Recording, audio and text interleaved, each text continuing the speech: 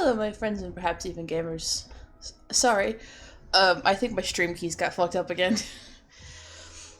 Which means I have to go back through and redo them, but that's a whole thing that I'll get to at some point. Anyways, let me look. Hi, Johnny! Nice to have you. You know what? Fuck it. Stardew Valley fit.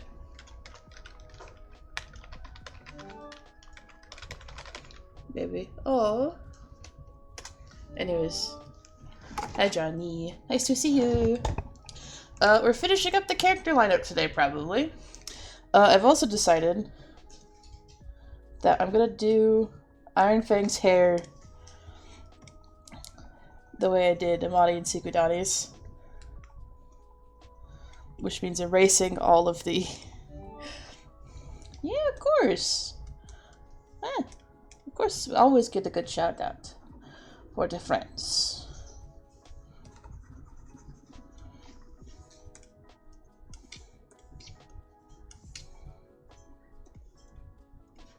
Oh, that's that.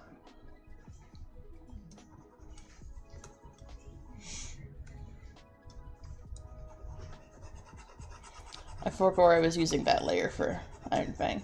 But yeah, I think I'm gonna do her hair on the hair layer so that I can fuck around a little bit.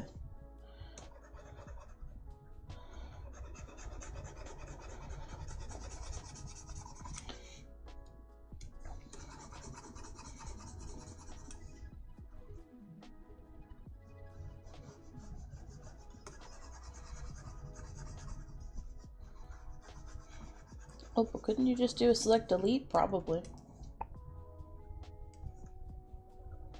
I'm not going to, though. I also don't know how long I'm gonna go today. Because I might go the full, however long it is until 5, but I might not. I don't know. We'll find out. Because I have a different project I really want to get to, and I don't know how streamable it is. On account of it's a lot of reading and like pulling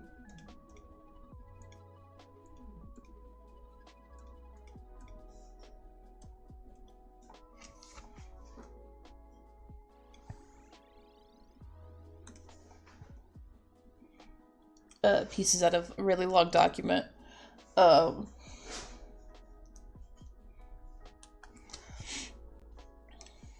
So, we'll see. But in the meantime, let's touch up the edges where I erased things.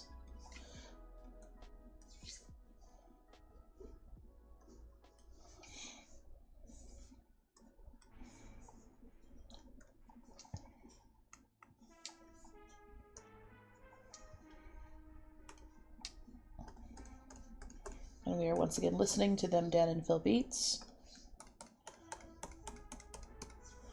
As that's just sort of been the move.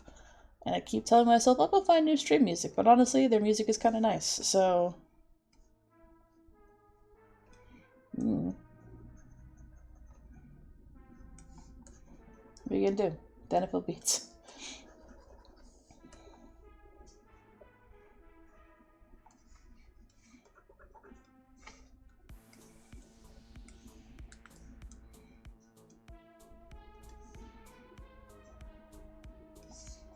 Oh, whoops.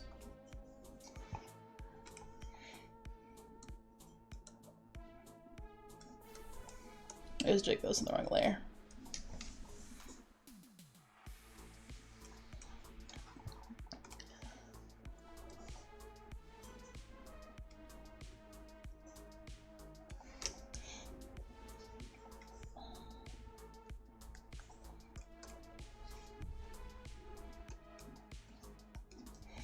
There we go. Iron Fang.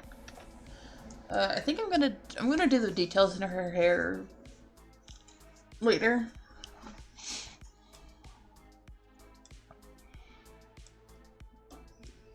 Also, she definitely has kind of yellow teeth. She's a long-time smoker.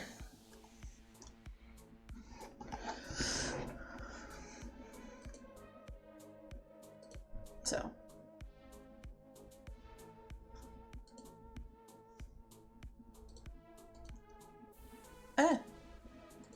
Tier art.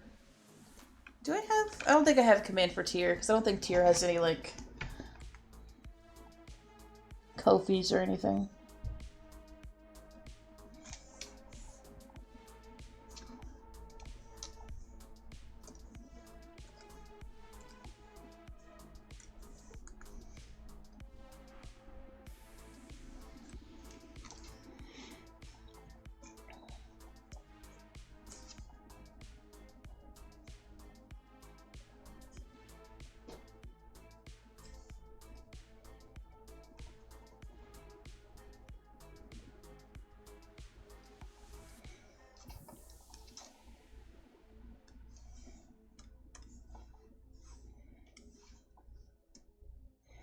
And her distinctly cold Iron Fang. Hence the name, Iron Fang.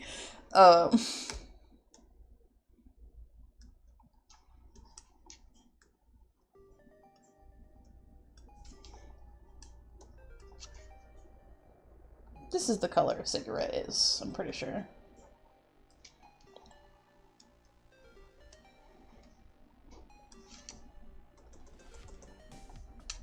Cigarette.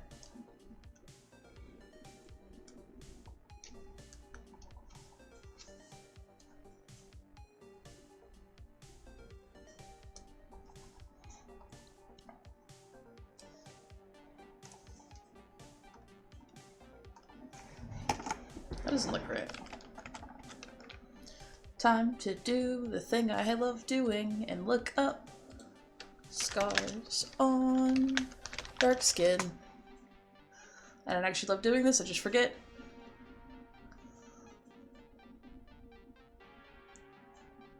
I don't, no, that's not what I want.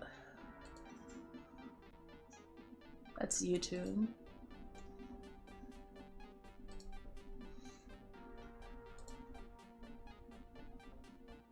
It's like...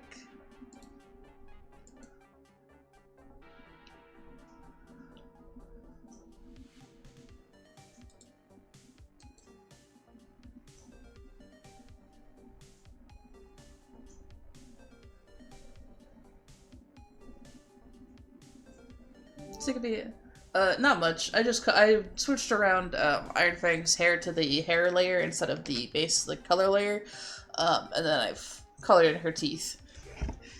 Actually, I also realized that she definitely has, like, kind of yellow teeth, because she's been smoking for, like, probably 60 years.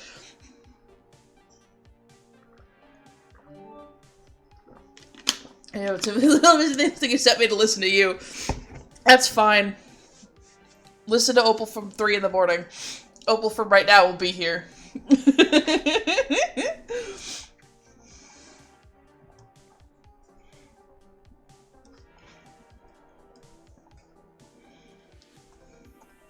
Well, the answer is scars can be lighter or darker, but they're like still more akin to the skin tone. But like pink. So. Well, they're pink on people with pale skin because that's the color, but it's fine. Oh, I also colored in her cigarette.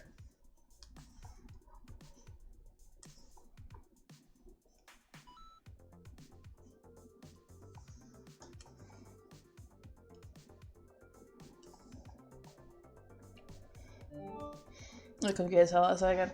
Oh no, Opal was just doing readings. Because they like doing that at 3 in the morning when they should be asleep. My favorite times to do podfic stuff are in my car in the parking lot after work and when I should be asleep. And sometimes I sit down and do them in like a normal human hour, but not as often as I think some people would prefer. Oh wait, that's the wrong color. Excuse me. This one's gonna be fun. I'm saving her hyena bite for her bite for last, because so you can't see it on Amani because her arm is covered. But I decided on a whim that lycanthrope bites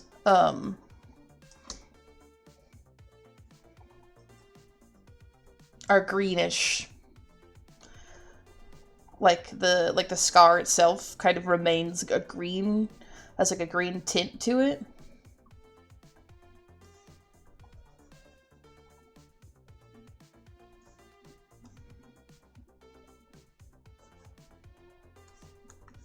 Oh, so that'll be fun.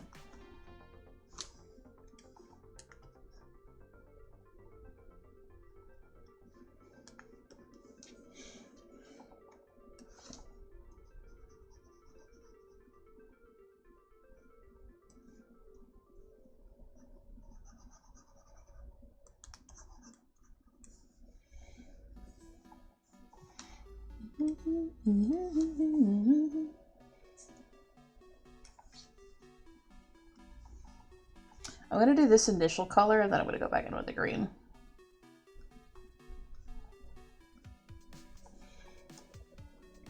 I'm also really tempted to make the lightning scar of like funky color.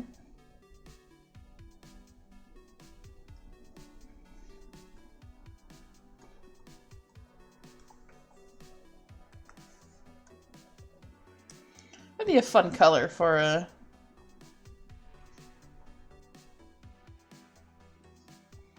a lightning scar.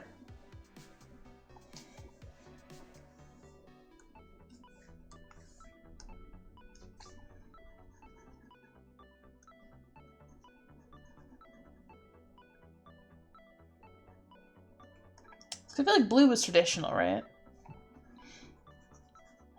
For like magic lightning.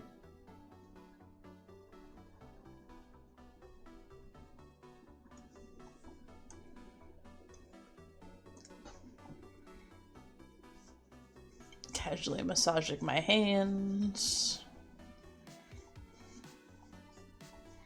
It's fine.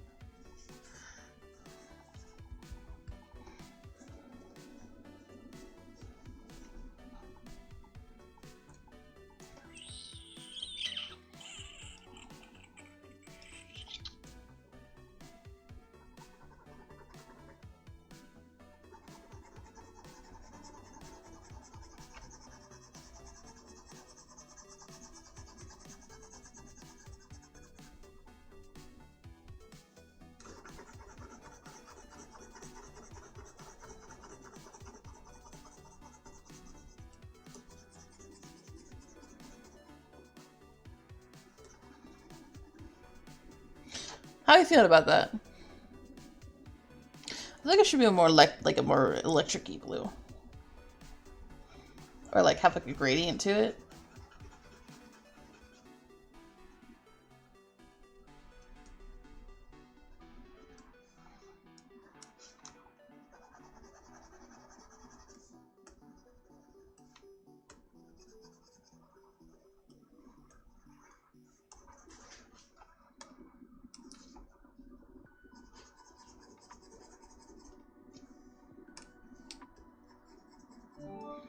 Okay, what's up? I'm coloring Iron Fang. I'm giving her some sick-ass scars. I'm gonna smudge together this gradient a little bit.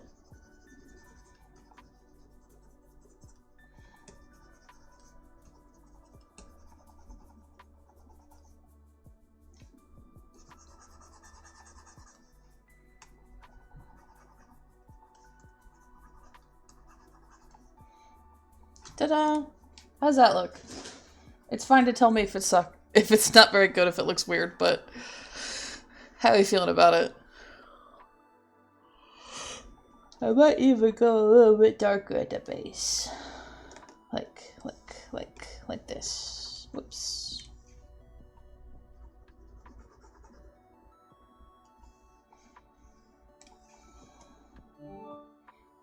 Yeah, it's supposed to be like, let's well, like, if it doesn't come across, I'm gonna change it, because it's supposed to be like a lightning scar. But like a magic lightning scar, so it's not like scar colored. It's magic colored, you know? But so I'm like, do I like it? Do I like how it looks? I don't know.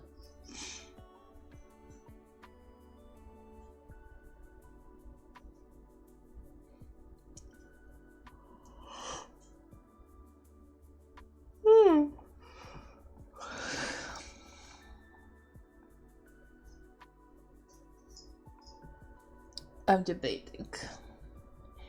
Because I could also just go through and just make it like red, you know? If it's like just like skin color. Yeah, that's true. It's kind of dramatic. I might do it like a little bit redder than some of her other scars.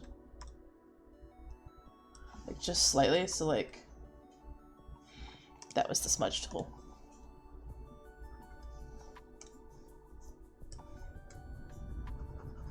Like that, maybe?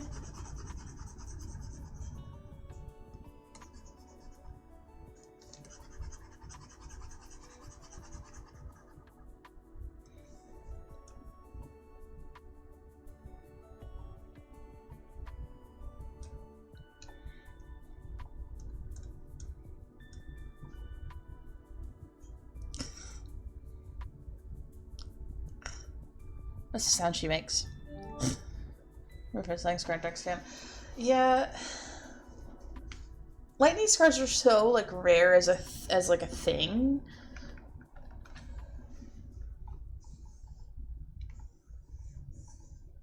I feel like I should also cut that out of the fucking line layer and just put it onto the fucking skin layer.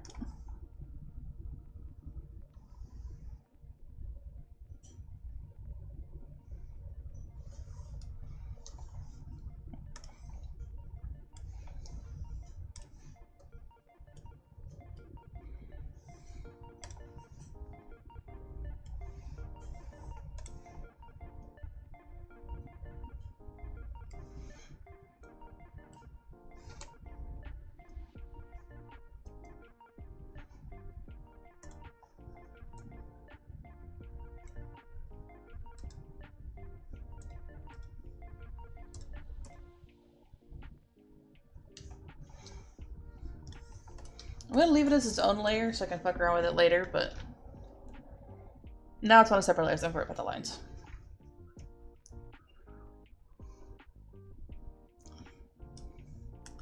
Sorry, every time I see her, I just want to make the growling noises. Yeah, yeah, like Japan's and dark skin. That's because lightning scars and because lightning scars are hard to find. And then, lightning scars, anyone who's not, and then it's also hard to find scars or references for scars on dark skin in general. Sorry, making her eye bags bigger.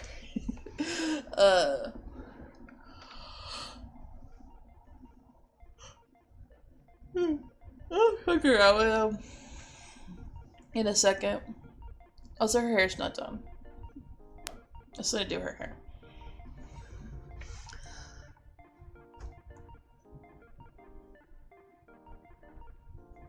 But for now, I'm gonna start adding some green.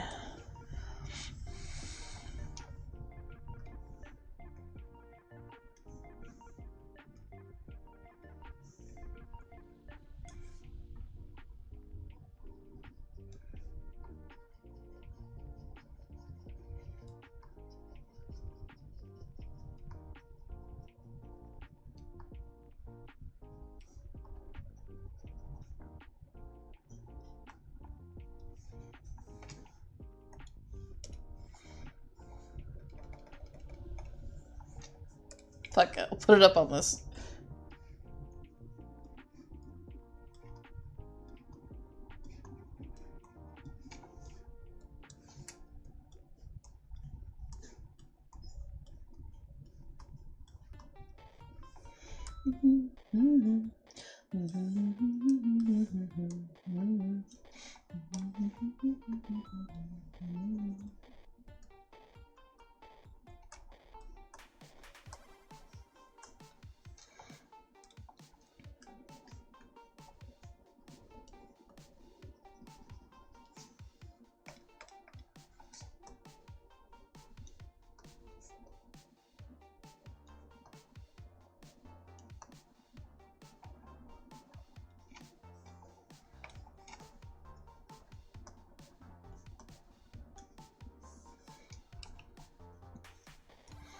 And then just like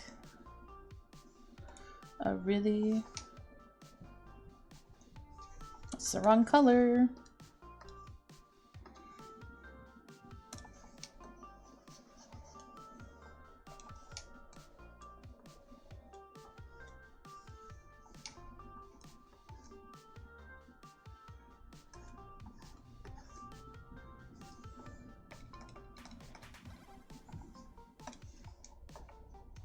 That's too much green.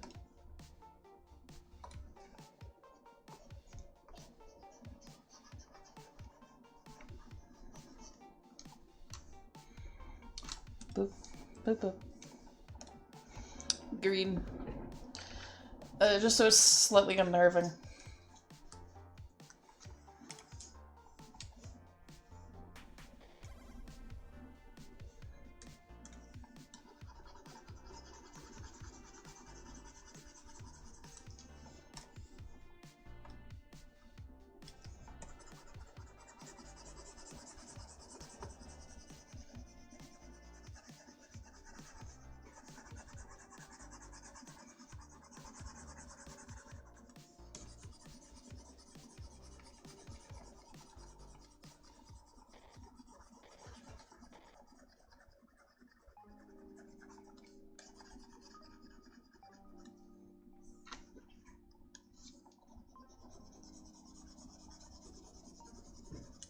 Oh, I'm using the wrong pen. I wanted the mono pen.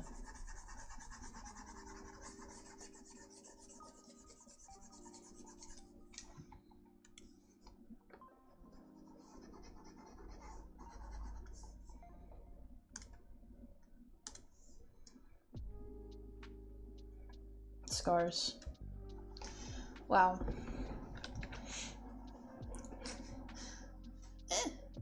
Okay.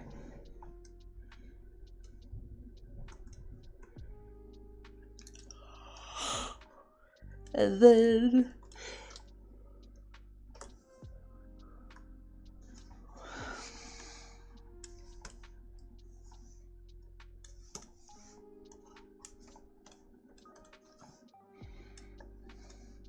with specifically a gold belt buckle, because this bitch cannot wear silver. They may think, what about steel? No, it's visually important.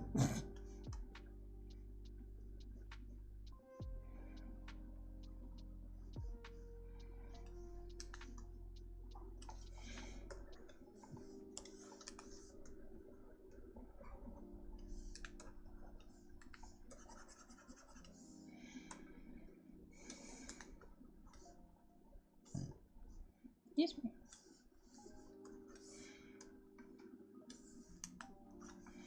And arm hair. I will absolutely get to the arm hair very shortly.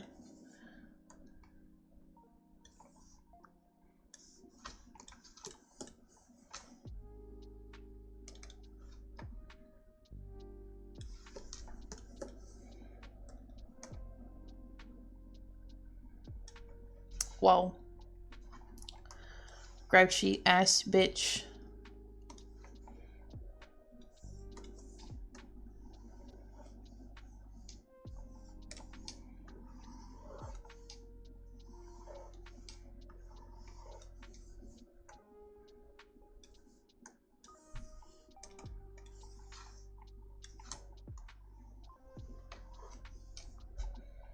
Cigarette smoke. I like it.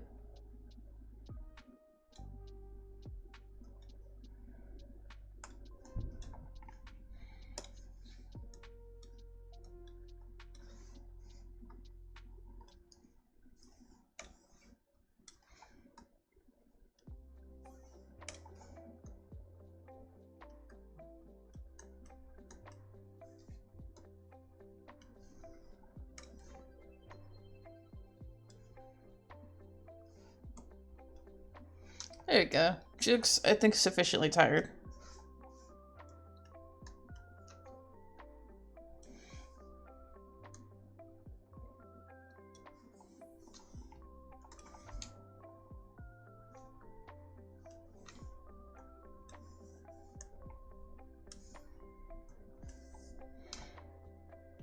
Woman who is exhausted.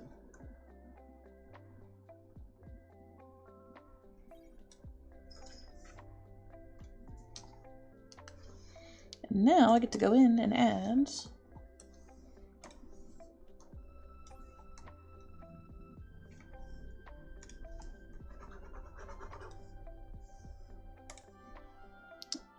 Ah! Hi, Imp!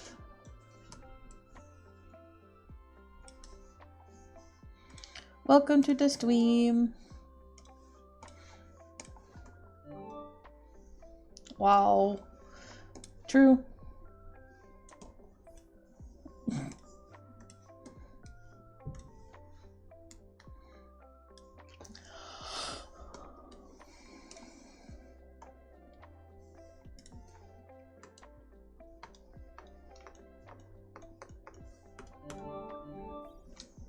Whoa.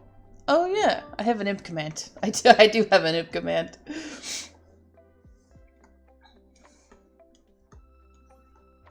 No, I like it being mostly torture scalp. Anyways, welcome to stream. I'm finishing, I'm working on my character lineup for my Monster of the Week AU for Pathfinder 2nd Edition.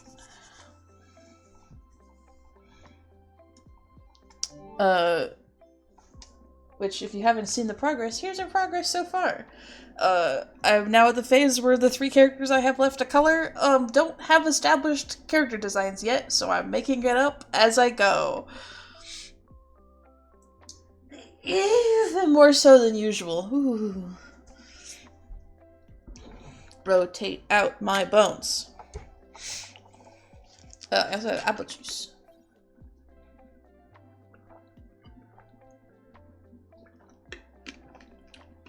This one was very nice and drove me to a little mart so I could get apple juice. But yeah. What? Oh.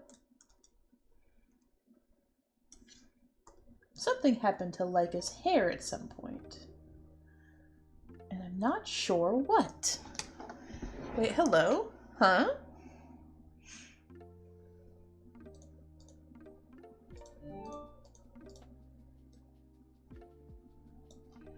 Like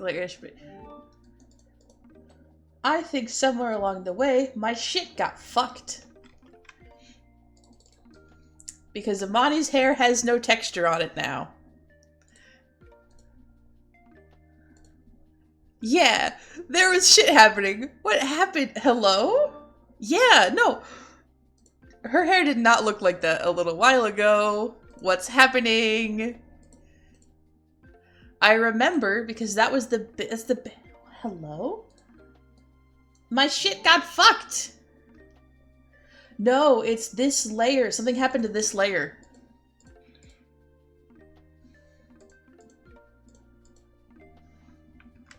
Well, fuck. I don't know how much I have to... Oh, ooh, ooh. Troubleshooting time.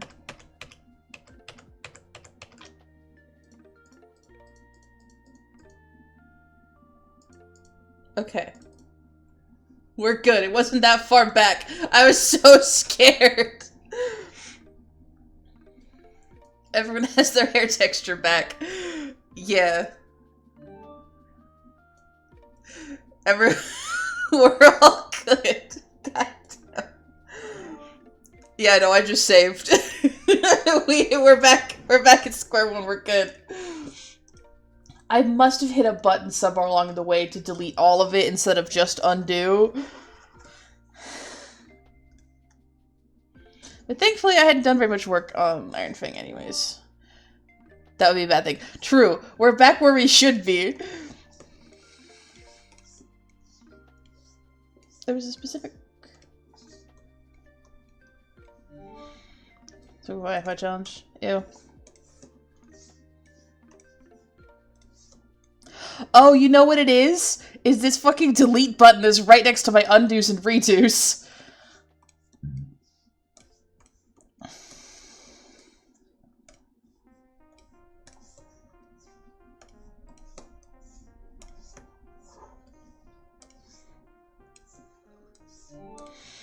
That's also terrible. Ew.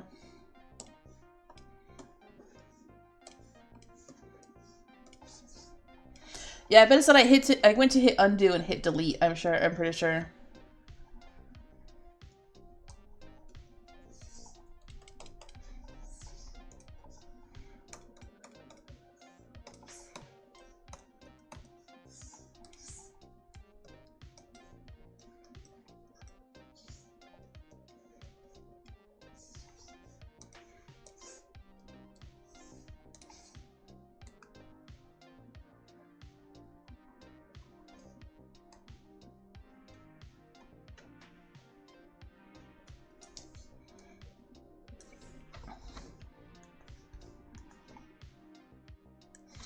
I honestly might add, like, some darker curl down here.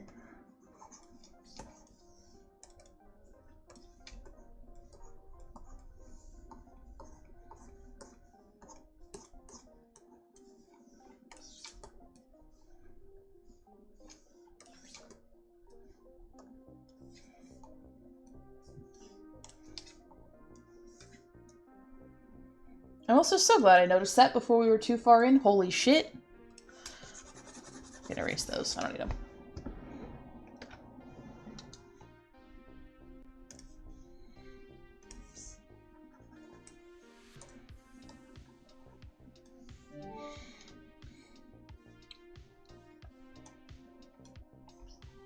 Kind of...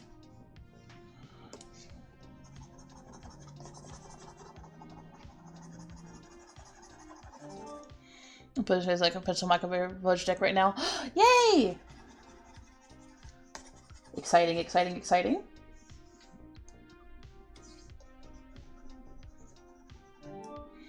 What special cards get the commander deck are the lands? Holy shit.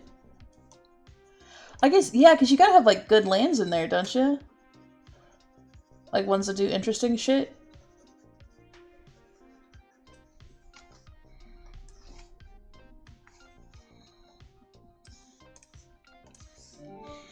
His official lands are all like 20. Oh my god.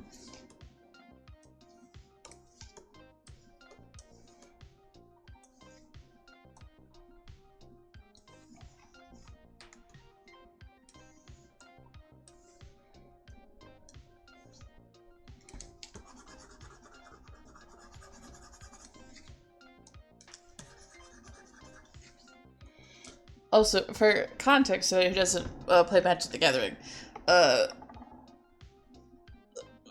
let's put together a really nice a commander deck for me, which I don't think I could explain the entire concept of commander, but it's a very specific kind of Magic the Gathering game.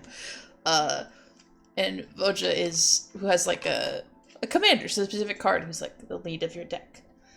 And so it's basically a deck. Mine will eventually be one full of wolves and elves. And other shit that I will learn about. And can't think of the top of my head right now.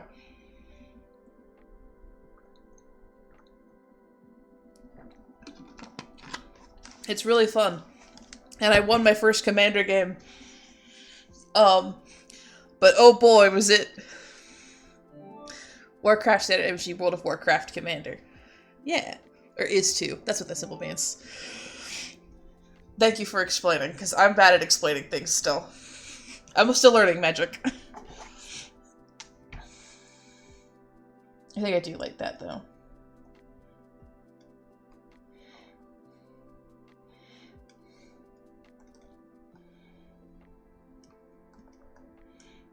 Hell yeah, baby. Warcraft, Dota. So, Warcraft is to standard MTG as Dota is to Commander.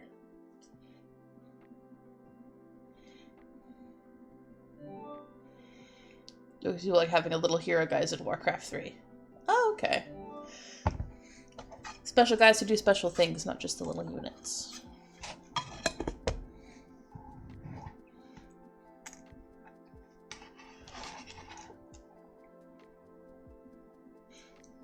Sorry, I don't mind. There's like an MTG game where you choose one special guy to lead your other guys. No, that's about it. That's good. I like it. Yeah. And there's like special rules. It is like you have 100 cards and you can't have repeat cards except for land. And it's a lot big, like, except for basic lands. You're right, basic lands. You can only have one of a special lands are also restricted to one each. Yeah. But you can have as many basic-ass lands as you need for your deck. Which I don't know the ratio for that one yet. At least 10. Because I think... in the Commander game that we played...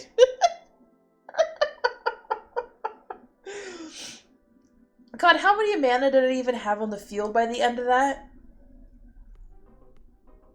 Like, a land card that says comes out tapped can tap for one of two colors is like 50 cents. A land card that says come out tapped unless you pay 2 life can tap for one or two colors is $20. Holy shit. $20? That's like a whole lunch. And it's a magic card.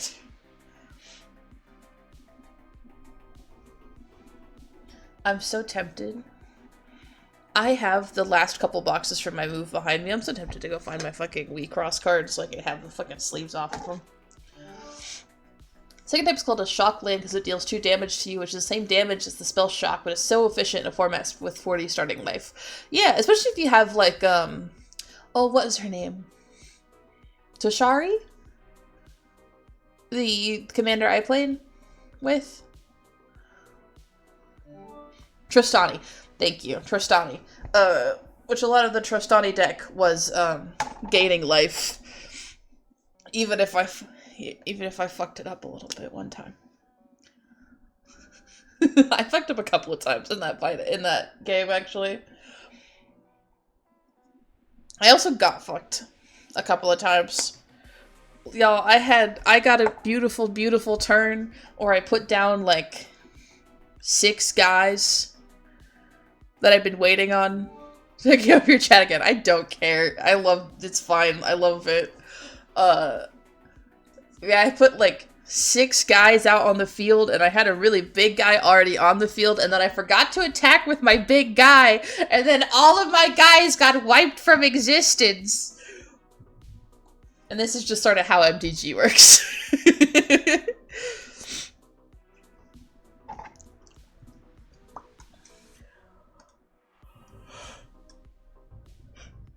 How are you feeling about Iron Fang?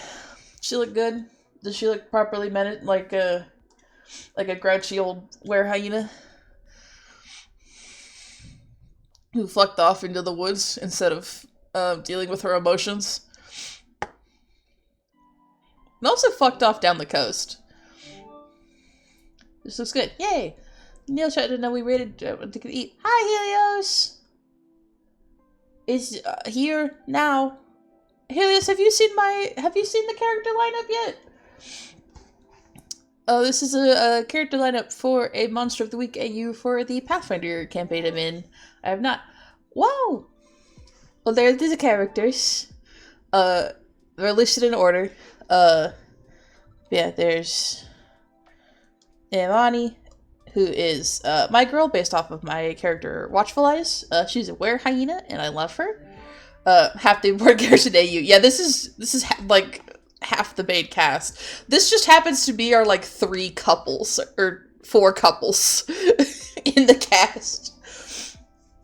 Even though Alex has a whole bunch of shit happening, it's fine.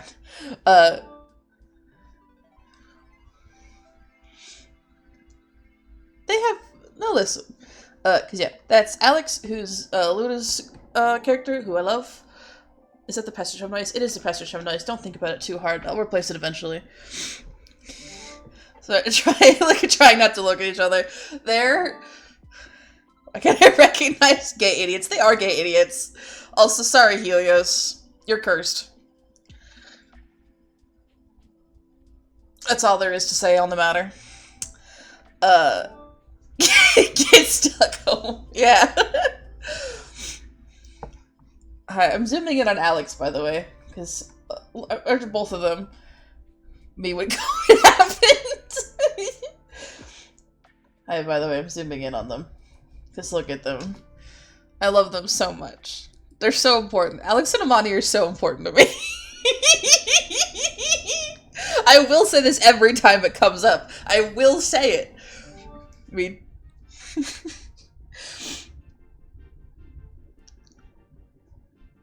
Alex. Alex has so much shit happening. Laser into Cornelius War flashbacks. I'm also looking at Secret. Secret Daddy turned out so cute. So I haven't started this in a while. These two. These two. The shit they have happening. That's because that's so fine. I'm just excited. I should actually, you know what I should draw for Iron Fang is the fucking pack of cigarettes sticking out of her pocket.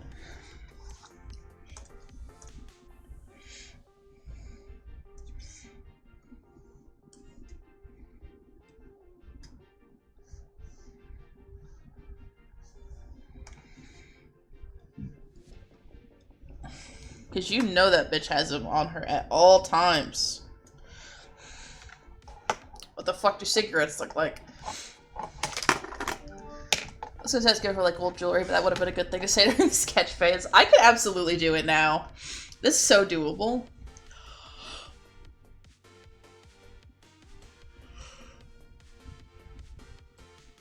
Alright, Caleb.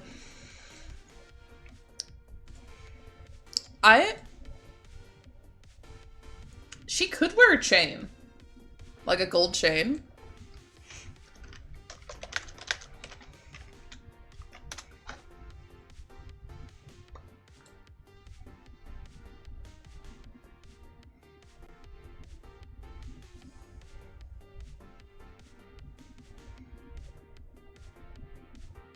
Okay. Also, cigarette boxes are bigger than I thought they are. I always forget that they're like that big.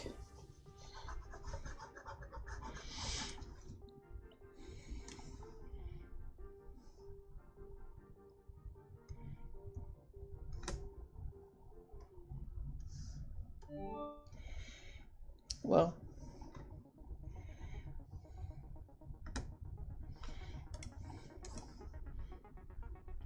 This is like, just assuming this is a fucking pack of Marlboros.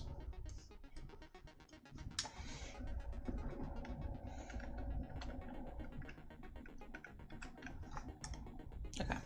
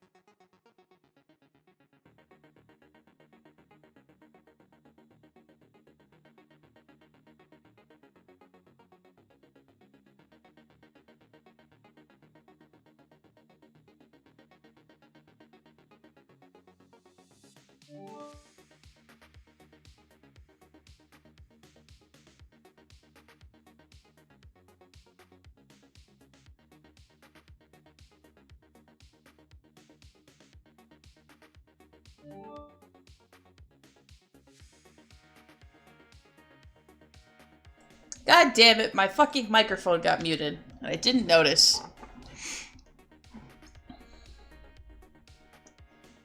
Anyways. Because my buttons weren't working earlier to start the stream, so I thought they weren't working. Was like, oh gee, am I being rude? No, I just fucked it.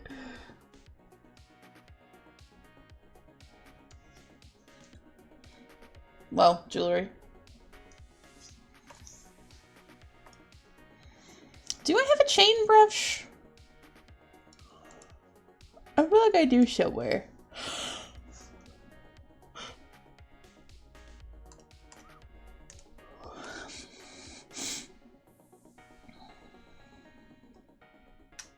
I have a literally gold chain brush. But that doesn't fit the rest of her jewelry, so it doesn't really make any sense.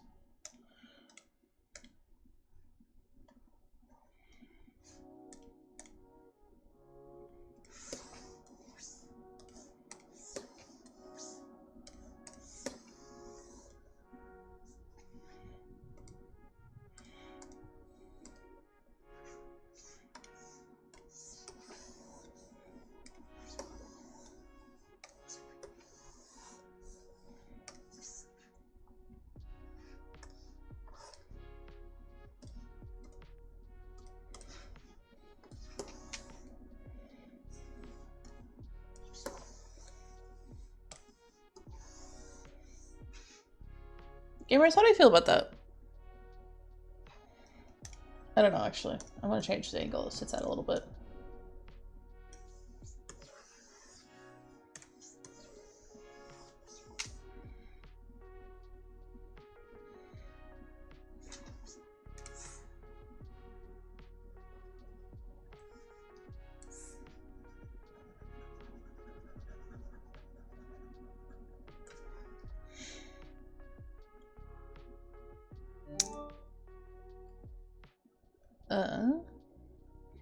Yeah. Also, the thing I was saying was, before was that I didn't know they were allowed to make new FNAF games. That's what I was going to say.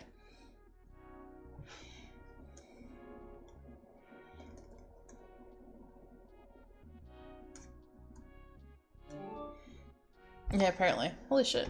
Crazy.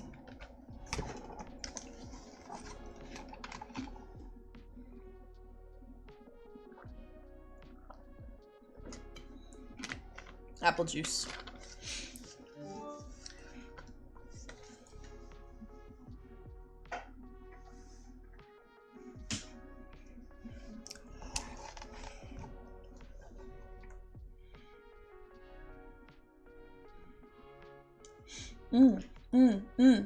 I just remembered something that I should draw an Iron Fang.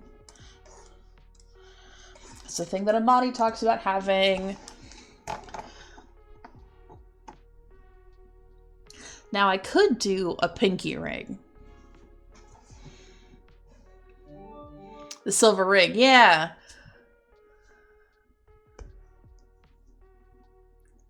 So I could do... I have to put it on this hand, because I want it to be visible. Should I do... And that's... for right hand. I know how hands work. And now I could do, like, her middle finger or her index finger. I'm trying to decide what finger to put it on. Middle finger is very funny. Because then she can flip you off with it.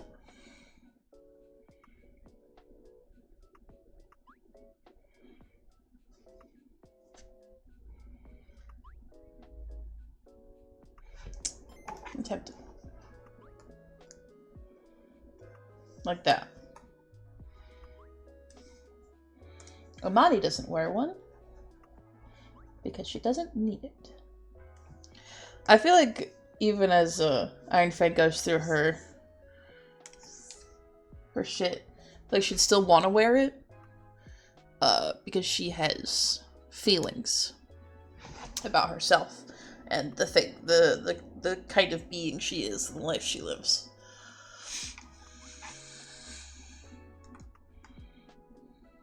A vibe? We like the vibe?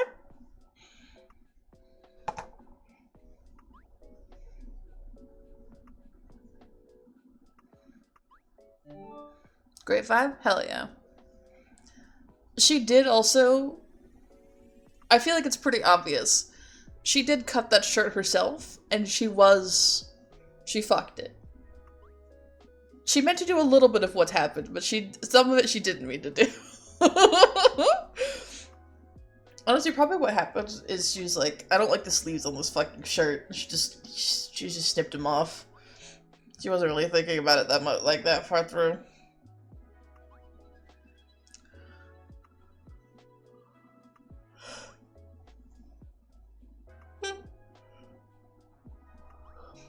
She also definitely has a like a black leather jacket. If it was determined off screen. But I want to draw her with her scars, so.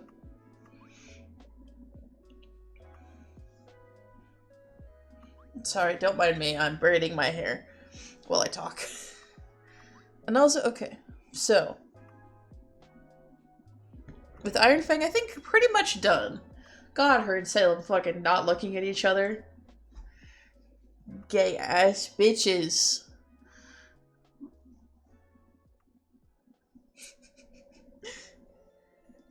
I'm so tempted to put Iron Fang standing just a little bit closer to Salem.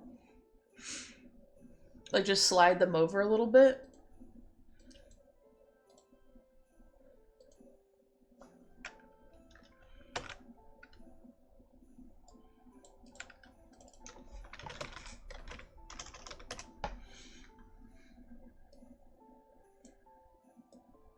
Shit's gonna look weird for a second.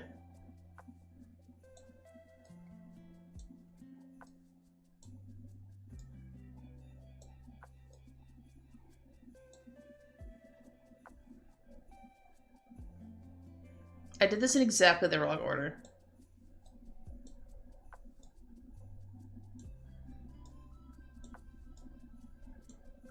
There we go.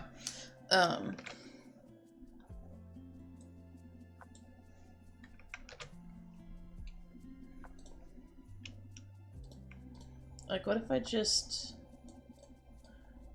really quick, just sort of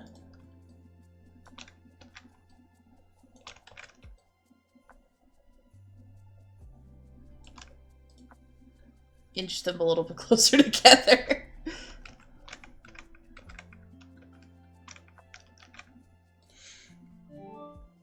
So real. Yeah, see, they're not holding hands, but they really, really want. You think closer than that? I have to zoom in to do that, I think.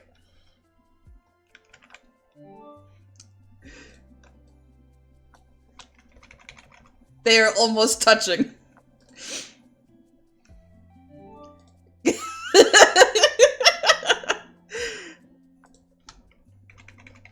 There we go. These bitches are almost touching.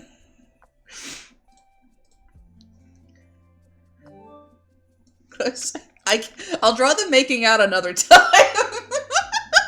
That's what I do after fucking I finish this. No, if I draw any characters making out, I'm going to start with Amani and Alex. I have to, legally.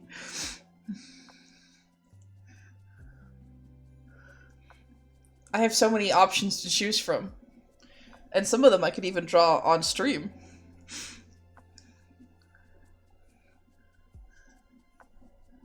God, there's one of the kisses that I'm thinking about now that I would really love to draw.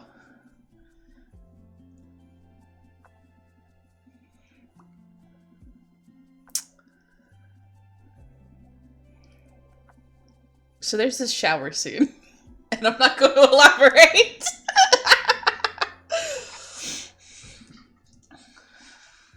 Anyways. I'm actually just gonna leave everyone in a folder like that because it's honestly kind of convenient to have like a way to move everybody at once.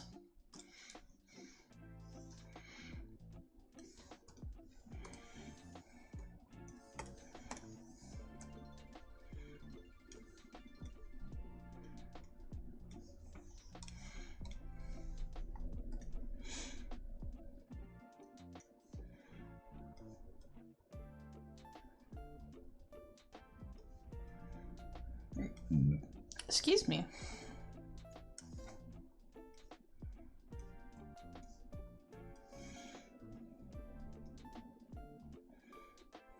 lizard.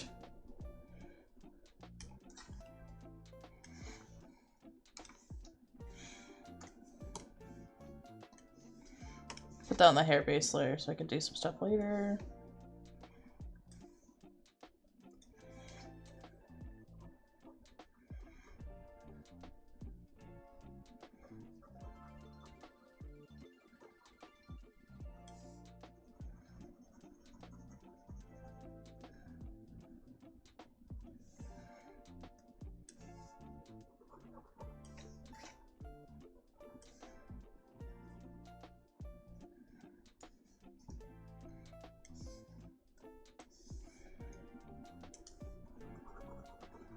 Actually, colors in Aaliyah's eyes.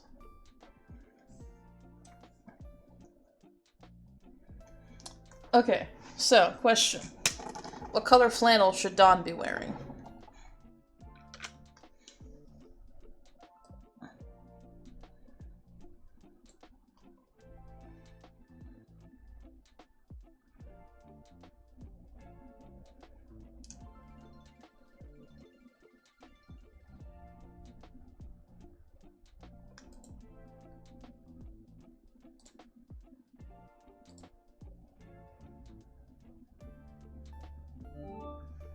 There's a thing going on, the contrast or match or something.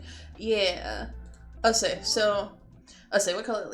So Aaliyah's main color, like the color that is distinctly mentioned in her. Actually, I don't remember how much it's mentioned, but I think I talked about it at least. Is this teal, which I think I'm going to make her shirt and her nails.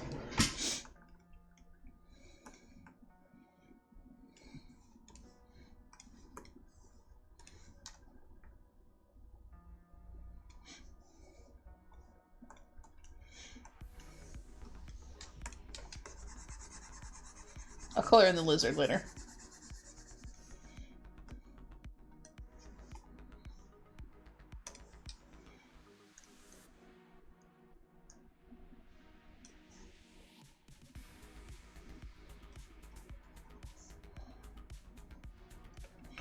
So I'm thinking, and her belly piercing.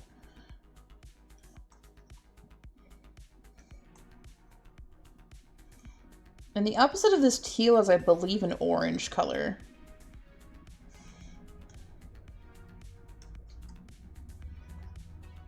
I also might put a pattern on her shirt, but for now, just don't worry about it. It's...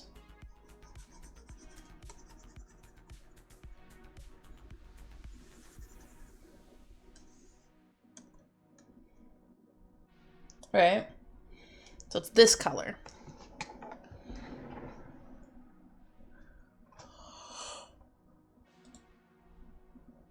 I also just realized I need to color in her earrings. I need to color the lines of her earrings because her hair is like it's just straight up black.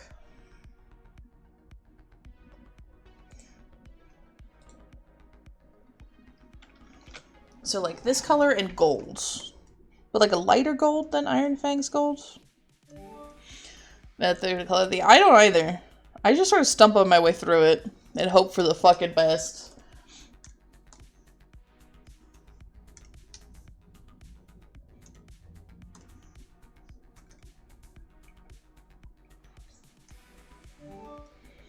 Someone just reached out and says an incantation.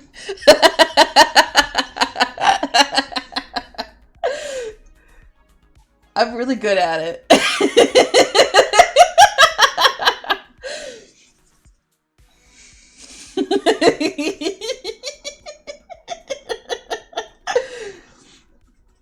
I need a darker gold than that.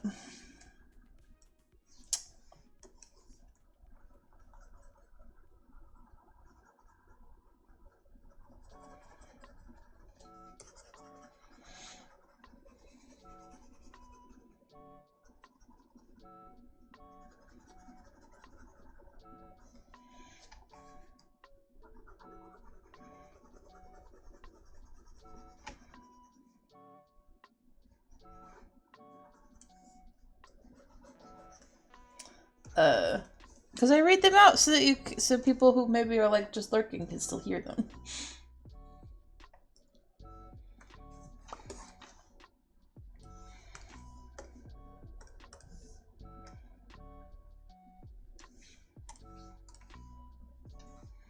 I need to make her eyebrows a visible color.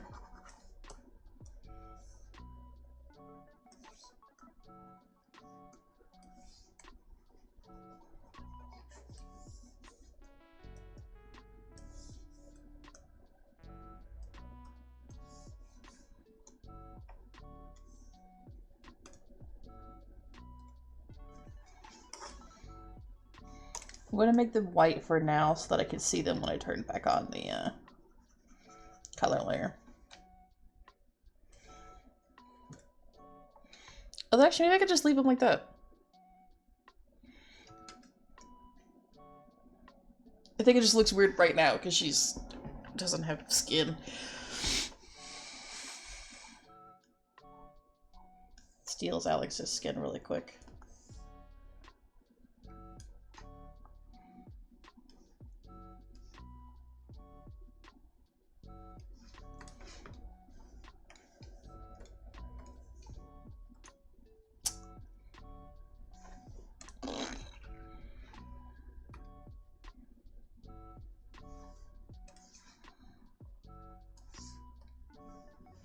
I think I like that color.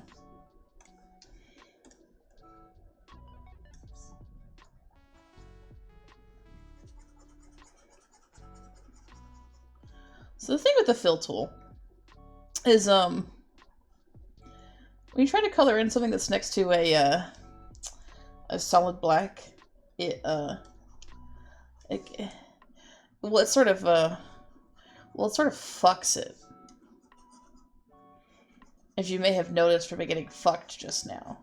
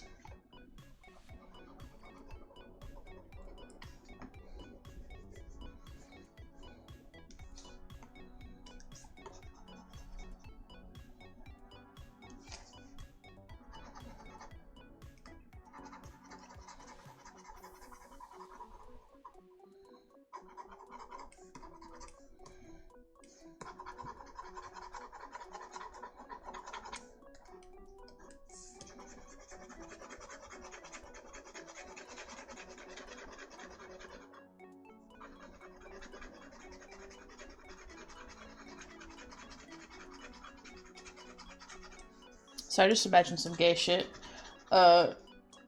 This mostly makes sense to Luna. I imagine Dawn calling Lee a queen. I think that'd be cute.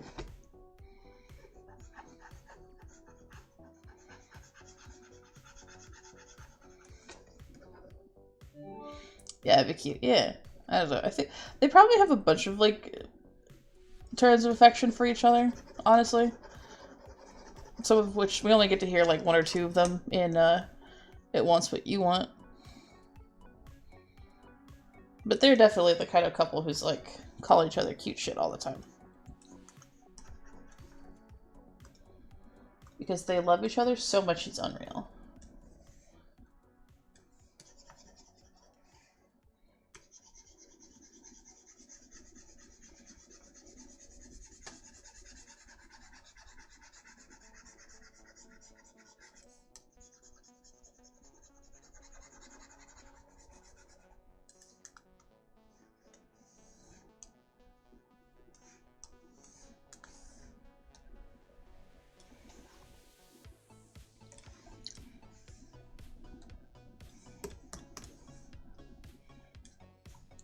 Although I did just imagine also, Dawn going, Queen of my heart.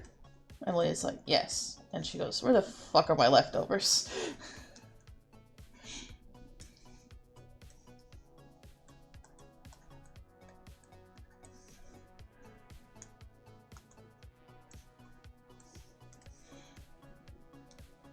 Probably not that much, but like, she's like, hi. Hi, my beautiful wife. Where is my food gone? My love. Hello. Where is it? Please. Please tell me.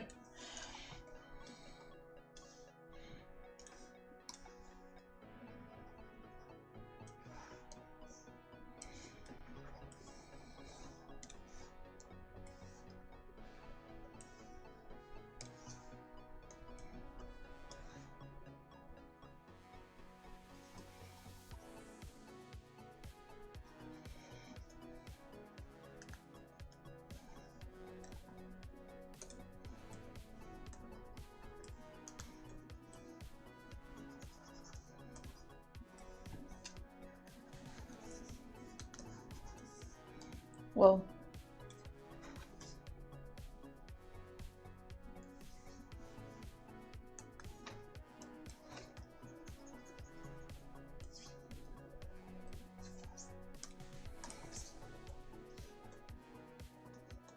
jewelry.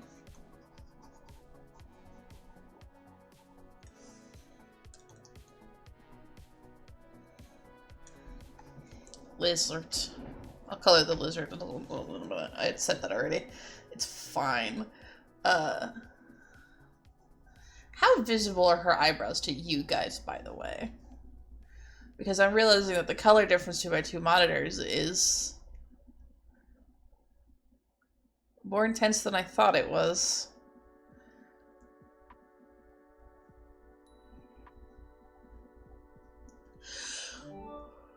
Her eyebrows a different shade of black. Yeah, okay.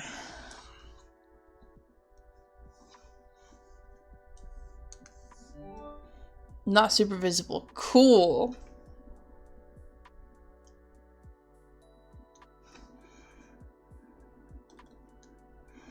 Because on my screen, I've colored the lines with sort of a potion.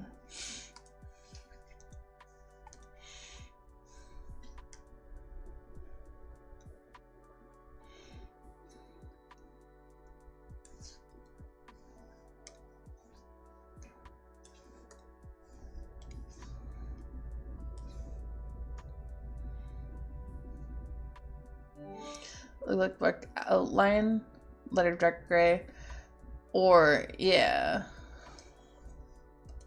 Let's try that.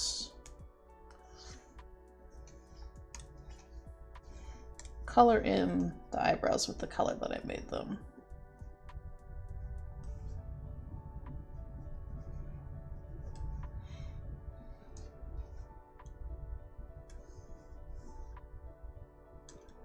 How's that?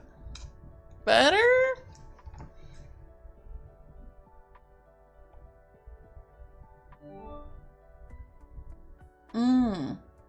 Okay. I'm just gonna erase her hair, I think. Start the fuck over.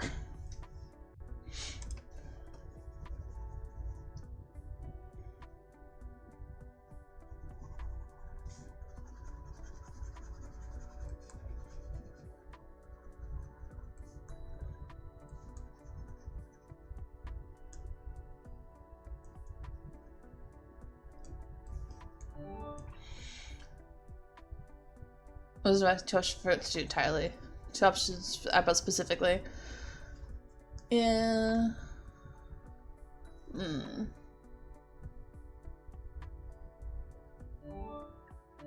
You're good. I love you too. Okay, let me put her hair back.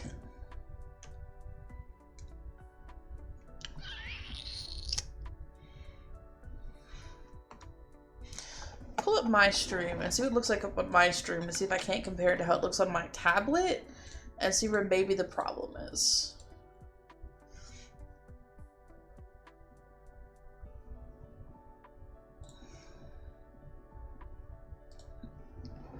Okay.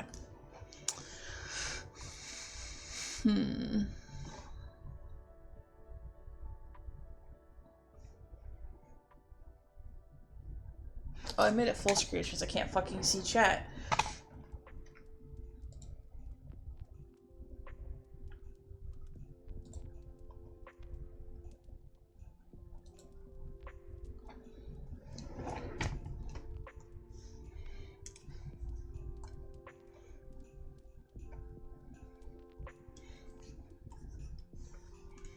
So I can't show you right now because of the nature of everything.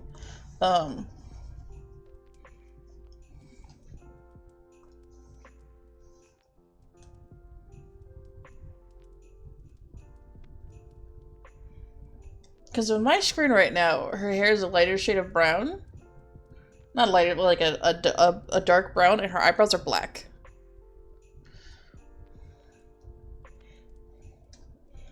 Like they're very distinct on my tablet. So all stream. Fascinating.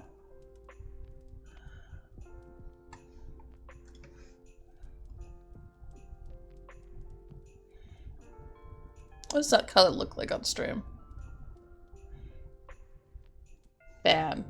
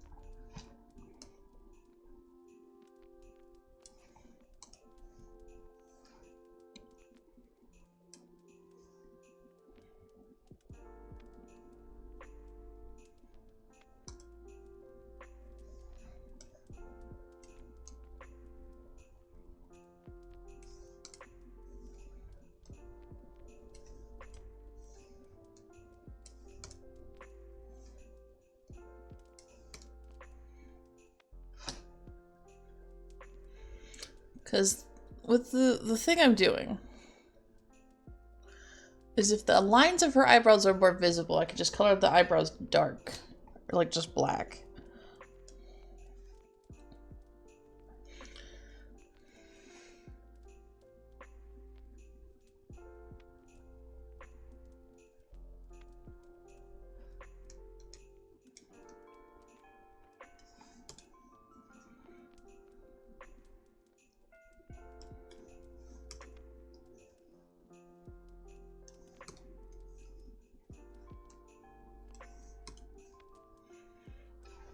I'm just doing shit and then watching it happen on screen.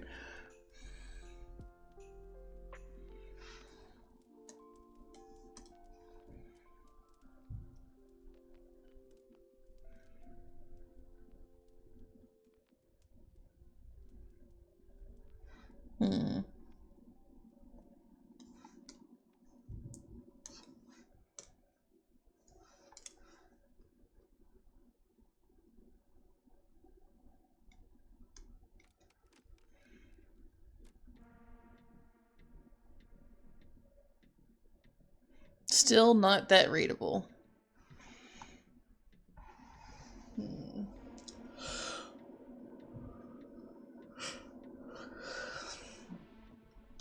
Interesting. Do the colors on my tablet need to be adjusted?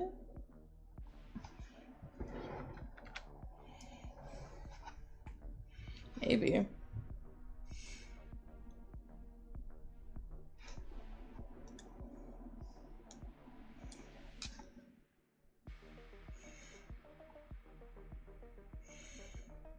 Oh, get a sleepy.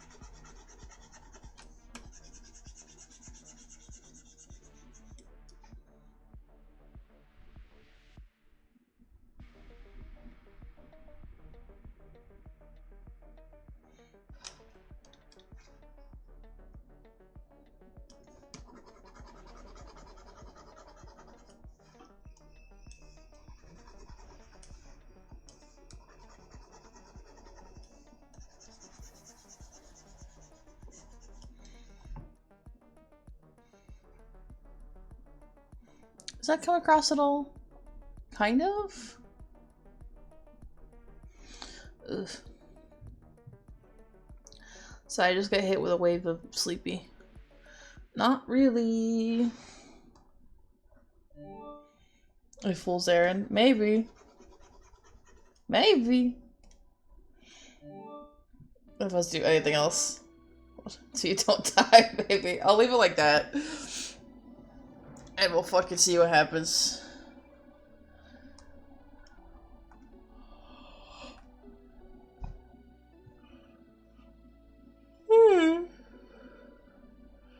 I actually got like 7 hours of sleep last night.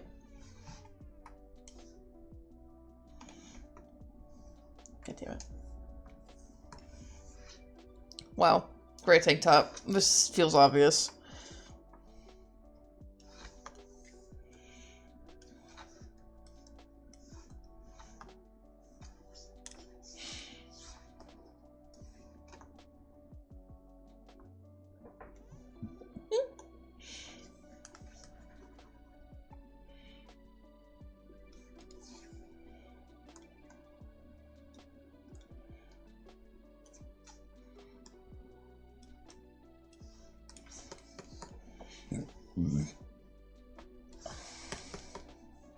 There we go.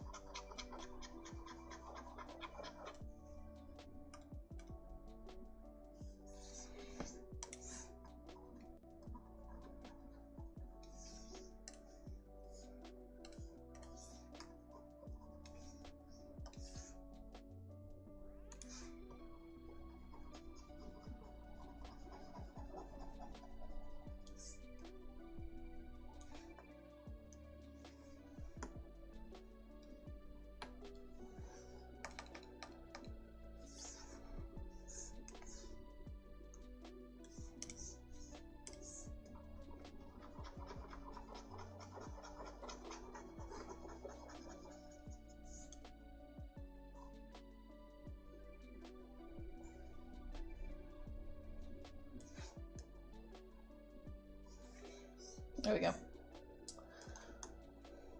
Jeans. I haven't really given anyone else's shades texture, so it's fine.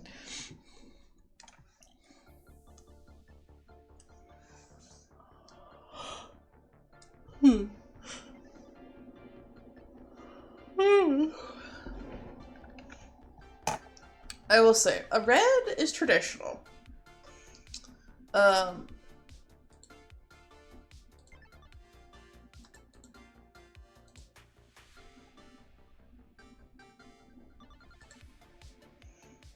But I'm wondering if I shouldn't do a dark... Yeah, I was thinking green, for sure. Yeah.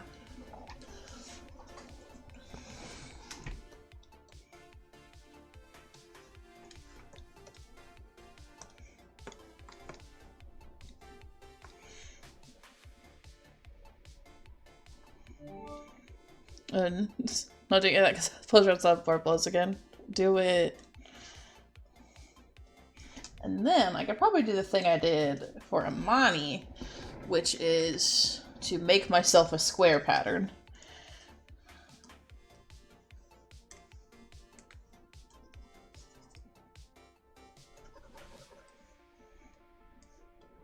Not this Imani. An Imani I drew previously.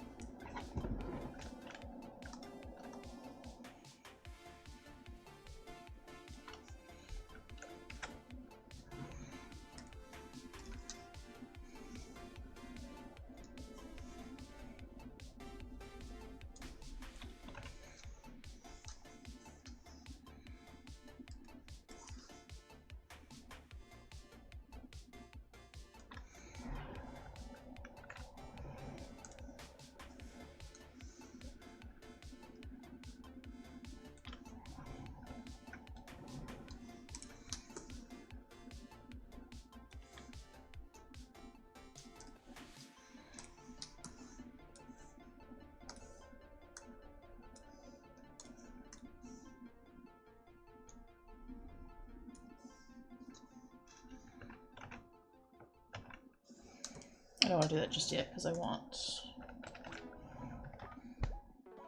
So I'm staring at the flannel that I'm wearing to get a sense for the pattern.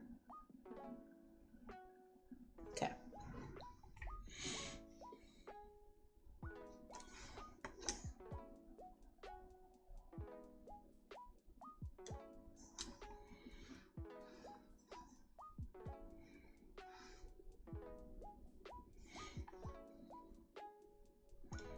I have...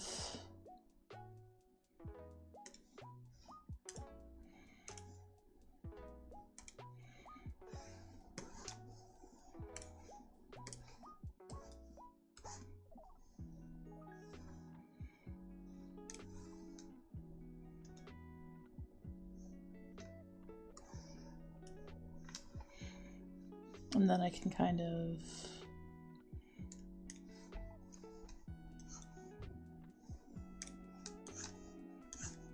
do that.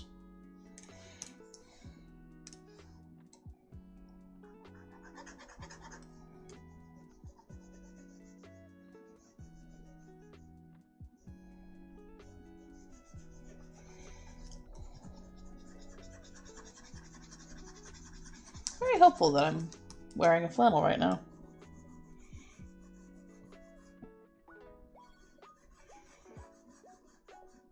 Reference picture, I don't have to. Well, whose flannel are you wearing? She's really cute, is the thing. It's a really cute girl. And I stole it. Whisked it away downstairs with me. It definitely didn't immediately go, oh, just wait. Is it okay if I keep it?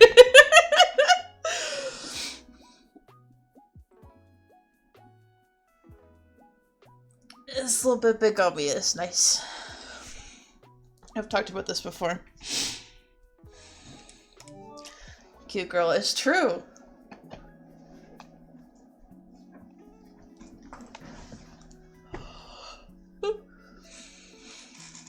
Who's not only cute but hot, which is great.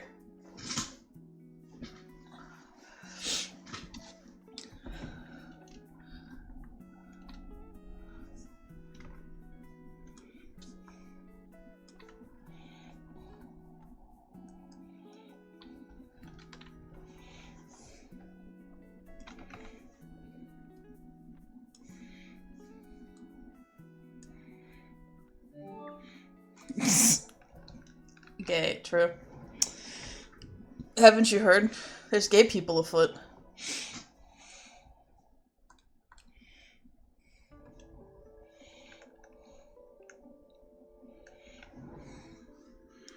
I'm also gonna go in and just do like a couple of stronger ones. Just for funsies. What did a bunch of AO asks? Oh, I love when on-screen chats just don't show emojis. It's great.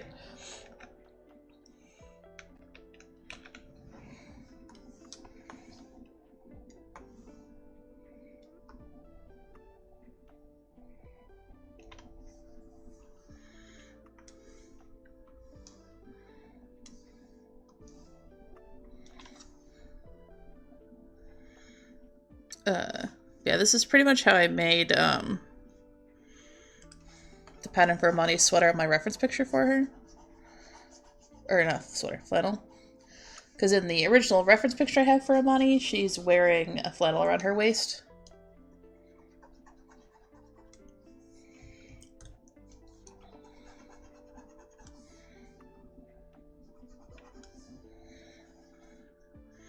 Which I kind of meant to do for this one, but it's fine.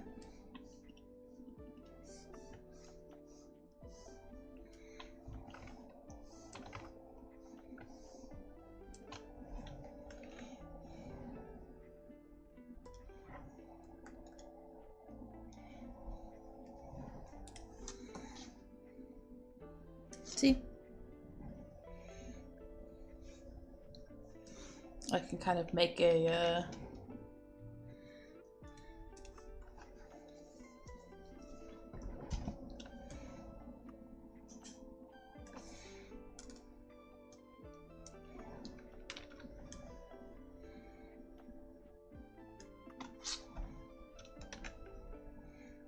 ta-da!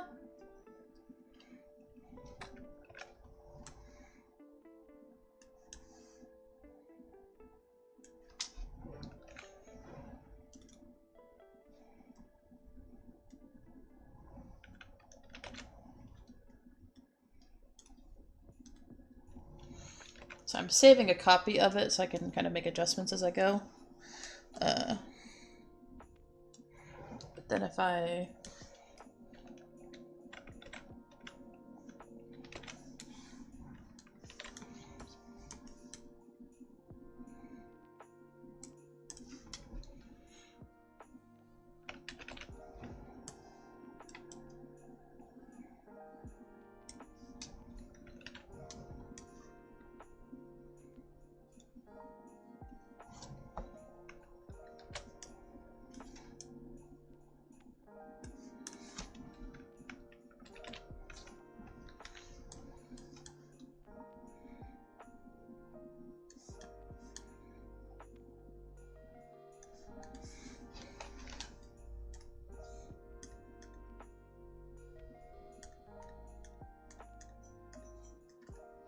This is my grid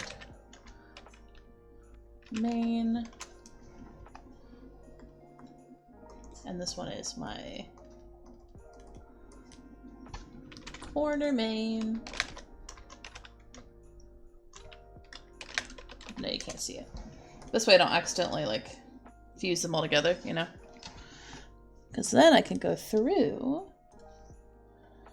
and sort of clean up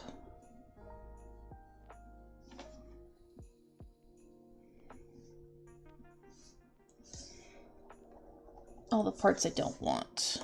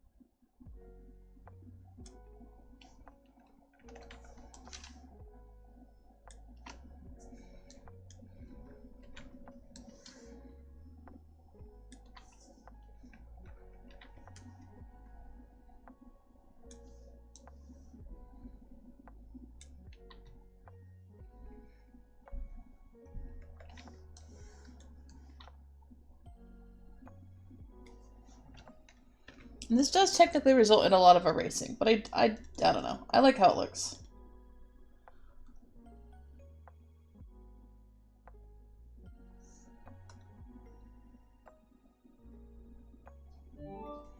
The magic cards are expensive. Oh no.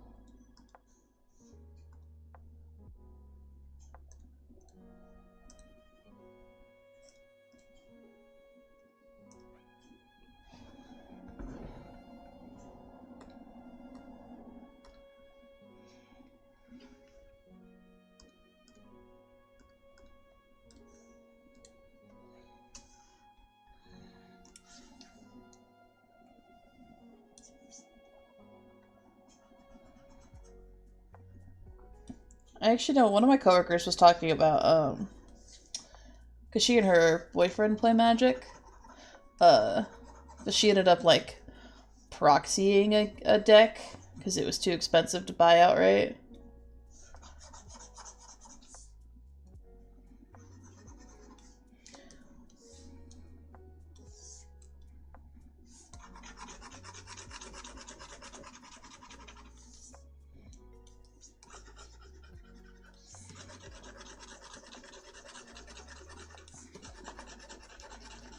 Especially Magic Commander, because even if most of your cards are cheap, it's still like, it's a lot of money.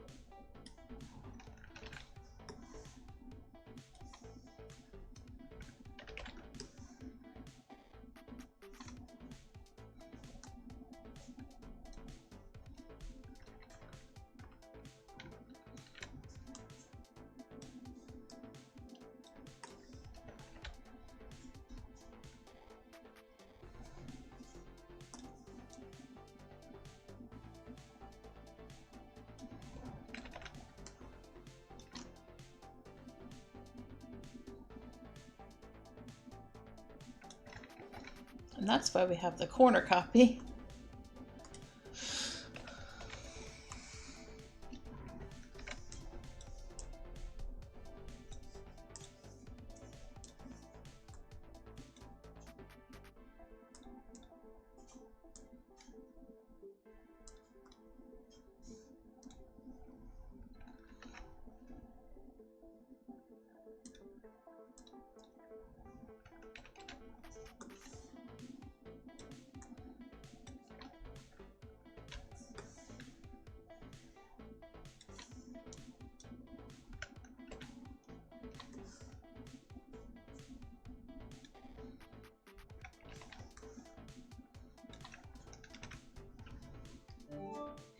This excuse so lands I'm not putting in the Voja deck. Oh, uh-huh. Oh.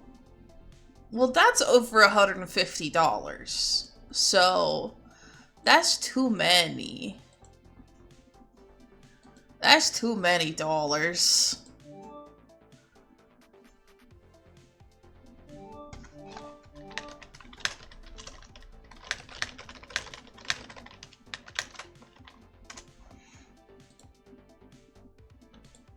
Is it? Sorry, 8. Yeah, 8 lands, $150.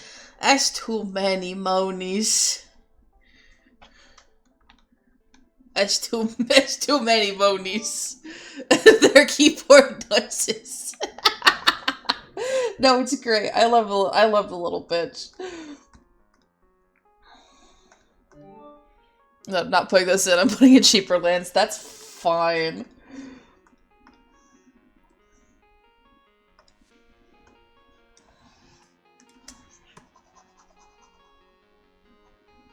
Listen, I love my elves and dogs. That's too much money for elves and dogs. To be, not even elves and dogs, to cast elves and dogs. I do have it in there right now. Ooh.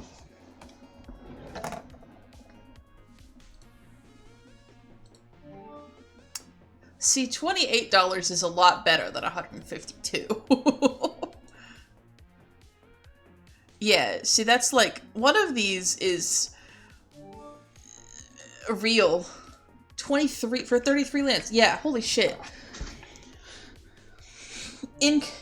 So it's a basic sell. Those we already have. Yeah, I could just like have those presumably. Maybe not have them, but like I can just put those in there. And it's like fine.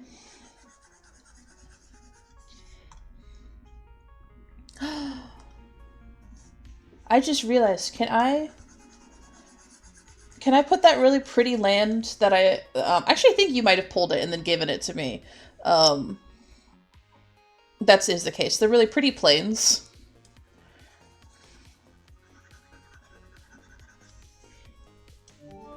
As my freelancer command as you want, babe. Yay! Be like, here's my deck. It's made of elves and wolves and pretty lands.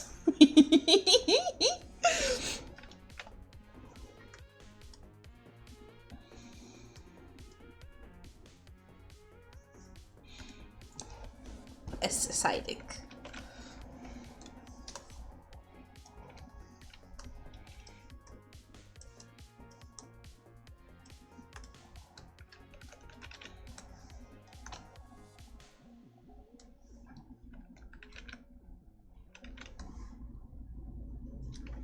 Actually, you know what? I'm gonna get some corners in here.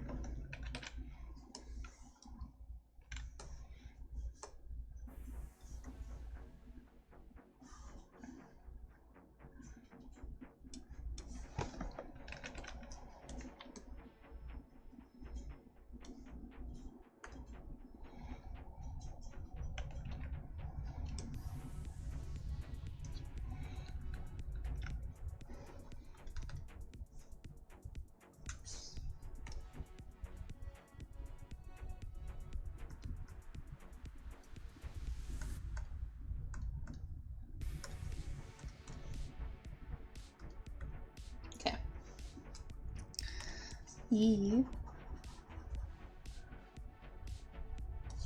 Did I? Yeah, I did.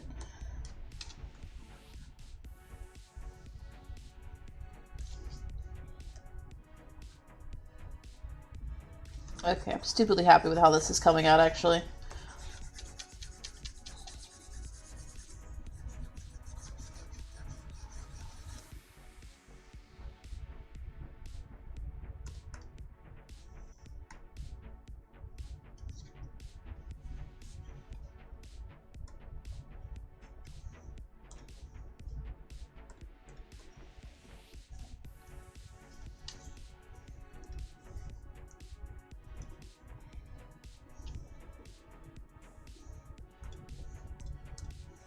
And then I can put some corners on the collar.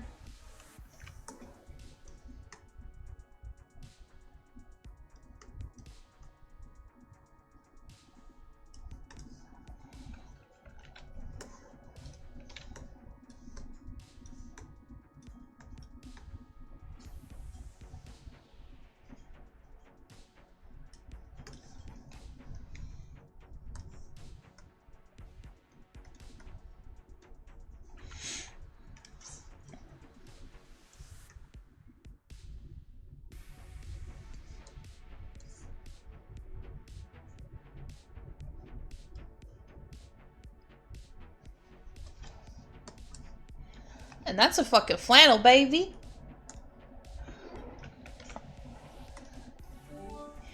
Just okay. Hid this deck. Question: do you want him anyway?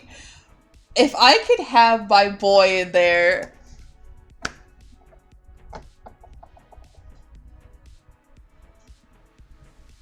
Fuck it, put him in there. I'll deal with it. I'll figure out how to accommodate for him. But yeah, no, I figured, like I said, when I was,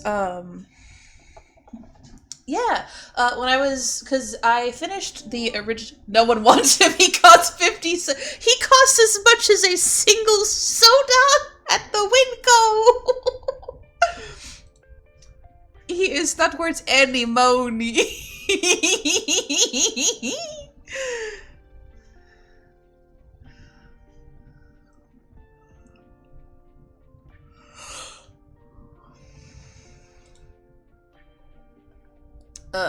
Sorry, I'm going to find a piece of art. Sorry, say about the flannel. Oh, because so I drew my original,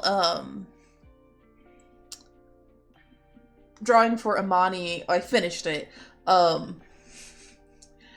the airport, while I was waiting to come home after New Year's. And yeah, I basically did the same thing. I built, sorry, I was going to find it. This.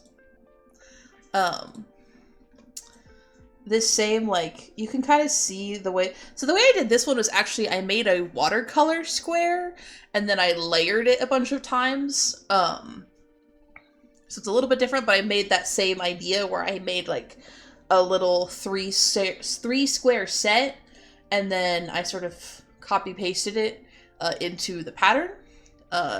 And I kind of love how it turns out. It just makes it, because, like, I don't know, it gives it, like, it's a little bit, it gives it that, like, kind of wiggly feeling that, like, fabric has without me actually having to commit to drawing fabric.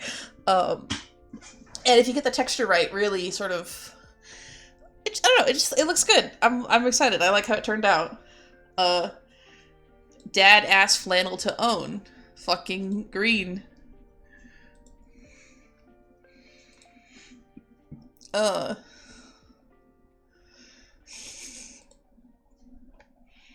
And yeah, I think those look good together. I think, yeah, that shaded green and Aaliyah's teal.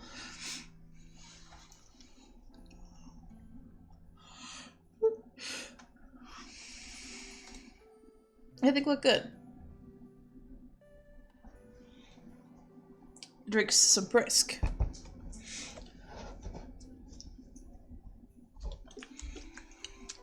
Is brisk good? Kind of. Does it sometimes hit the fucking spot? Yes.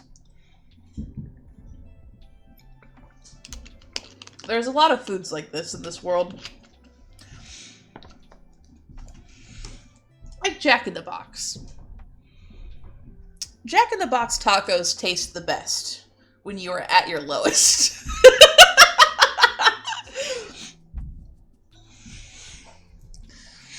This is pretty much the only time I eat them.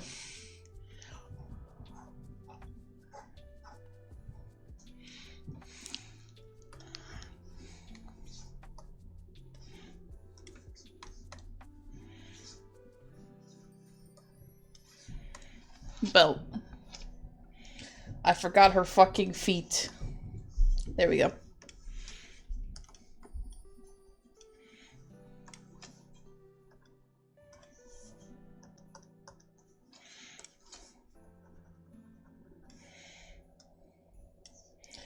I'm trying to think of what color her bead lizard would be.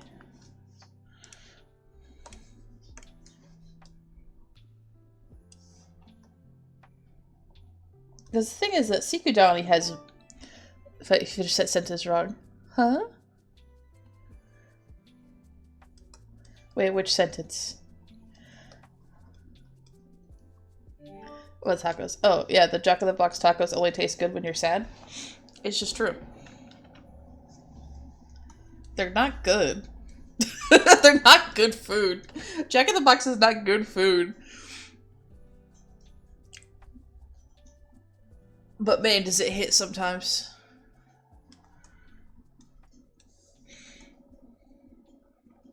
I think Aaliyah should also be wearing lipstick. Were we doing funky colored lipsticks by the 90s?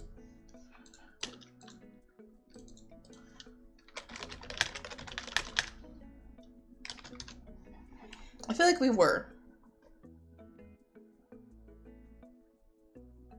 Or I could just do brown.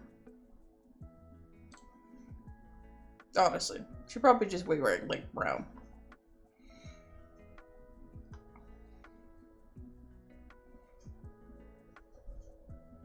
These are all white women.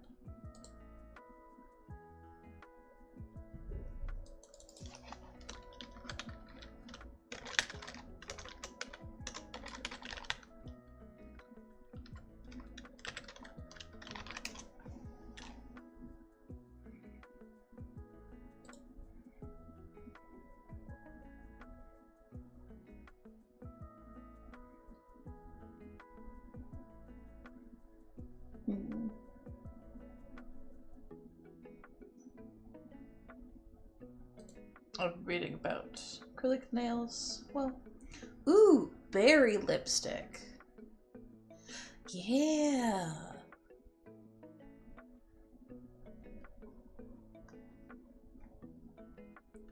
I like that a lot, actually.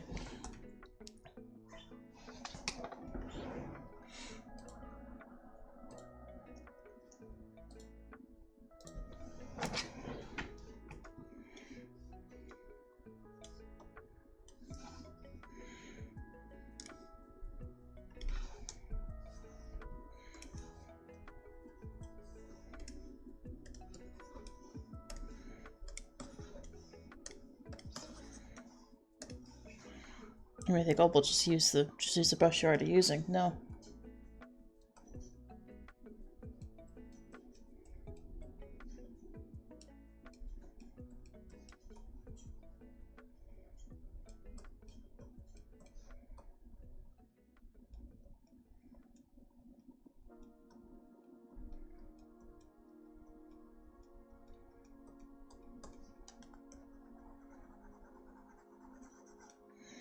How do we like it?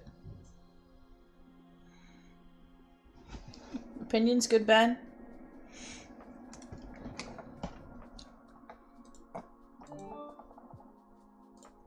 Cute. Okay, cool. Hell yeah. I'm still not used to drawing makeup.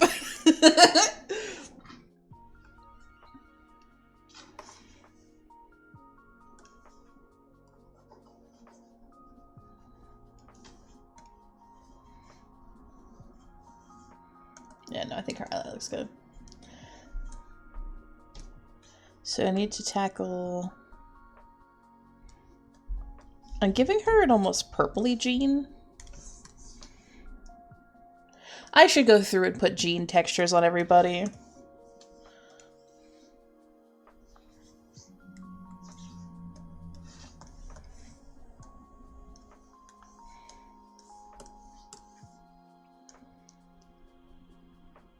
And also make this, pea lizard.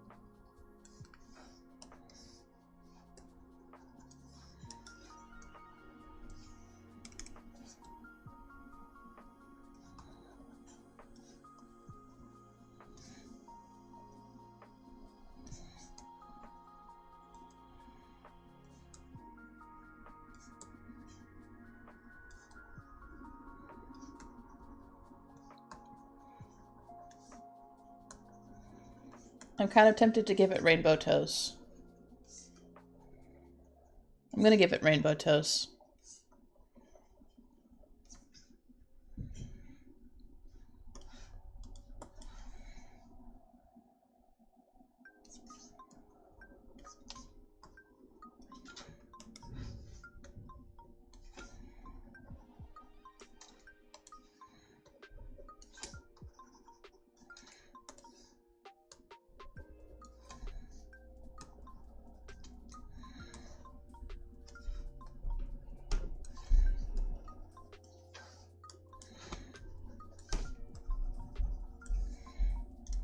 Bee lizard. I can barely fucking see it, but it's okay.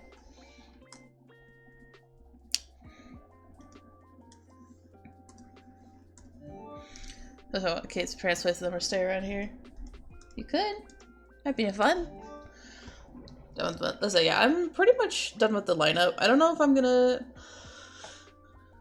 I don't know what I'm gonna do. Because also, I officially don't have a set end time. Looks so good to eat. Thank you. Should I add gene texture? Or do you think everyone's just like chilling like this? Because if I add it to one character, I have to add it to all of them. Otherwise, it looks like weird. But it would just be Alex, Dawn, and Aaliyah. And Iron Fang. I forgot she's wearing black jeans. But oh my god, they look so good. Well, that's the thing I'm trying to figure out. Ben cancel strip. Because, so I don't have a definite end time. And I've already, why didn't I hit the 9 key? Sorry. So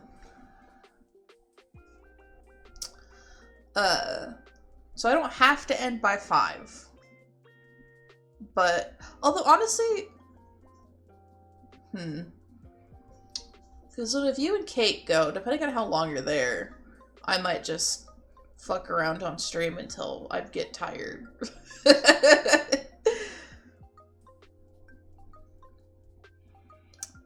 But I also, because if the lineup's just about done, I don't have a second art project lined up.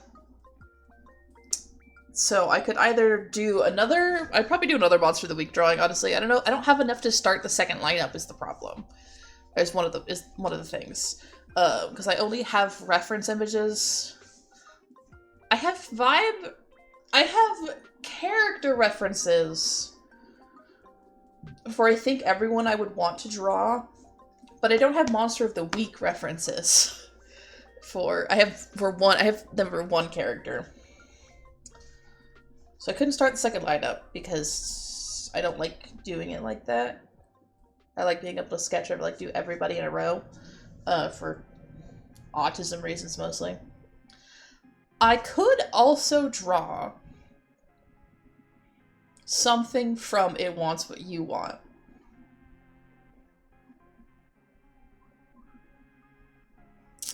I don't know what, but I could. I could also subject y'all to watching me read on the stream in complete silence. So I could do some formatting stuff to hopefully condense It Wants What You Want into a more digestible form. I need to sign this. I also technically should put lenses in Salem and Sigidami's glasses. Yeah, I'm gonna do that really quick.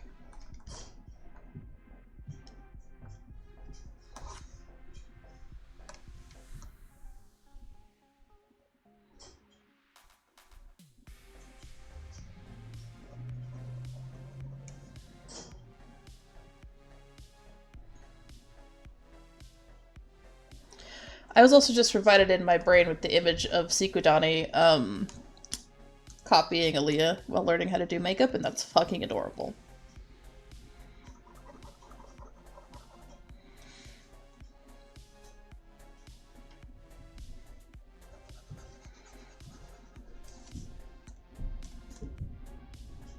There we go. Gay ass bitches. Guess I'll just sign, like, in the middle.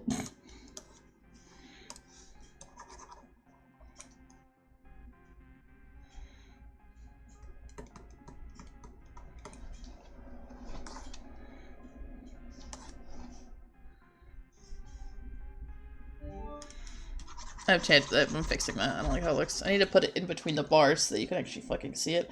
I also might take off the top foot of the tight chart. I don't really need it.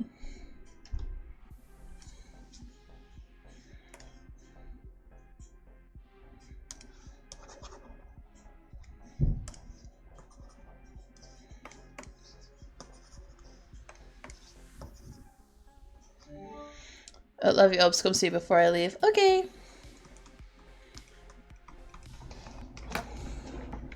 You guys have fun. You should go have fun. I think it'll be good. And I'll figure something out. Because the other thing I could do is switch gears entirely and play a video game. I am kind of leaning toward drawing something from It Wants What You Want. Because I want to draw Alex and Amani. I want to draw them being cute. I have to pick a scene. I'm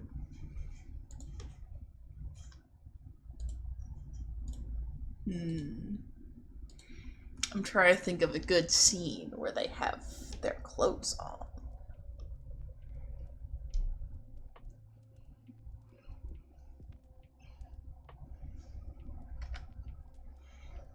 I'm also really quick going to very brief pause. We just look at them. Yeah, I'm gonna pull the top like foot off of this, I think.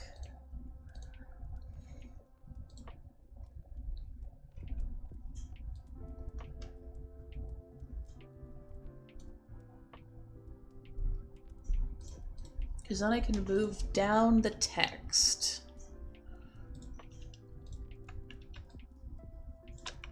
And crop it a little bit.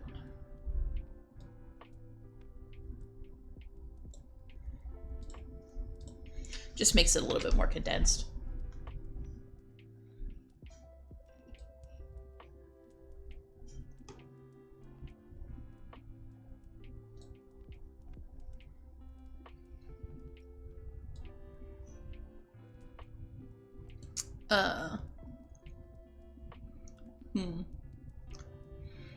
We could also, instead of playing a game, go through my Stardew Valley mods and fix them all. Because it's been so long since I updated them. We could just do some fucking clerical work for my streams and get some shit set up. Or, alternative is I start working on my new PNG. Because I still have to do that. And probably my see you soon screen, because that won't take very long. That'll take me all of 2 seconds. And that we can bundle up into, like, clerical work. I'll make a list of the options in a second. I need to, like, save this and go post it into chat. God, everyone's so fucking good.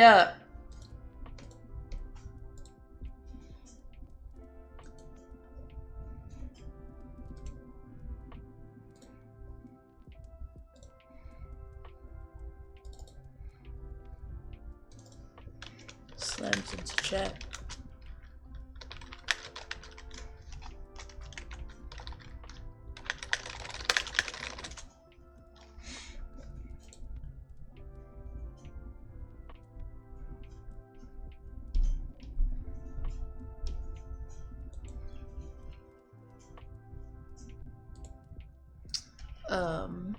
Okay. So.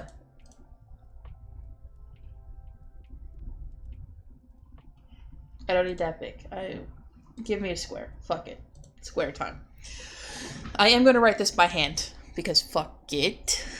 Fuck it. I love having illegible goddamn handwriting. Options. Oh, this is not calibrated very well anymore. I mean, it is. It's just not for writing. It's not for writing. Pens, sure. Fuck it. Fuck it.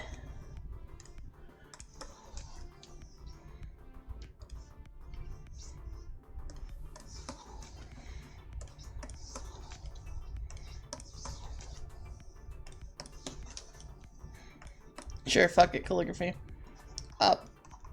Options for my Recompensa settings. I know. Well, the I don't want to get in there and do too much. The Hussy Square one is made to be a certain, like... It has some shit happening.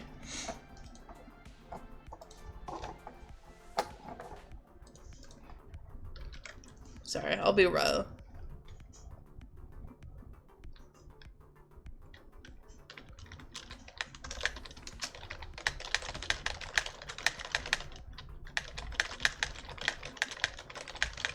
Sorry.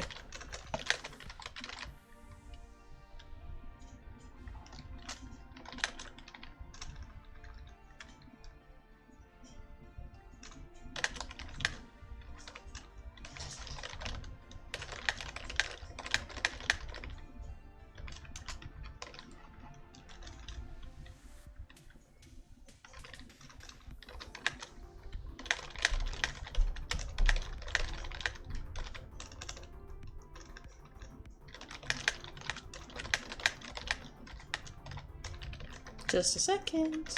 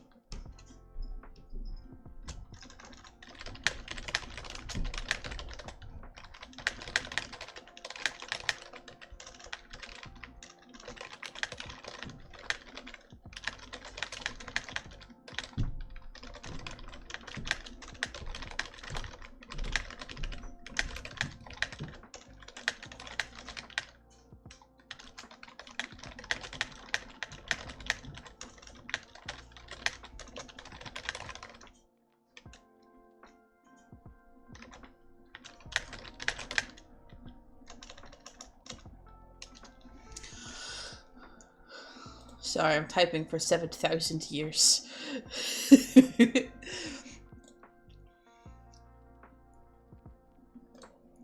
I need to make Discord a little smaller, I think. So I can look at Discord while I have chat open. There we go.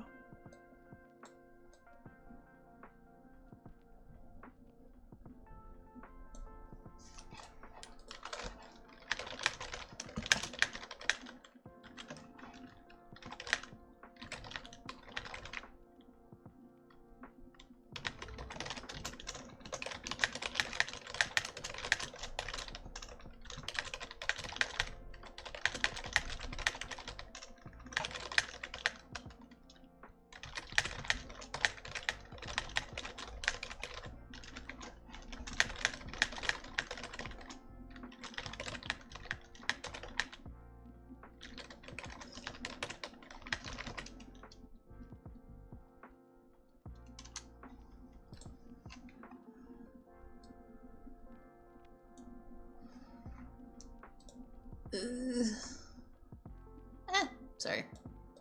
I'm just making sounds.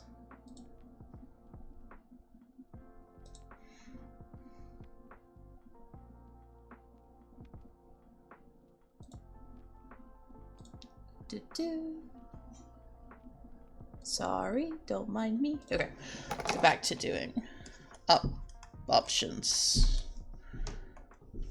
for stream.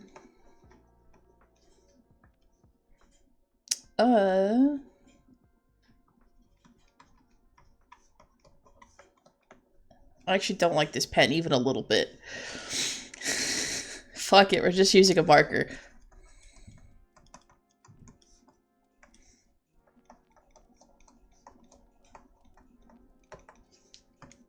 And also we could potentially do more than one, because we don't, like I said, I don't have an end time at the moment. That could potentially change, but as it stands, I do not have a set end time. Start line up part 2. It wants what you want. Scene draw. It wants what you want. Condensing stuff. PNG redraw. Game. Akami. Or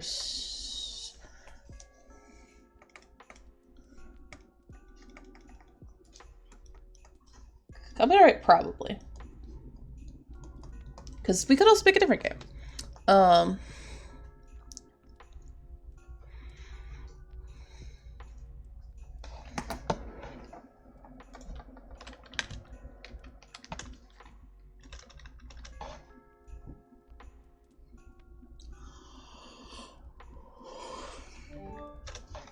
Yeah, that's the other thing I was writing. Sorry, I was just double checking something.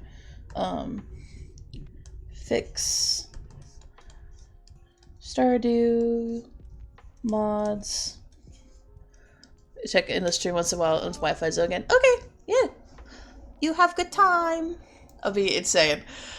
Listen, I might get, depending on how long y'all are there. Oh, actually, if you do, you gotta let me know when you're heading home, so that I can start the Alfredo. We'll see. And I'm like, honestly, depending on how long I go, I could probably do multiple of these quite easily. So. I need to do this better.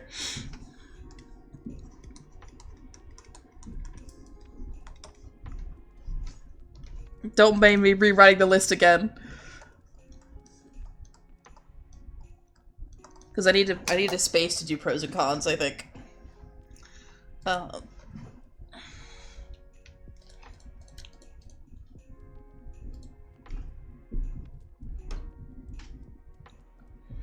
Yeah, can I just do like Arial regular?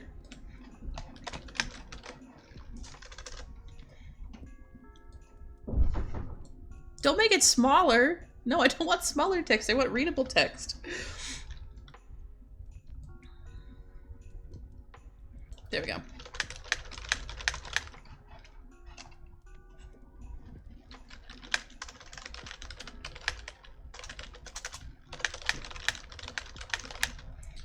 Condensing.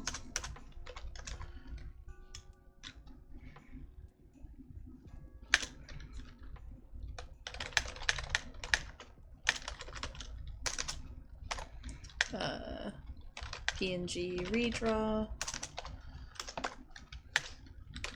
Fix Stardew Valley mods. Game. Probably Okami, but maybe not.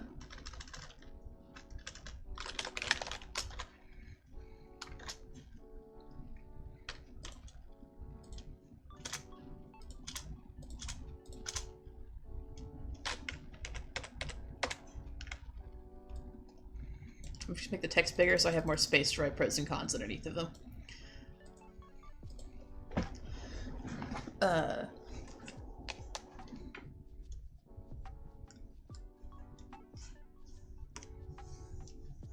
So good. I'm gonna write pros in green of all of these. Fun, gay, want to do that anyway. Cute. Want to do that anyway. Get more context for new here. So if you don't know about the AU, you'll get more context. Because they'll be coming through the top part of it. I keep hitting the bucket at some point. Fun. Want to do that. This is all stuff I want to do anyways, but like, it's fine.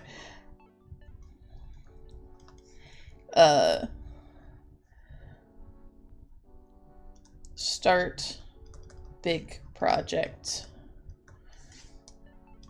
Redraw. See improvement. Make sure I actually do it this time. Also, see you soon, screen.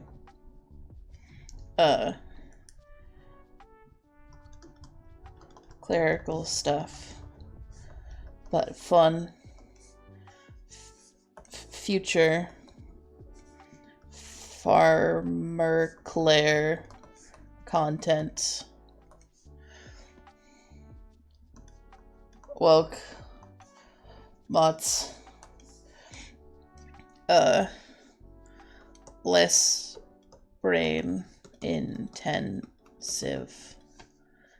It's been a while. Woke dog. Cons. Pick scene. Which means reading. Lots of reading and probably quiet time. This isn't necessarily a con, but I'm writing it in there anyways. Do you have anything planned? Depending on how long I go, honestly, after streams, I tend to just... I don't have anything planned necessarily, but that's mostly because after stream, I usually, like, just go sit for a little bit. Might take a nap. I don't know. I did see the thing you mentioned in the Zine server. I have to see, because I definitely agree with you. But also, especially if I do any of my drawing ideas, I'll have been drawing for a long time. Only have some refs. Couldn't finish today.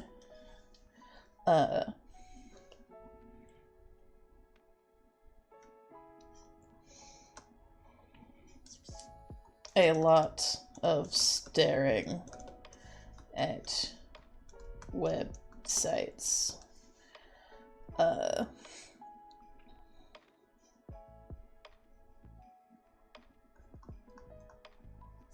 Oh, shit.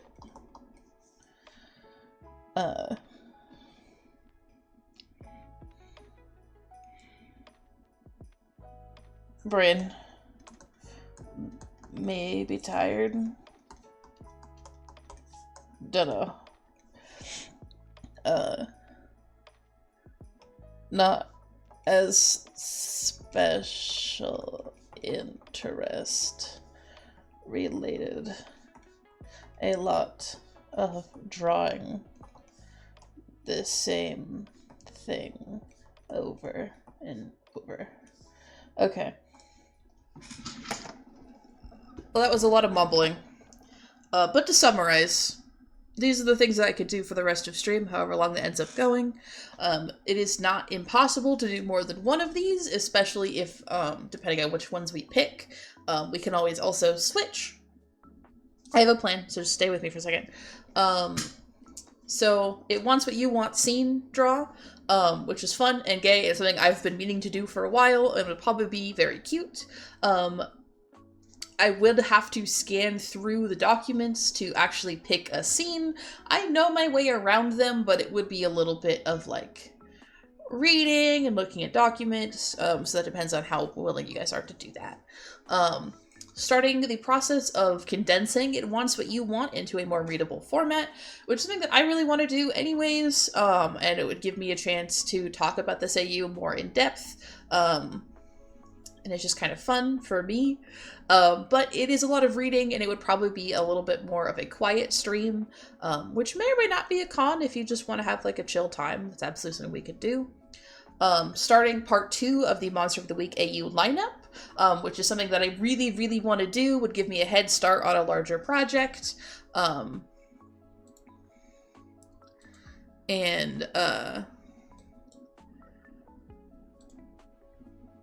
Would be kind of fun because I could also talk about like some of the other characters in the AU, but I really only have one reference like officially, and some other characters that I could like start sketching, but I couldn't necessarily finish.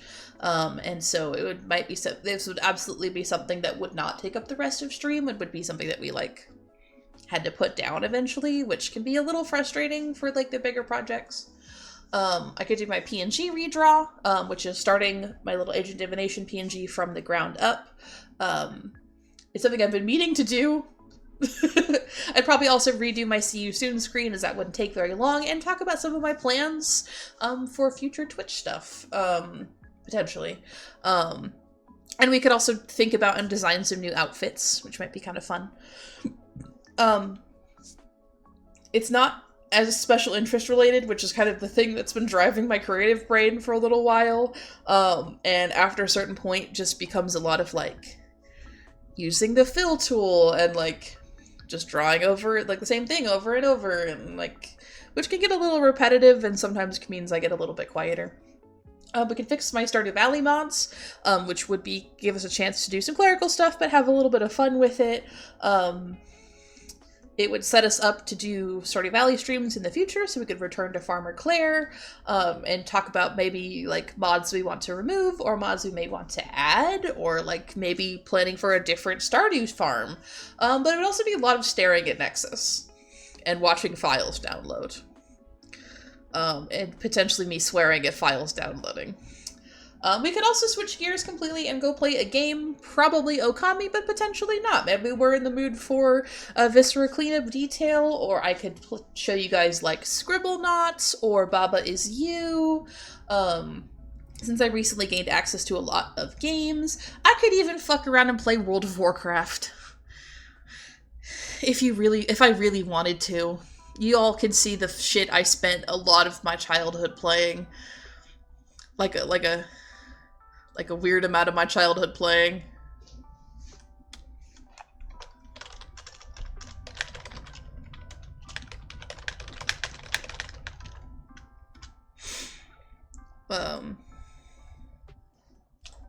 Sorry, I'm opening up Steam. I recently got access to a lot of games.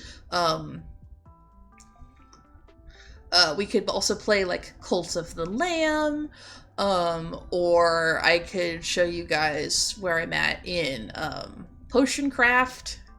There's a shit ton of games that I could like download pretty quickly. And hell, I could play Doom. I could play Doom Eternal. Fuck it, I could even play Magic the Gathering. I could go download fucking Arena right now. We could play Magic the Gathering.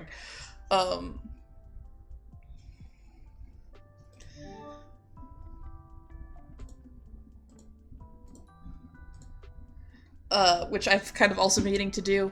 But I'm going to leave you with these options. I'm going to leave them on screen, but I am going to clarify really quick that, think about our options listed below. I will BRB. I have to piss so bad it's unreal. I have accidentally hit the key. Yeah, I hit the key on accident. That's the wrong thing.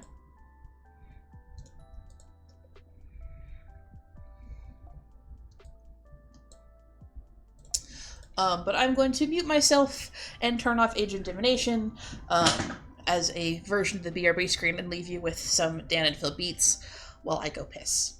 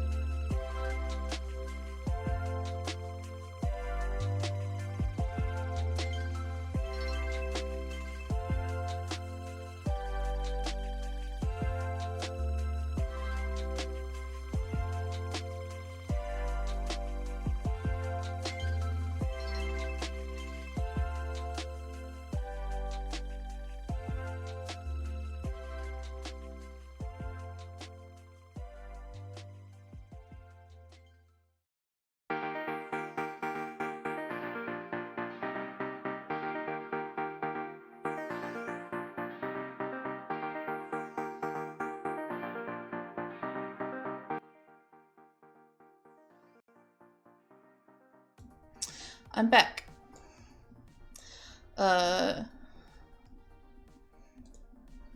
So, how we doing? How we thinking? I won't lie. I'm really tempted to draw more Monster of the Week stuff.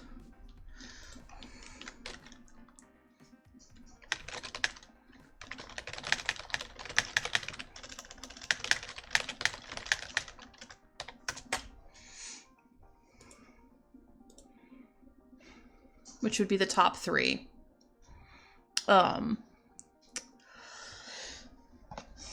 Okay. Here's a pitch. Here's a pitch for you guys, right? Of potentially what we can do. Because I have probably at absolute minimum, about 3 more hours. Potentially closer to 2. Because it takes, don't worry about it. I know how this math works. Don't worry about it. So about 2 to 3. I have minimum 2 to 3 more hours. By my guesstimation. Potentially longer. To do stuff. And any art we do doesn't have to be finished today. And in fact, if we do the 3rd one, it won't be finished today. Either if any of these art I probably won't finish today.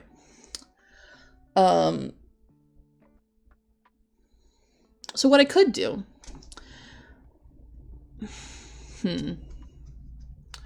Proposal. Okay, I'm doing a proposal. I don't think fixing my Stardew Valley mods will take that long.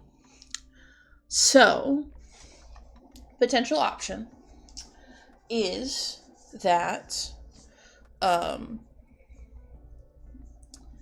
we do the Stardew Valley mod fix really quick. I switch over to just chatting or something. We do that really quick. It's like a break from art. And then we start an It Wants What You Want scene redraw. I will, while doing the Stardew Valley mods, probably talk about potentially what scene I want to do.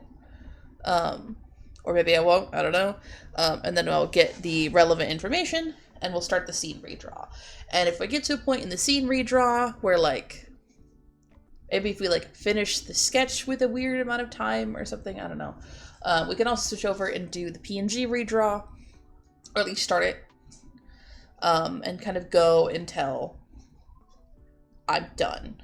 And like I said, I have a minimum about 2 to 3 hours. I'll probably end stream when my housemates are getting ready to come home, so that I can go do dinner prep stuff, so they don't have to worry about it when they get back.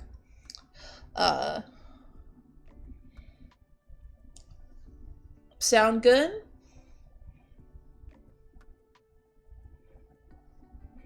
If no one has objections, I'm just gonna do it. Yeah, cool. And Lux, as far as I'm aware, you're the only person in my chat, so we're good. Brief break to do some mod cleanup stuff before more art.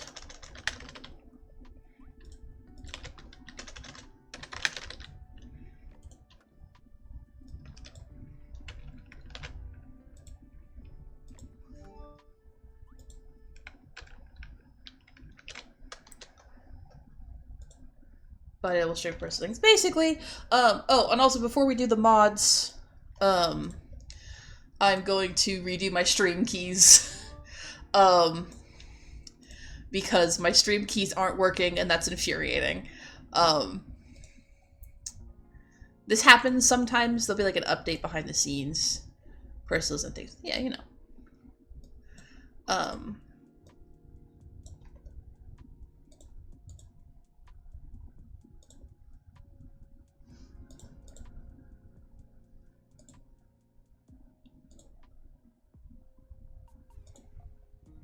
Oh, I forgot. Sorry, I can't. I was thinking, I was like, what if I set up a profile to save my shit, but I can't set up profiles on the kind of thing I have.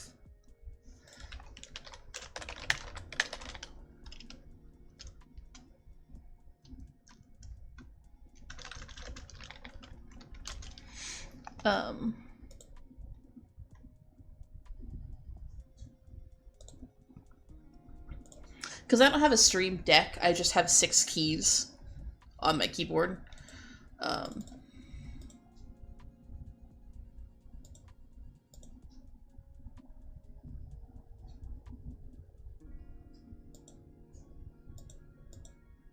Okay. I also might reorganize them. Because right now I have them in the order of,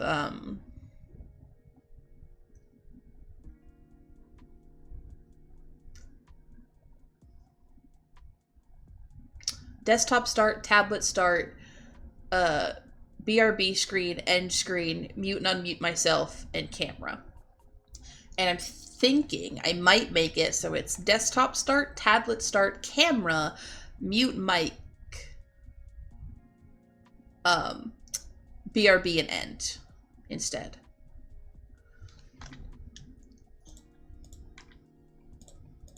But I have to redo them from the fucking ground up.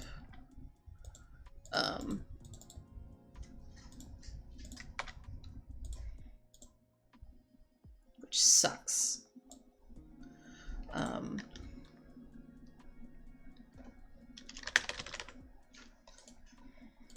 And I have to make sure to do these in the right order because they trigger pretty much simultaneously.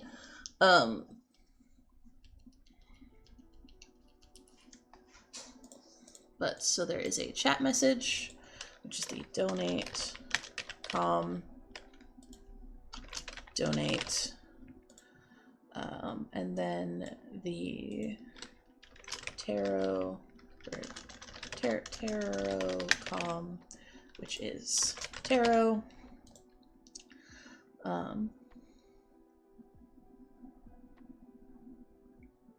Switch scene, which is the desktop, and then audio mixer, set my mic,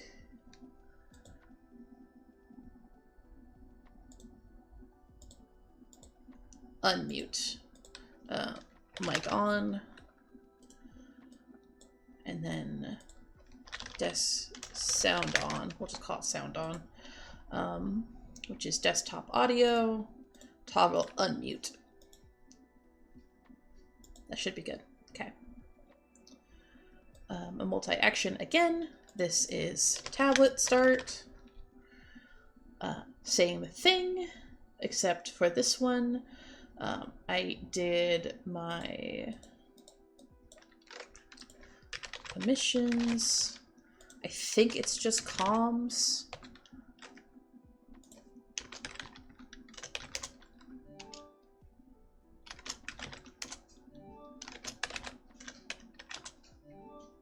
Fuck, I don't remember what it is.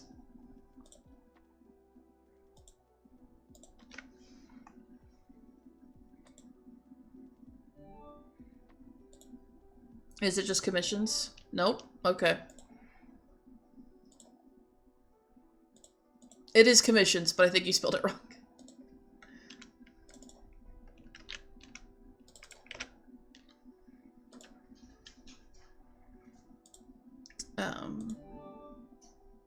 Yeah.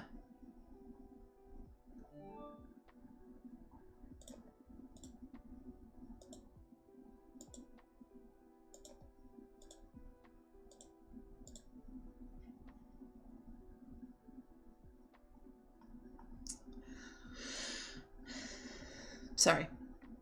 I think I also gonna do tarot.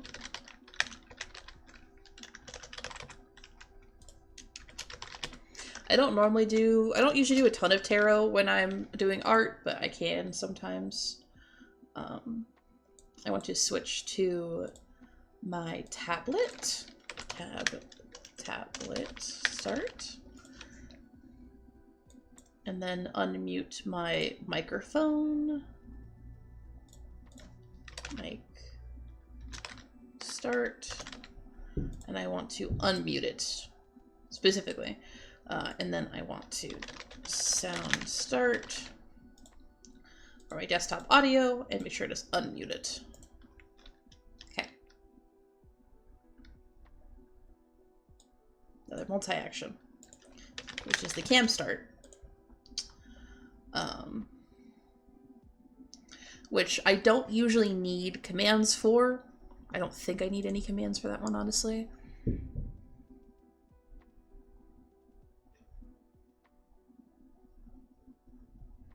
I'm very rarely starting stream on a cam. I almost never do.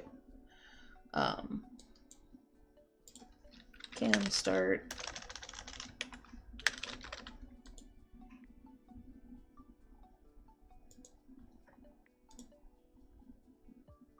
Yeah, it's called camera too. Mic start to do my mic and aux. Unmute. And start another one, which is sound start.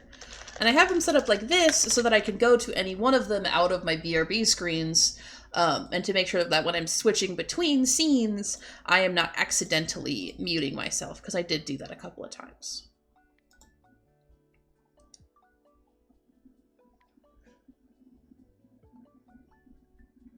Actually, I think I am going to leave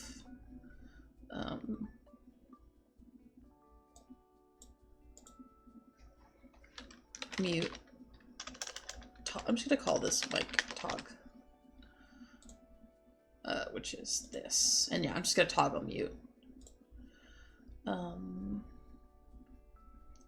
another multi-action. And this is the BRB screen, or BRB. These ones I start with my audios. Mic mute. Which is always to mute it.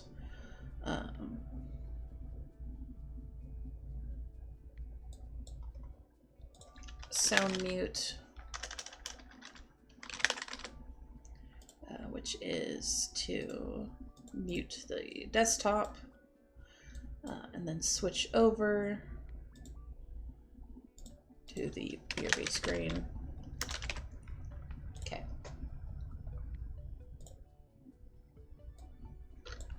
And this is end stream. Well, no, this is end screen, not end stream. The end stream is I do that manually. Which is again to mute mic mute. To mute me. And doing it like this also means that if I switch from my BRB to my end stream for whatever reason, I don't accidentally unmute myself. Like if, I don't know, an emergency was happening and I had to like end really abruptly, you wouldn't be able to hear any potential emergencies happening while I got shit taken care of. I don't think that's gonna happen, but just in case, you know.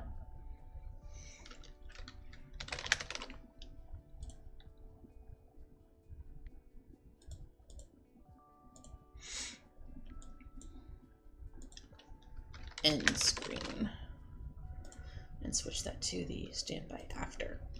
I almost never, so I do technically have, fun fact. Actually, we're gonna test these really quick. Oh, yay! You're being a shit. Cool.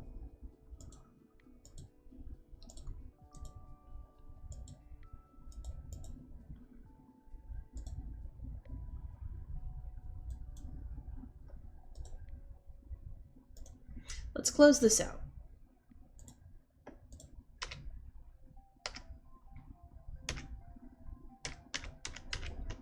Well, none of them are working. So that's cool. I have to open this up? Do you want me to open this up? No? Okay. Well, if I remember how to fix that, it's a long and involved process, and I'm not doing it. On stream. I'll do that later. So let's get to fucking Stardew Valleying, gamers. Also, fun fact. The last couple of fucking times I have had to just straight up, reinstall the software. So.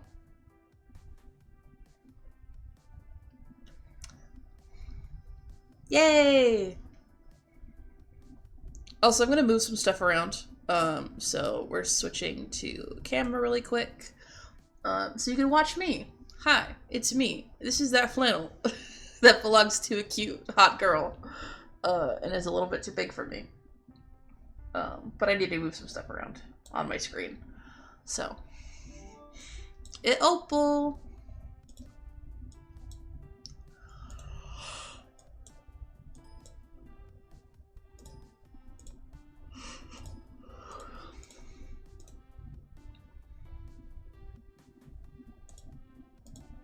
You could be minimized, that's fine. Okay.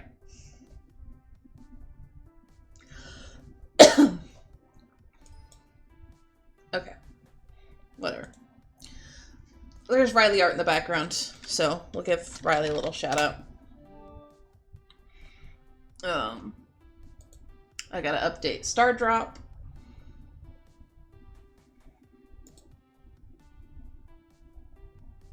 God, they're so fucking cute.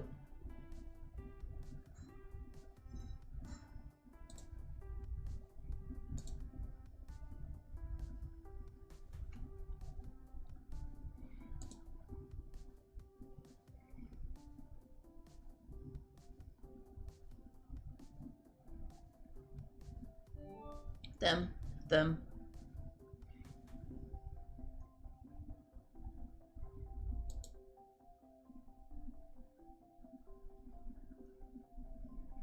I don't want to see them. I'm fine. I also have to update Smappy.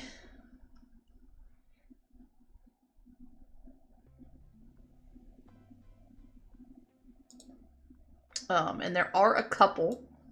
Okay.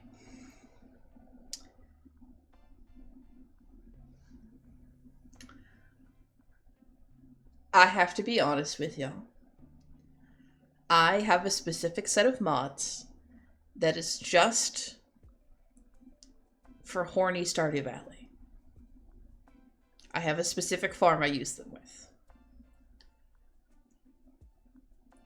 Don't look at them too closely.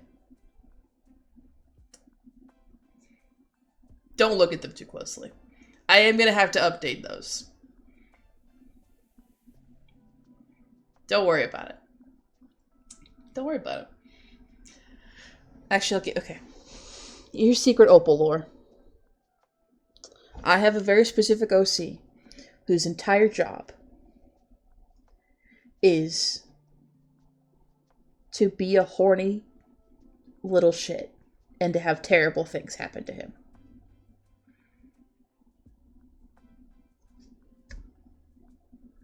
Because sometimes you need that in life. So I have a Stardew farm where he has, like, all of the possible boyfriends. But I can't hide it if I'm doing this on screen. I've been hiding this. I've had this farm for a while. I cheat so much in it. It's unreal. I'm not doing fuck all on that farm.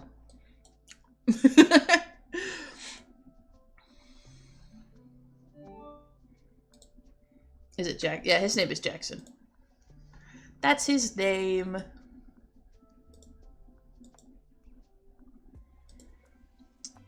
But yeah, this is just gonna be a lot of watching shit download. I have to I'm logged out of goddamn Nexus. Fuck. To log in. Fuck. It's my fucking... I have to...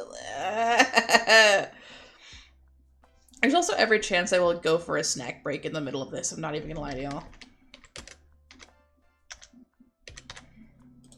I had food earlier, but I'm kind of hungry.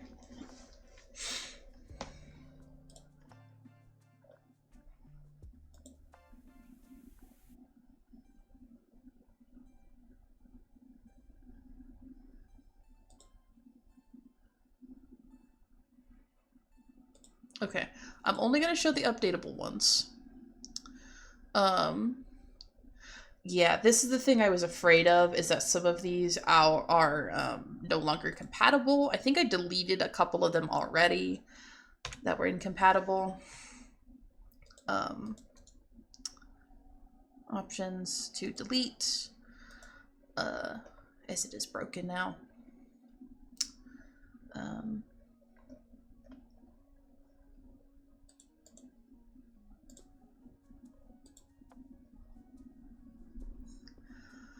God fucking damn, I have a lot of shit to update.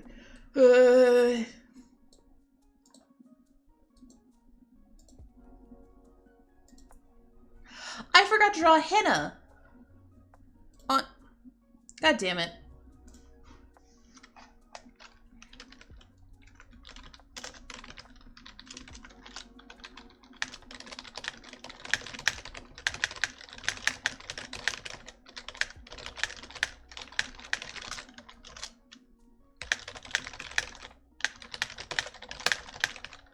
Sorry, I'm typing.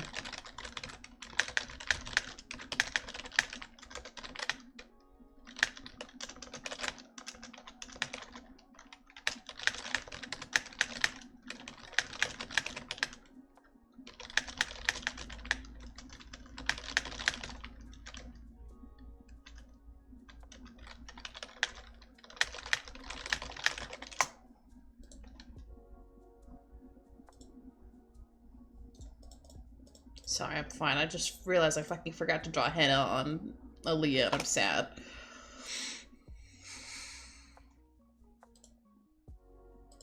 Just gonna open a bunch of these in a row.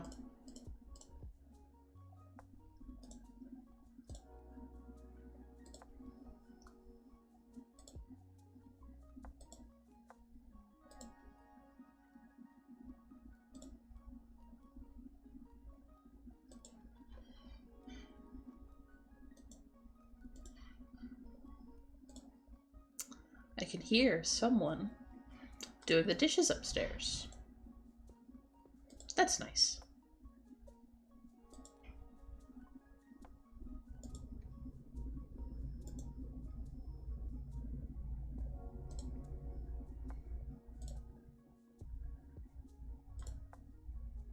I'm so hungry, y'all. I don't know why I'm so hungry suddenly. I had 2 baked potatoes like 3 hours ago. I shouldn't be hungry again.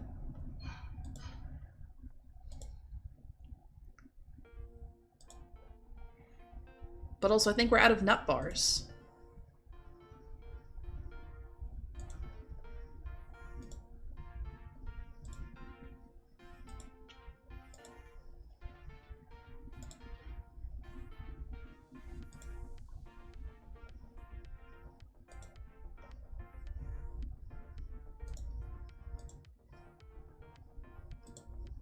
Is this one of the ones that won't let me download it normally? There's a couple mods that don't really like updating via the mod manager, and they get really mad when you do it.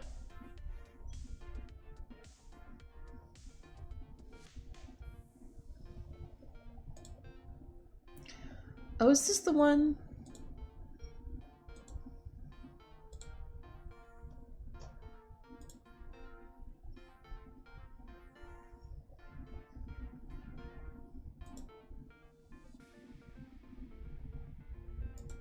Okay, cool.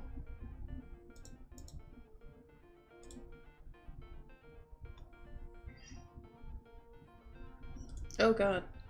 A bunch of shit got updated. for the gender neutrality.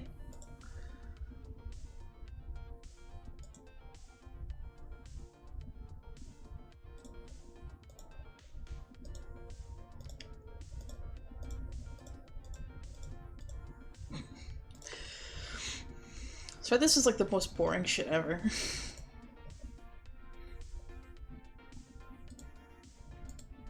It's fine. Why did Nexus just stop me to tell me to fucking upvote Wicked Whims? I'm so good.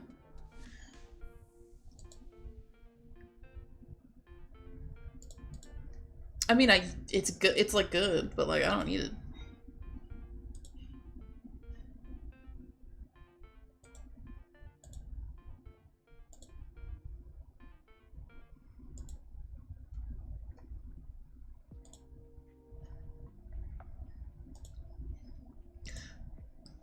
Oh, that's right. Stardew Valley expanded. I'm gonna try to update it via the mod manager.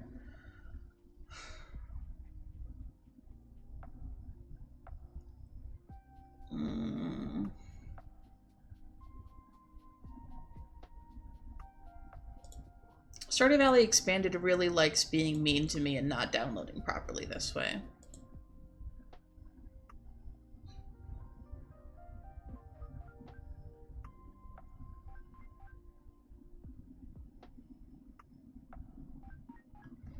Yeah, that's what I thought. Okay.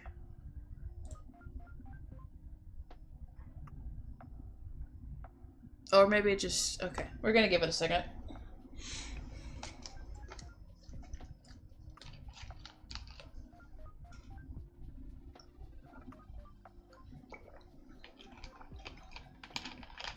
Also, I have Grandpa's Farm on here, because I think I used it when I played with Bells one time. I'm gonna go walk away to get some haiku. I'm still gonna be talking, it's not that far away. I think I used it once when I was playing with Bells, but I don't really use it. So I might try one of the other farms that Stardew Valley Expanded has. I don't know if anyone has Stardew Valley Expanded opinions, but...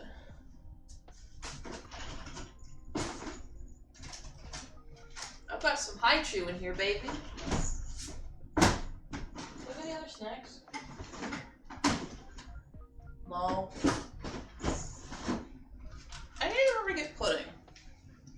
This is just Opal housekeeping stuff that I don't think you guys give a shit about, but I need to get more pudding. So that's a really easy thing to have. And because I have a mini fridge down here. And it's a really easy way to get like enough calories in my stomach that I like whatever fucking hunger is ailing me is usually taken care of by it. But I have some sour haikus. There. Excuse me.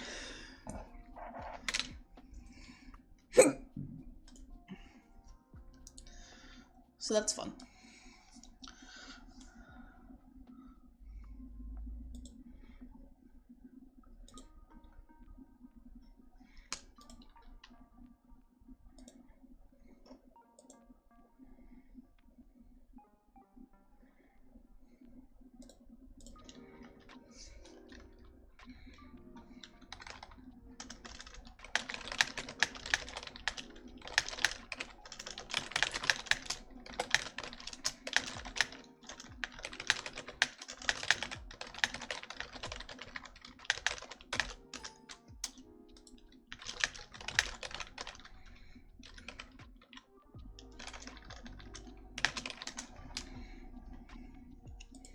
Anyways. Why is that guest over there? Get over here, asshole.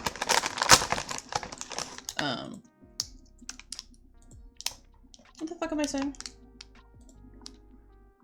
I don't know.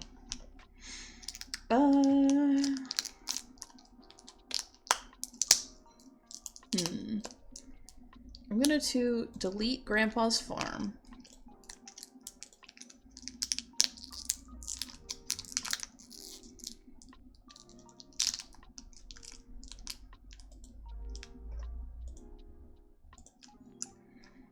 And... Hello? Grandpa's farm?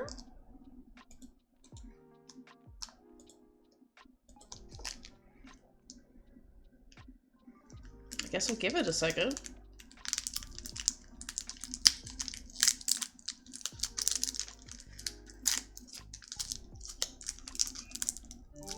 It said no. It really did.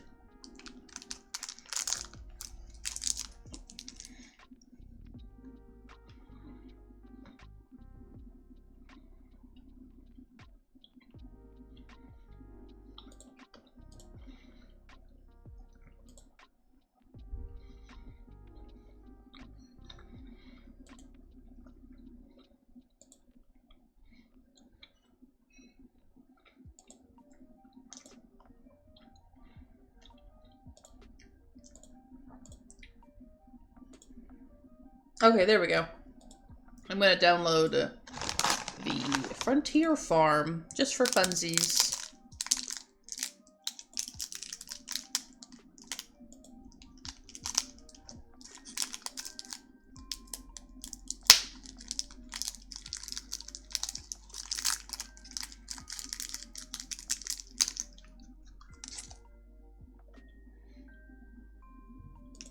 Well, I already have that one installed.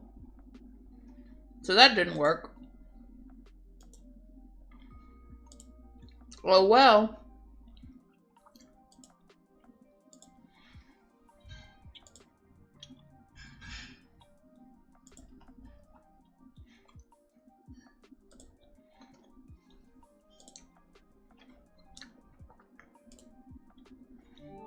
Well, let's just start a call.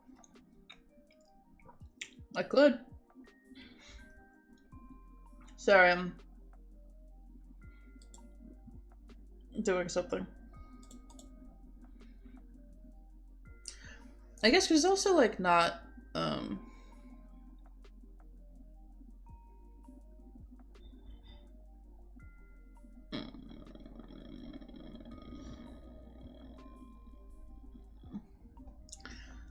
we'll see if it works. Those kill stream. Yeah.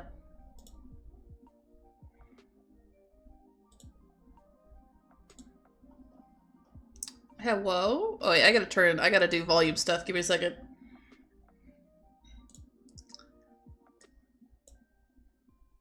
Hello? Okay. Hello?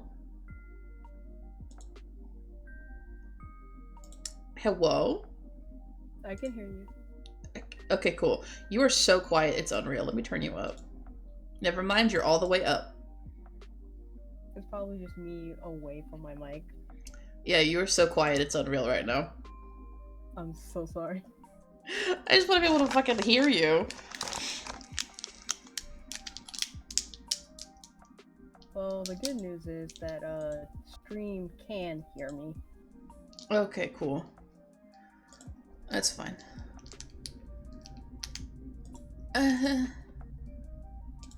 No, let me have my Heelys. But yay, Discord working. Yeah, although it's mostly like... Yeah, I'm not dropping any frames or anything.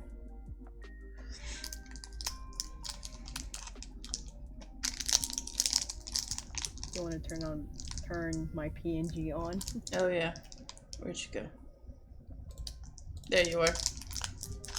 You're like a little guy. There I am. You get so, oh god, you get so close to the camera.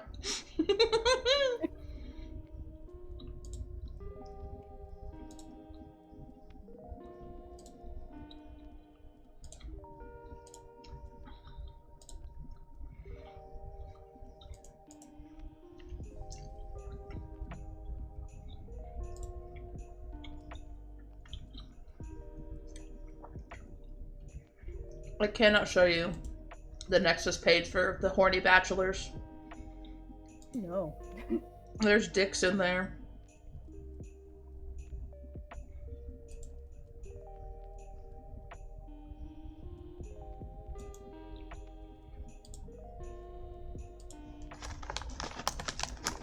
Hugs and kisses continued.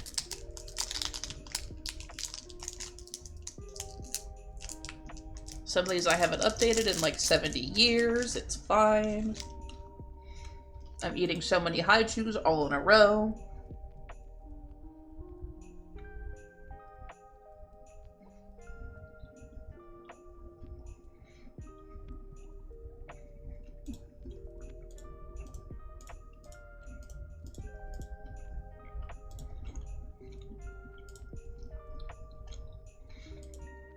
So funny seeing the all of the update available Literally. on the right there. Well, we're down to 12. About to be 11. We started with like 20 somethings.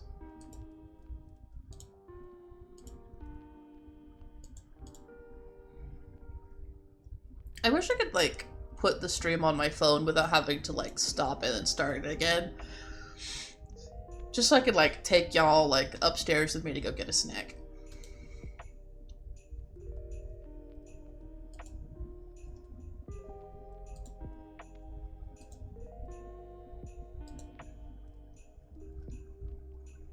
Because there's only like 2 people home right now. And one of them I don't want in my room and the other one is probably asleep.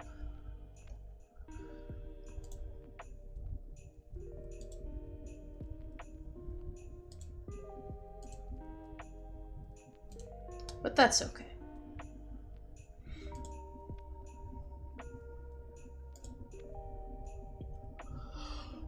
Also, how have the Dan and Phil beats been? There was music going on the entire time. No, that's what I mean. How have they been? Are they good? I mean, I can barely hear it. Oh, cool. Fascinating. I'm so sorry. It's okay, I'm just like, oh, the beats. I put on the beats. I can hear the beats. Maybe I'll just turn them up a little bit next time. I actually still have the beats going. I just don't want them to be louder than you. Okay, so I am liking this one because I actually really like Howl at the Moon. Not to be a Dan and Phil lesbian, but did you know that's an entire category of lesbian? DNP lesbian? Yeah. Oh my god. It's kind of crazy how many, like... It's like a known thing. That there are a bunch of lesbians who all grow up watching Dan and Phil, and we're like, oh my god, look at these super hot British guys who definitely have the hots for each other. And I'm not gonna analyze why I'm so obsessed with their relationship. And then it turns out it's because you were gay, and probably had a homoerotic thing with your best friend going on. And then you were right, but only about Dan and Phil. They were your awakening. You just had to wait a couple of years. It's more like just sort of the fucking that's the nature of lesbianism, baby. Oh, this one I have to download manually. Okay.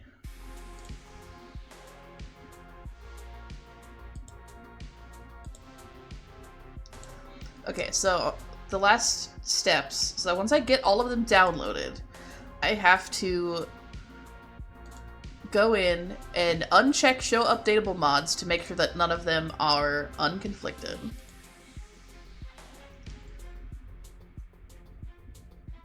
There's cutscenes.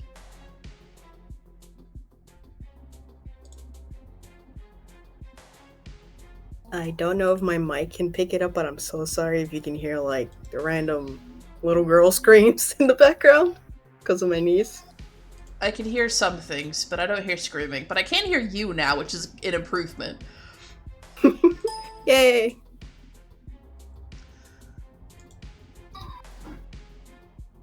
Okay. Visible fish.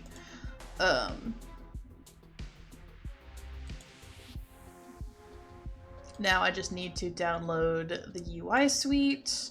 Oh god, I just realized if I ever want to play The Sims again, I'm gonna have to update so much shit.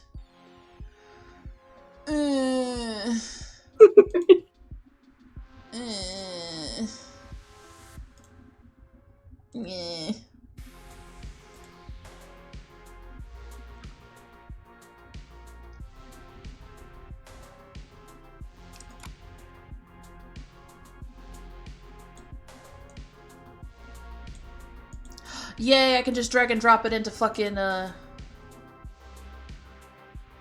started dropping it, downloaded it. Oh, I'm glad. Oh, I just When realized technology does the thing. Yeah. I just need to manually download the Frontier Farm. This mod, I think, no longer exists. The Polyamory Kiss. Because when you open it,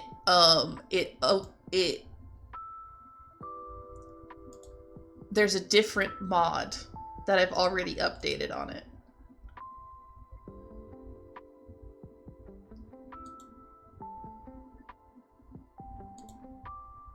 Okay. Oh, I see you've updated your PNG. I mean, it's kind of the mood right now. Yeah, I'm gonna leave it unupdated. Okay, so. Nothing has missing requirements. All the updates I can do are complete. Let's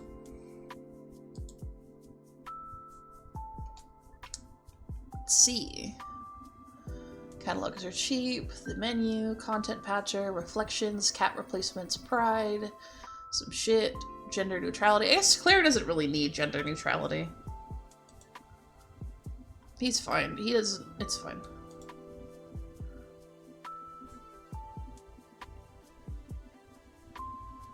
Heelys.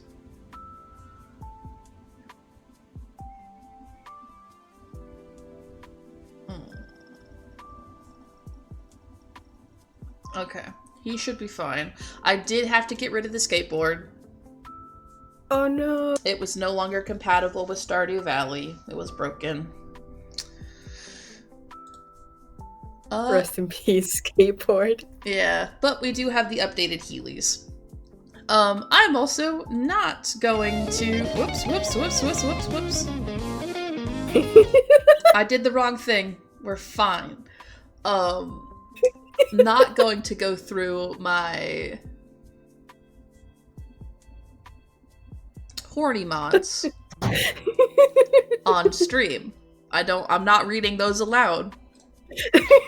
I'm simply not doing it. I'm simply not going to do that. How to get... Hi, dear! You missed a fucking opal lore drop. Oh my god. You know how it goes. It's a wild one. Oh, you also, I finished, the lineup from last time. Let me pull it up on Clip Studio. And by pull it up, I mean it's already open on Clip Studio, but I have to move my shit back. It's because I have two screens, and so I put all my shit on one screen so that I can use the other to do stream stuff on. But here's the lineup. It's all done. This is the part 1 of the lineup. I do have other characters to draw. I just don't have references for them yet. Oh no! Lux has disappeared. I'm here. Oh, you're back now. Looks like thank you. Honestly, I was so happy with how her hair turned out. And also these two. Oh my god, Dawn and Leah are so fucking cute. We also made Iron Fang and Salem almost touching, but not quite. Because this is 4 couples, believe it or not. These two just have situations happening. History TM. History TM.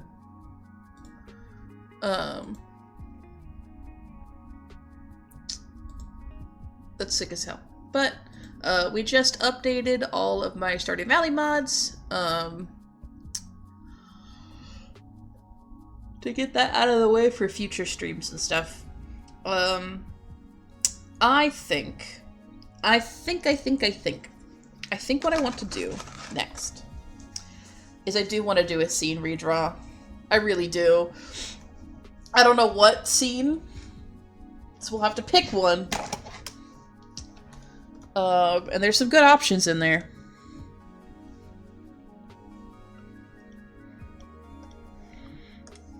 This one is done, so I'm just gonna do this stream options. Fuck it, I'll save it. I'm sure I'll need a stream options thing another time. Dippies. Ooh. Storms everywhere. It's scary. Climate change. I'm actually gonna leave this up so that I can have my Alex and Amani references.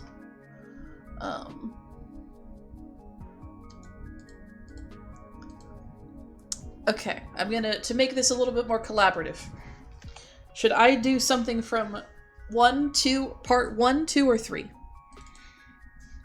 All of them have scenes I love, so. What do we think? Part 1, 2, or 3? Middle of the road, part 2. Part 2? Tier, what do you think? 1, 2, or 3?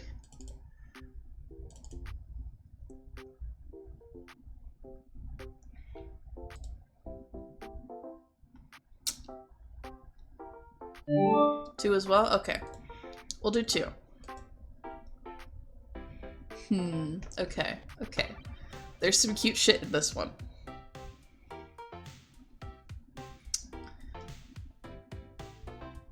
Does everyone have... Everyone has clothes on at the start. We're good. Ooh. That's a sentence. There's a scene... Okay. The reason I say that is because, there's a scene later on in part 2 that I would really like to draw.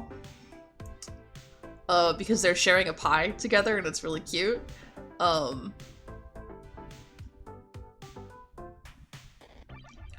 Amani doesn't have pants on, I'm pretty sure.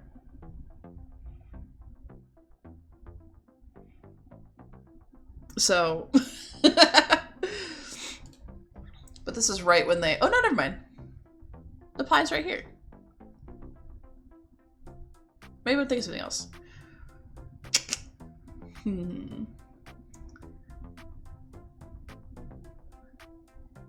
This is part 2. Okay.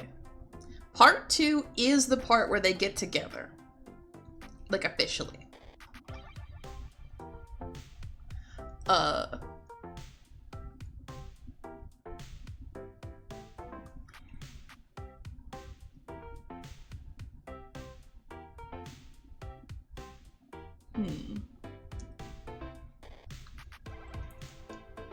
I don't know. I don't want to show you guys the full text. I'm sorry.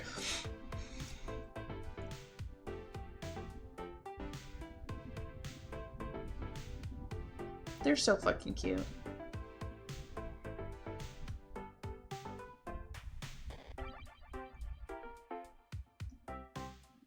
You all want to know a fun fact about Amani and Alex? Specifically how they met? I'm out of high juice. Cool. So Amani and Alex met because Alex transferred to their school, for various reasons. It was like, I think we said like a freshman, and Amani's like would have been a sophomore at the time. And Alex, who has a lot of problems and traumas and was a very angry child, and is still kind of angry. It's fine, don't worry about it, I love her so much. Went, I have to fight the biggest girl in school now. Or the biggest, like, person in school to, like, establish dominance. Like, that kind of shit, right?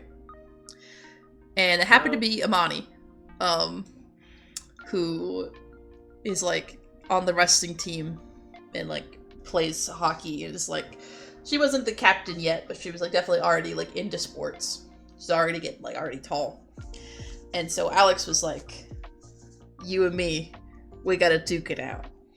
And Amani was like, okay.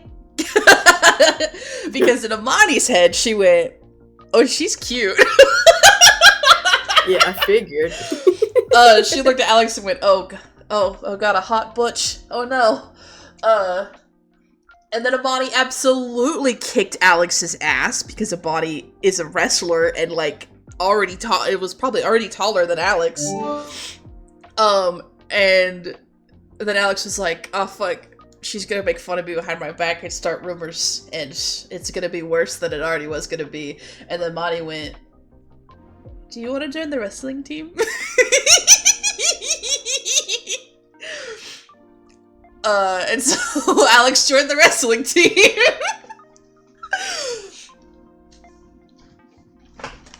Something ritual. I mean, no, intricate ritual. It's literally the fucking intricate rituals, man. It's time to draw women again. Like, I think they literally, like, even kind of discussed that,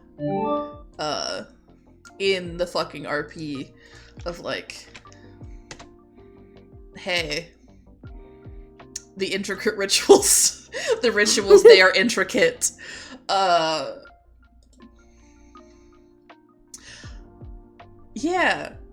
Actually, I could just read you that part. Okay, that's pretty much everything I've already said, but, cause yeah, Alex is like, I figured I could rough you up a bit and get some cred, and then, so Amani says, because you were, instead I invited you to join the team with me, she hums, rubs Alex's hand with her thumb, because you were good, if unpracticed, and I wanted to spend more time with you, get to know you, see if you were what the other girls kept telling me. Looks down at her hands, intertwined and safe. One of the best decisions I ever made. It's so cute. That Alex is like, you wanted me to be gay that bad, huh? And she was like, yes. Beautiful. And yeah, because Amani's really sweet. And so Alex was like, oh fuck, I wanna be friends with this girl. They're so fucking cute. They're so important to me. I know I've said this like 7 times. They're so important to me. It's unreal. So it's okay. Oh, then they have to like, oh. Yeah, sorry, Alex says, because who wouldn't want to be friends with you? And Amani thinks about it, and she's like, actually, there are quite a few people who wouldn't want to be friends with me. But she doesn't say that, because the answer to who wouldn't want to be friends with Amani is racists. Oof. Well, because this whole AU is set in a maybe not northern Washington, a small Washington town in the 90s.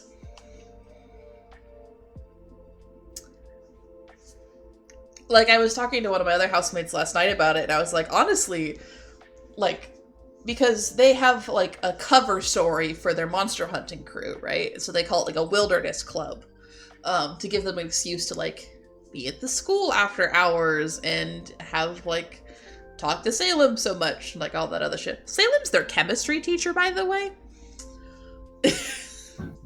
Wild. Like, that's what she does. Like, she's a chemistry teacher and a monster hunter. She loves alchemy. But I was like, from the outside, like, they call it a wilderness club, and everyone knows it's covering for something, but they probably think it's covering for, like, a queer people of color gathering.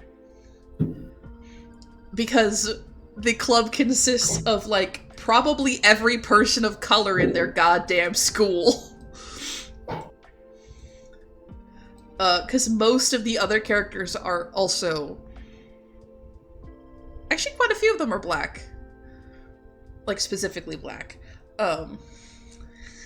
Except for one character who appears later, and she's a redeemed villain, and she's French-Canadian.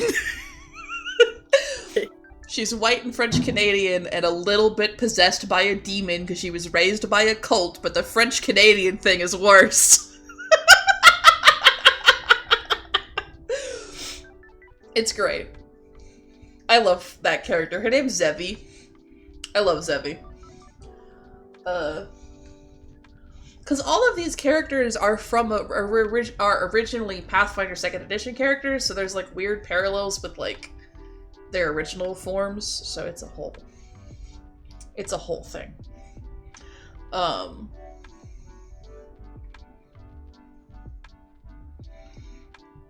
God, them sitting in the van is so fucking cute. Oh. Wait, okay.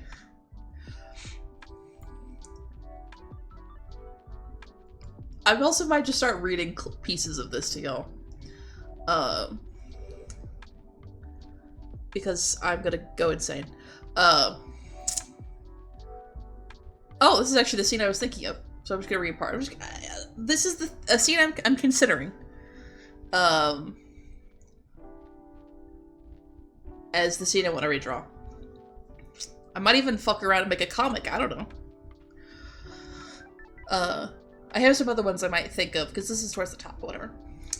So, none of us ever meant to get you dragged into all this, Alex says. It's rote at this point. They've said it before, even if it bears repeating. But is it selfish to say I'm glad you did? God, yes, of course it is. Fuck, I'm sorry.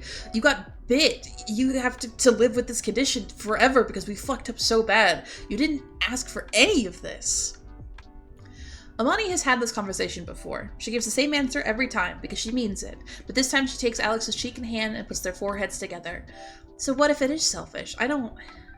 You all tried so hard to keep me out of this. To keep me safe because I kept butting in, but I went looking that night. I wanted to watch your backs, and you've done nothing but take care of me since. I wouldn't trade it for anything.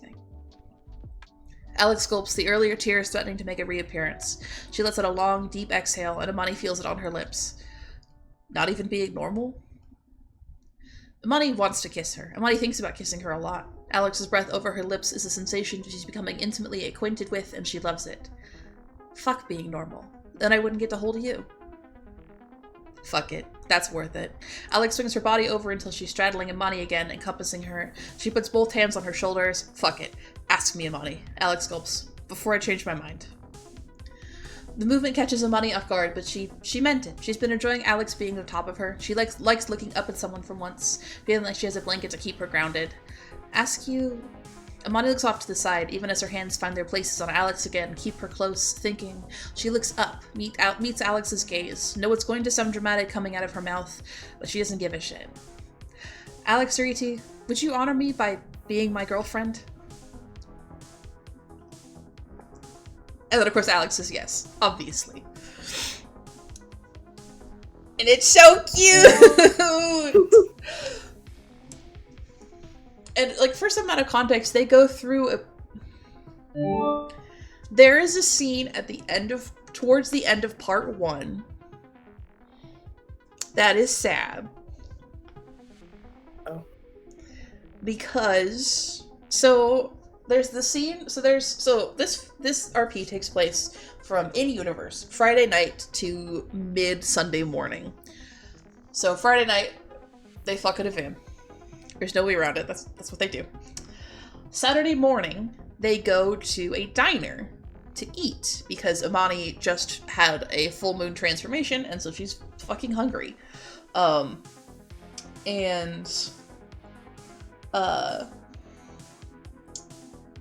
the diner, they kind of like talk about like some silly stuff and some serious stuff, and then they're like, we should just spend the day together.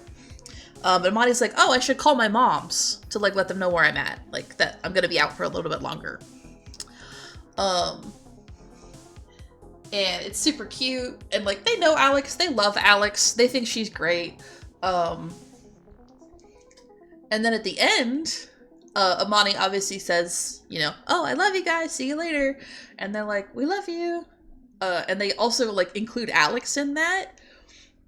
And she can't, she, like, basically, like, emotionally flinches from it because she has a shit abusive mom. And doesn't believe, there's a lot of shit happening there. But she says some stuff, that makes Amani really sad. Because she points out, like, your moms don't even know you're a were-hyena, which is a sore spot for Amani, because she doesn't like keeping secrets, and she especially doesn't like keeping secrets from her moms. And she cries, and Alex has never seen Amani cry before. And then they go out into the woods. And then they talk it out, and they talk it out a little bit, and kind of, and Amani's like, no, I still love you. And then they fuck in the woods. And then they go back to the van, and that's when they eat a pie together and, start actually dating. Wild. They have a couple other conversations about, like, what does this mean for us now? Like, do we want to run away from this fucking city or town to, like, go somewhere else? And end up coming to the conclusion that they're not running away, and that they're really excited about being together and dating. And it's just a bunch of cute shit, and then eventually, like, there's a time skip, and then they go back to Amani's house. Because it starts raining, like, really, really hard. And they go back to Amani's house, and her moms are there, and her little sister is at a sleepover, with Leica. These two, they're having a sleepover. And there's a whole bunch of shit. They're like, we don't have to tell your moms we're dating right when we walk in the door. And then they walk in the door, and their moms are like, hi, I'm glad you guys got home before the rain got too bad. And Amani's like, we're dating.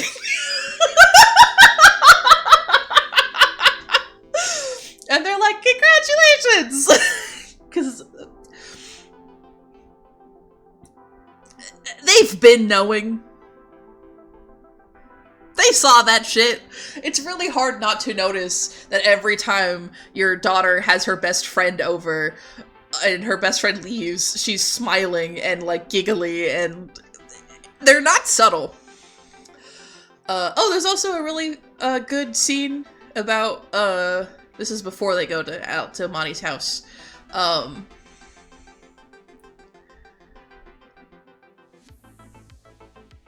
About, like, lycanthropy and, like, because at this point they're still dealing with the fact that Amani at this point has been taking wolfsbane pills to help mitigate and control her lycanthropy, but she doesn't take them on Friday, Saturday, or Sunday.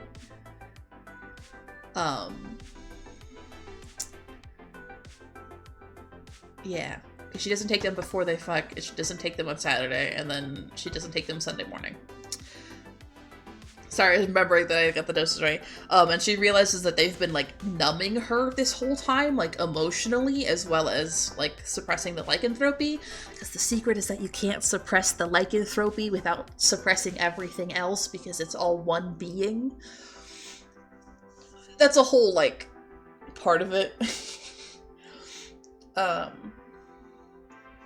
And they also kind of have a conversation about, like, just because you have this, like, beast inside of you doesn't mean that you're inherently bad or worthless. Like, you are at your core a good person, and that's what matters. It's really cute. I love them.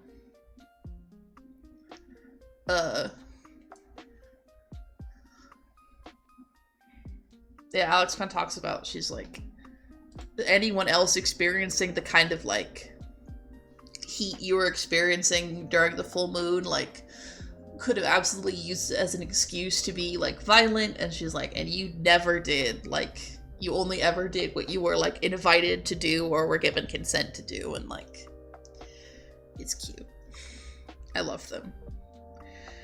Alex and Amani have a whole, like, helping each other be more of the person that they are, and, like, finding acceptance in someone else, and,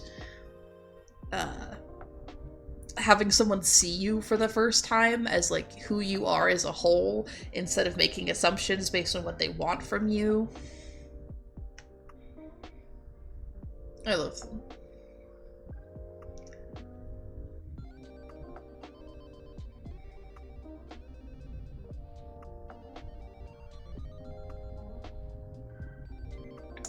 That's right. It's after the conversation where they start dating that Amani is like, I want to take off these wet basketball shorts.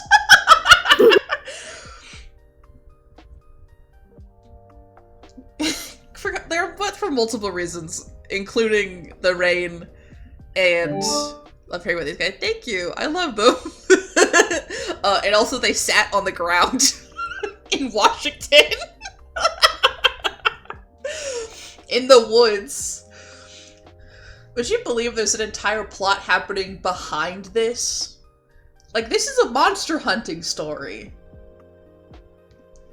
But monster hunting stories are inherently queer.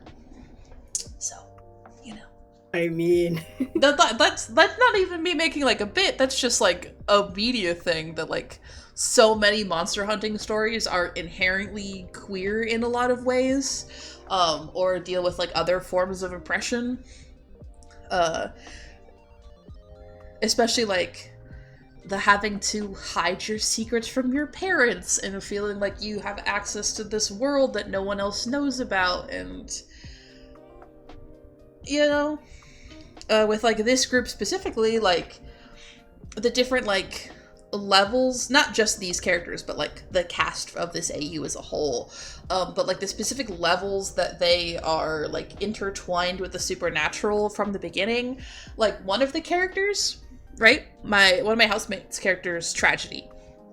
Tragedy is a changeling in the traditional sense, where she is, like, literally a fae child that was swapped for a human child, at birth, like, around, like, when she was an infant.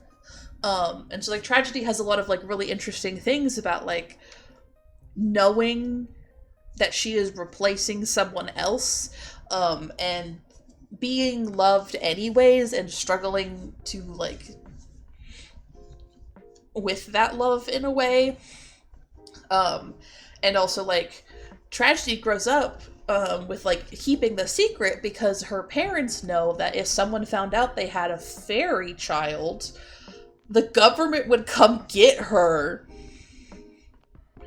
And so, like, being emphasized for a long time to keep that secret. And, like, Amani, who's raised in a household where they don't keep secrets, being bit by a were-hyena, was also, like, because, like, with Amani, like, she's kept out of the monster hunting for like, there's seasons.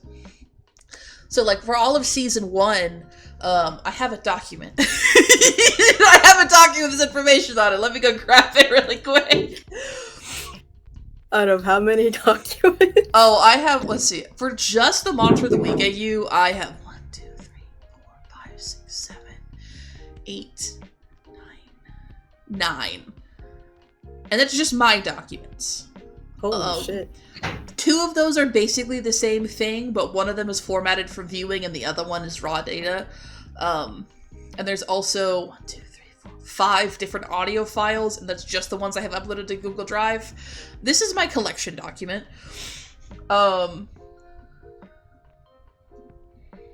There's a lot happening in the document. But there's... So, in season 1, they are keeping Amani in the dark because they, there's another character named Elizabeth whose dad was a monster hunter with Salem and Iron Fang, and he disappears under mysterious circumstances, leaving his entire collection of artifacts to Elizabeth, which she goes on to, like, use. And this is based on Elizabeth's real backstory, by the way. And, like, he was trying to keep her in the dark, but because of his disappearance, Elizabeth is brought into the monster hunting world. Alex has grown up knowing about the supernatural because she is supposedly has this grand destiny that her mom has been quote-unquote training her for her whole life, except that her older brother is better at being like a chosen one type, and so actually it's more like Alex is being neglected and her brother is being neglected and trained to be the chosen one. You know that type. And then, like, Danny is a witch. I don't know as much about Danny's backstory because Kate hasn't talked as much about it. But, like, so they're all, like, get involved. So it's, like, the three of them, right? And Amani keeps being, like... And Tragedy stays out of it because she's, again, doesn't want to get taken by the fucking government. So she stays out of, like, supernatural business.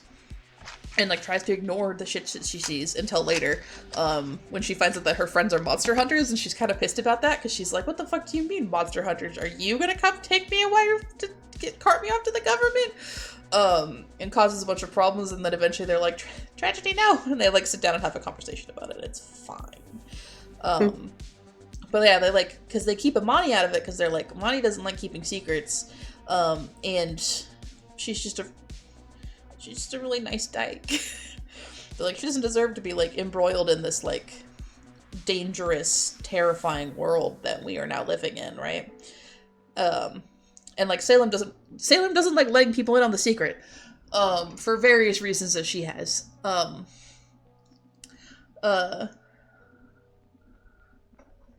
Yeah, it's a bunch of shit. Leica,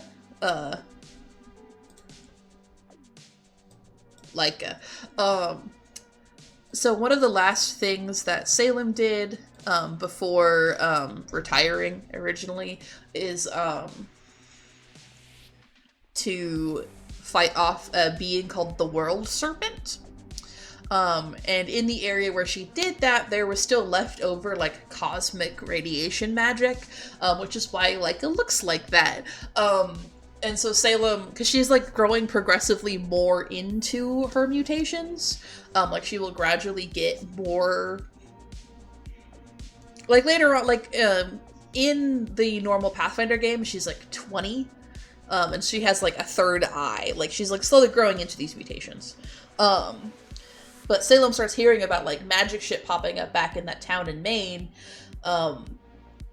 like, it's from Maine, and goes, and she's like, fuck, I hope it's nothing. And it's not. There's a little 9-year-old, who is visibly mutated, and not, like, to most people, but, like, Salem knows what she's looking for.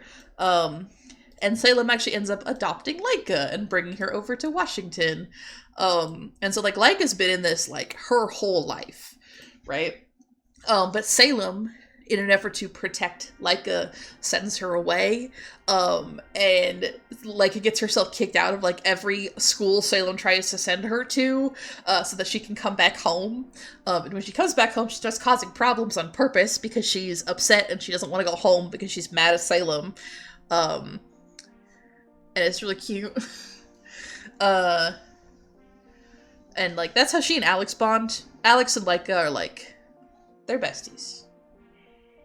They have a very close bond. They're very cute. There's a big robot. That doesn't matter that much, but they're not really a robot. They're like an ottoman. Like a construct. But then in season 2, there is shit happening with demons and possession and influence, and Iron Fang falls under the influence of some of the demonic shit happening, and ends up yeah, so, like, they're fighting so, like, the monster hunters, like, go after Were-Hyena towards the top of the season 2, who gets away, and they don't know that Amani, that's what she was talking about, by the way, they don't know that Amani was tailing them to try to figure out, like, what was happening and where they were going, and so she gets bit by Iron Fang,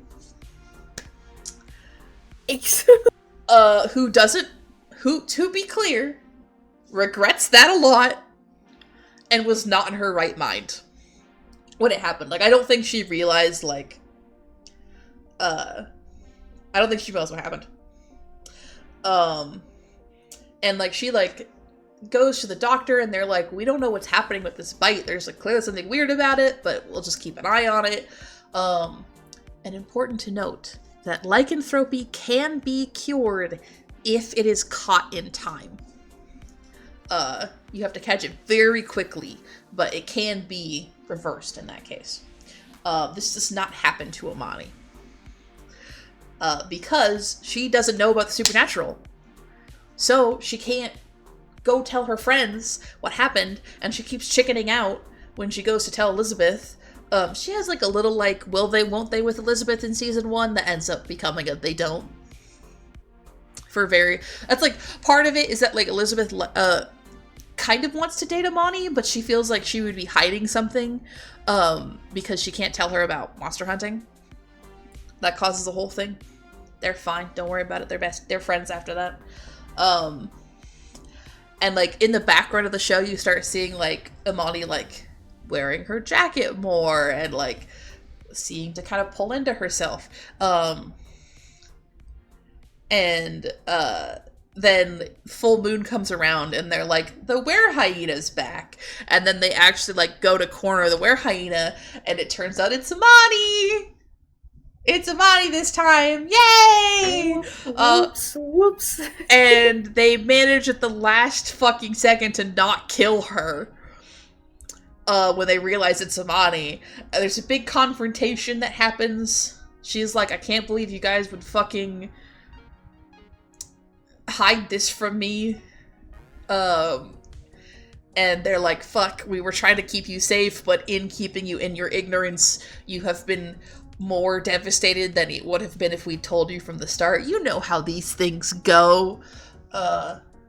But she joins the monster hunting because now they're like, well, not only do you know about magic and shit, but also you need someone who can help you manage your lycanthropy.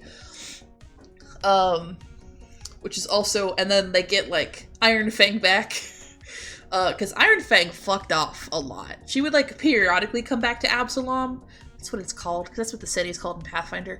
It's called Absalom. And like she would like periodically come back because she's friends with Amani's moms. And also has the history with Salem. And especially, have I talked about the fact that Amani's parents are dead? Think so. Okay, in case you didn't hear, the short version is that Amani and Sequidani's birth parents were killed by a monster, and then Iron Fang basically pulled some strings, called some people, got on it fast enough that Dawn and Aaliyah were able to adopt them. Technically only Dawn adopted them because it's the 90s. It's a whole thing. But put them in their care, but they don't know what happened to their parents. I think it was just like a freak accident. And then they find out later that it was a monster attack.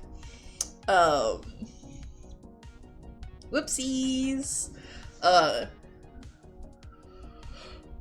It's a whole thing. It's good.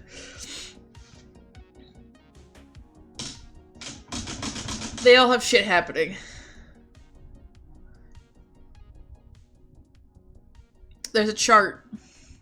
Hammerfall's there. You remember my little guy Hammerfall? The bush on fire? Hammerfall is also here. But he's he's a very minor character. He's not really involved in the big shit. He's just chilling.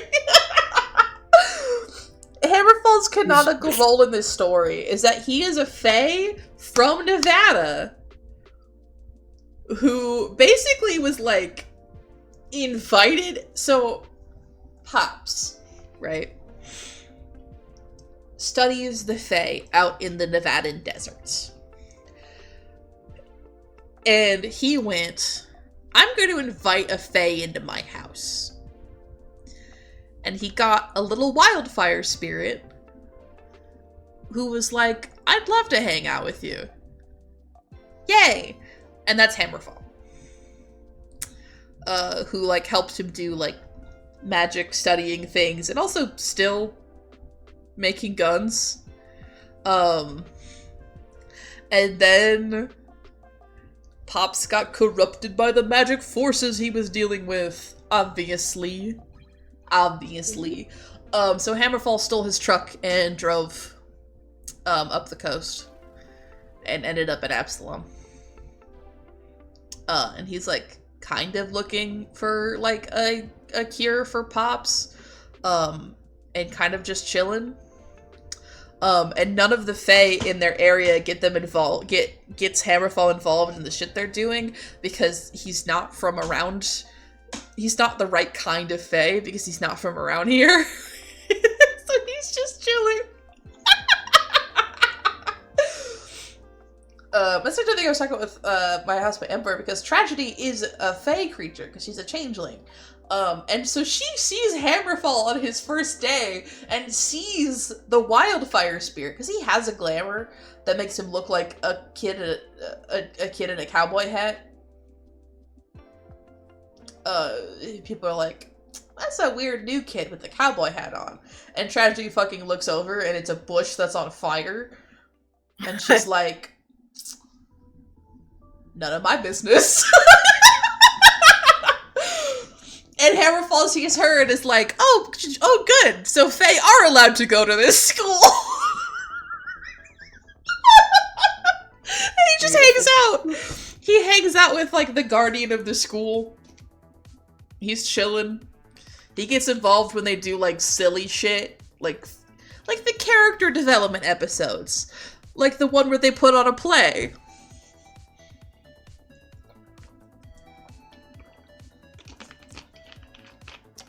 That's a real thing we've talked about. Is them putting on a play. He's involved in those ones. He's not involved in the big, like, plot lines that are a little bit later down the road. He's chilling. There's so much fun shit. I fucking love. Yeah, I think the explanation I gave was, yeah, Hammerfall is a kid who claims to be a transfer student from Nevada and a former homeschooler. This is not technically a lie. Questions about his home life are carefully dodged. The truth is that Pops got too deep into magic research and fucked himself over. Hammerfall stole his truck and has been road tripping to try and find a cure. And noticed that this town has supernatural shit happening a lot, so he decided to stick around. Because he's a Fae and he doesn't really have the same, like, concept of time. You know? So he's chilling. I love Hammerfall. Amani and Alex are so fucking important to me. I love Hammerfall. He's just like a little guy. God, I think...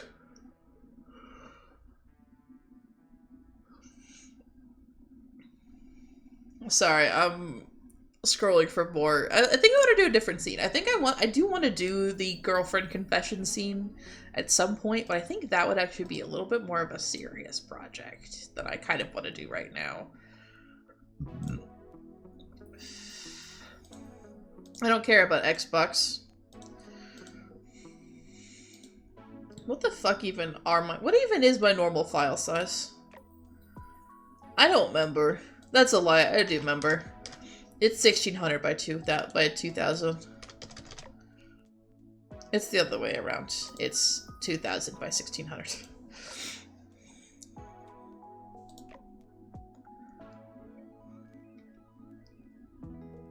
There's also... Okay. I don't remember when it started. There is a reoccurring line in this fic, which is that Amani always catches Alex. And it's really cute. It's hard. I don't remember where it started, so I can't give you the full context, but it kind of, like, leads into the fact that, like, because also the monster hunting, like, crew made oaths to each other, right? To, like, keep each other safe. It's a big, like, plot thing that comes up a little bit more with Salem and Iron Fang later down the line. I'm just gonna do that so that it's clear what we're doing while I'm talking and shit. And Imani and Alex are like, no, we in the pursuit of not only our relationship and the love that we share, but also this oath, we are going to be by our sides, or by each other's side, no matter what. Which also causes some other things down the line, but don't worry about it. They figure it out. They love each other so much. They talk about getting a house in part 2. There's also, like, some amount of, like, because Alex has always ran away from things, right? She's like that kind of character. She is she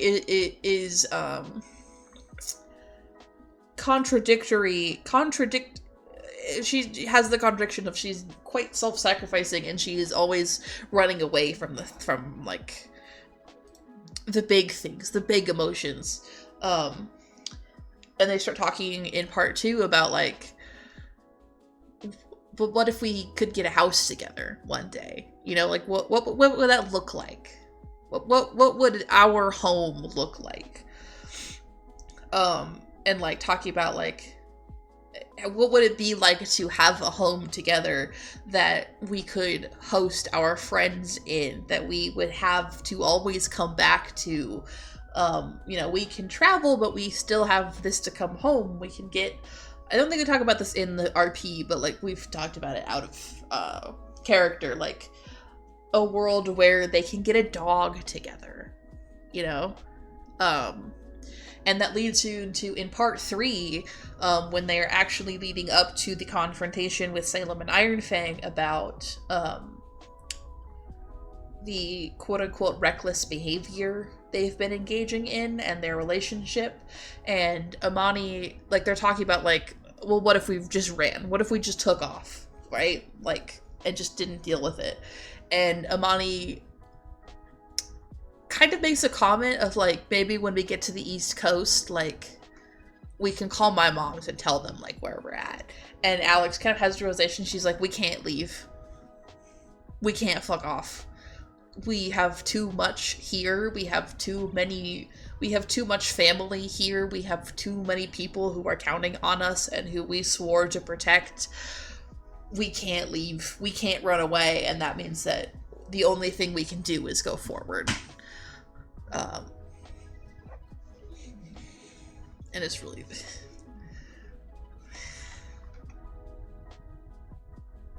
I almost cried. I think that might have been one of the ones where I did cry after that scene. And then it also, like, ends up being that, like, they're so worried about Salem and Ironfang, and then Salem is like, no, I get it. Well, she doesn't say I get it, but she kind of gives them a pass that is like, this life is risky, and it is dangerous, and it will hurt if you lose each other. But also, you kept my daughter safe and brought her home to me when I couldn't take care of her. I'm gonna cry again. It's such a good scene! Because also, part of what also get me is that, so my friend Jack, who is the person who made Leica, me and Jack are doing, I need to reply to them so bad, I need my fucking brain to work, are doing an RP with Leica and Sikudani, because Sikudani goes over to have, like, they go to the arcade and they're gonna have a sleepover, and they have a whole thing happening because Leica really likes Sikudani. And Sikudani really likes Leica, but she can't reveal who she is to Sikudani because Leica is also constantly wearing a glamour in public, right? Because she can't have a tail and purple skin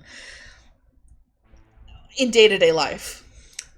But the glamour doesn't hide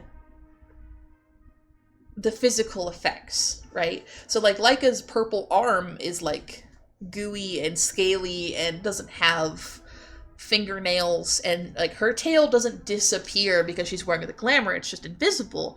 And so they have to kind of maintain a distance. Like, they can't touch at all. Because Leica's afraid that if she touches Sikudani is gonna notice something's wrong. And Sikudani also has a really big crush on Leica, but she doesn't want to make her uncomfortable with what she perceives are just like a sensory boundary. And so like they think like in the RP, like they keep like thinking like I want to hold her hand. Right? Like they keep thinking like if I could just hold her hand.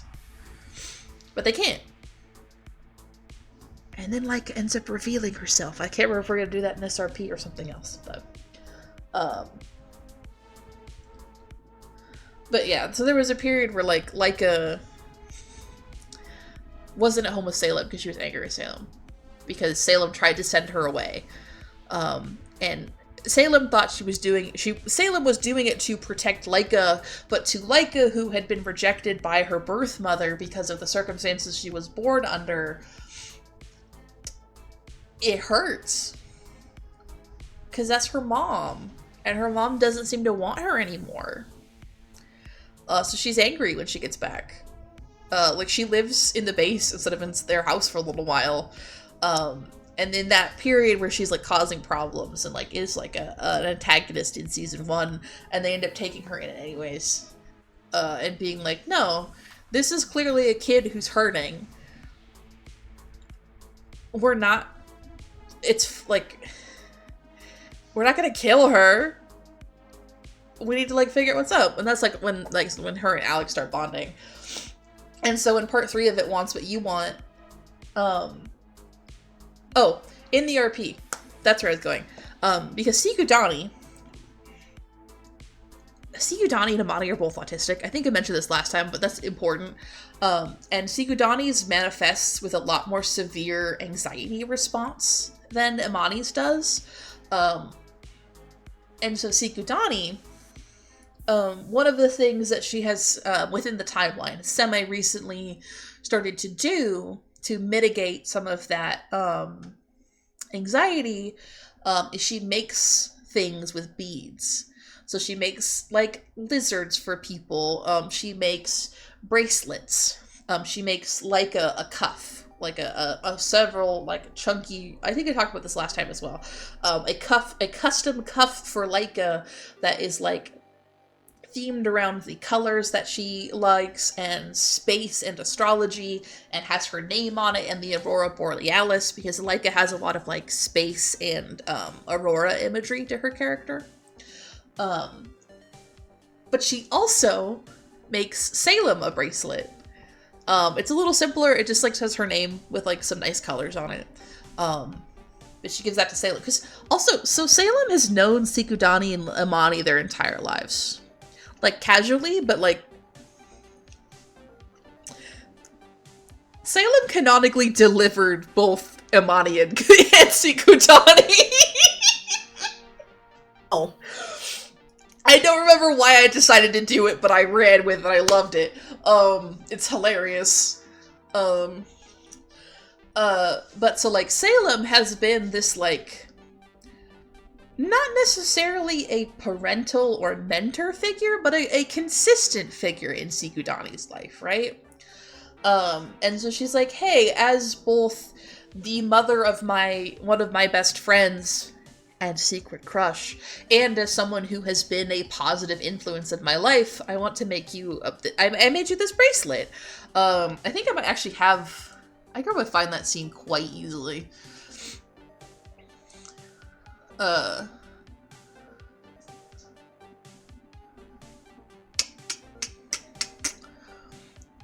It's so cute. And like the way that Leica and Salem talk to each other is so fun. Yeah. So Sikudani does not panic when Salem opens the door. She hasn't done that since she was younger, even before she met Leica. It's weird to think that she's technically known Salem her entire life, if somewhat indirectly, but that's why she has a bracelet in her hand that she does, and why she doesn't panic the way some of the other kids in their high school probably would. She's still a little anxious. Good morning, Dr. Nettlevane, she greets, fiddling with the bracelet. Oh, that'd be nice. She's talking about getting tea. But she needs to get this over with. She holds up the bracelet. Dr. Nettlevane is spelled in black beads with gold lettering, surrounded by little beads in dark greens and sparkling reds. For you is a little bit of a squeak, just a little bit, as a gift. I made it myself, ma'am. When Micah pops up behind her, Sikudani visibly relaxes, grins, and laughs at her joke. Hi, comes out almost breathless. Adjusting her glasses, Sikudani grabs her bag again with the bracelet handed off, shifts a little. She's wearing her best overalls. The sweater's yellow base, hidden as it is, always makes her think of her pastel blue ones, with plenty of pockets for coins and snacks and beads. She likes dressing up for Leica. This crush is bad. May I come in? She says, as if she's not already an invited guest. It's very cute.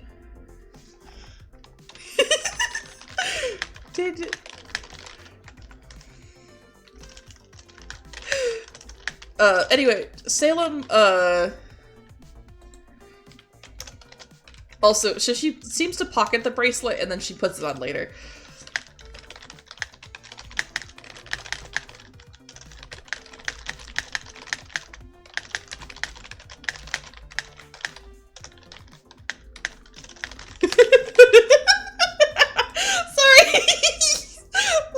Completely fine. Anyways, in the very scene that makes me want to cry, Salem is like, you basically took care of my daughter when I couldn't do it.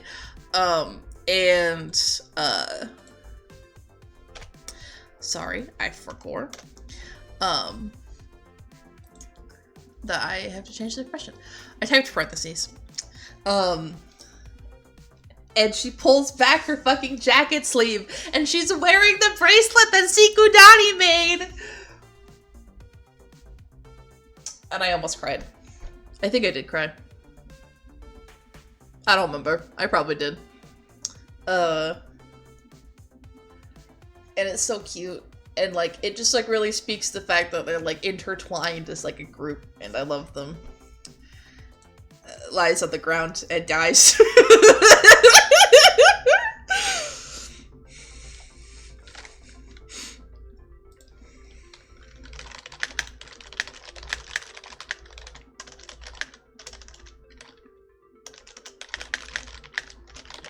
How long have I been talking about this? Oh my god, sorry.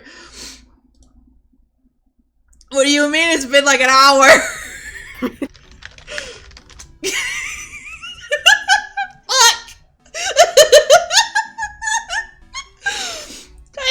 I genuinely didn't mean to do. I don't even fucking care. It's just my stream. I can do whatever I want. Exactly.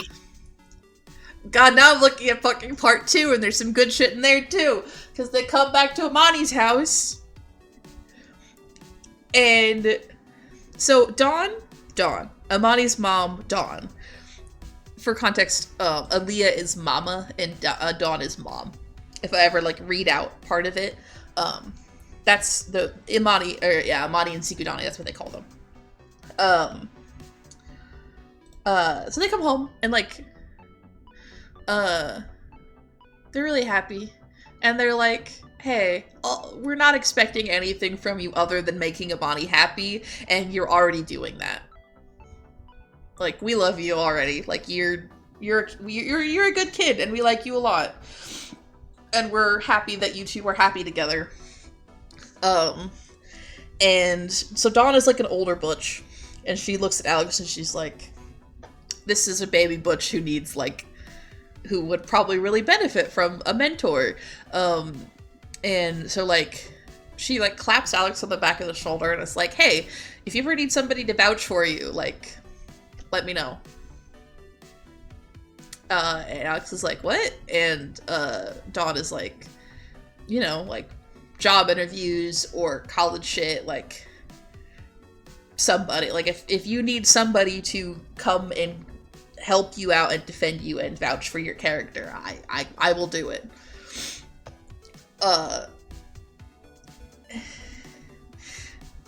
And then also on the Sunday morning, because they, Dawn, it comes to Alex and is like, hey,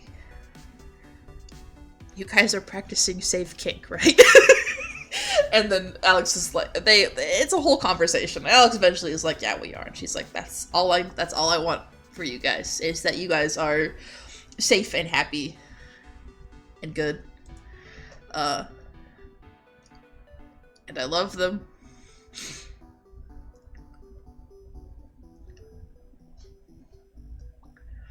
What if I just drew them standing in front of the door? I'm about to tell their mom, about to tell Amani's mom that they're dating.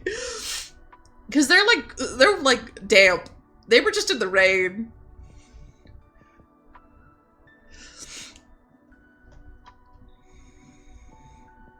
They're holding hands. This is in the first 50, this is the first 60 pages of a 228 page document. What's happening in the middle of this document?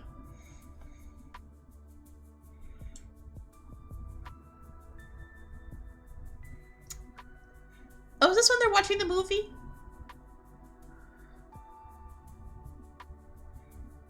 No, this is when they're just like chilling. They're eating pita bread and baba ganoush. I had to look up Indian cooking. Not Indian. Oh my god. I'm thinking about curry. Egyptian cooking. And it sounds really good, honestly. Because Aaliyah's Egyptian. And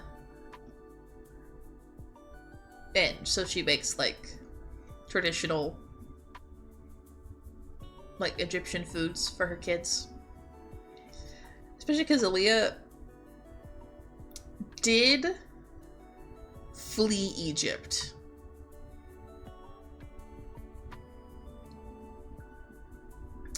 When she was, like, 17 or 18.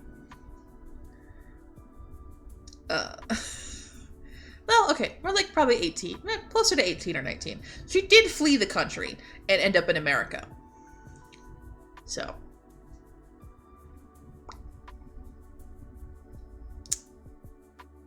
What you gonna do?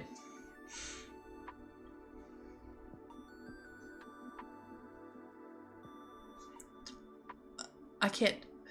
God, the problem is I want to do a scene redraw so bad, I think it has to be a comic, which means I have to dissolve. Goo time. Goo. I'm made of goo, but it's worth it for them.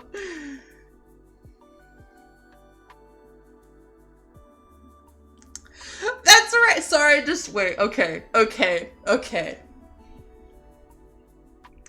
Do I do the scene where they are flirting on the couch and then Amani's mom walks in?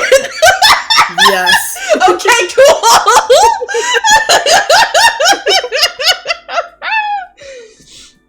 I think what I'm gonna do is I'm gonna draw them.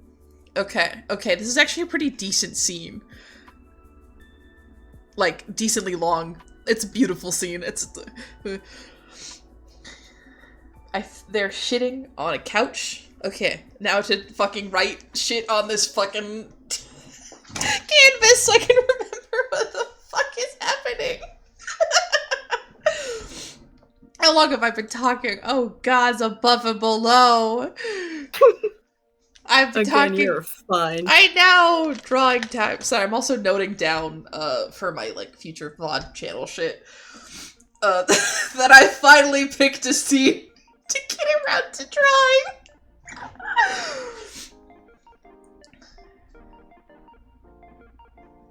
God, I forgot there's the line, who's the man jokes are only funny when lesbians tell them, which is true.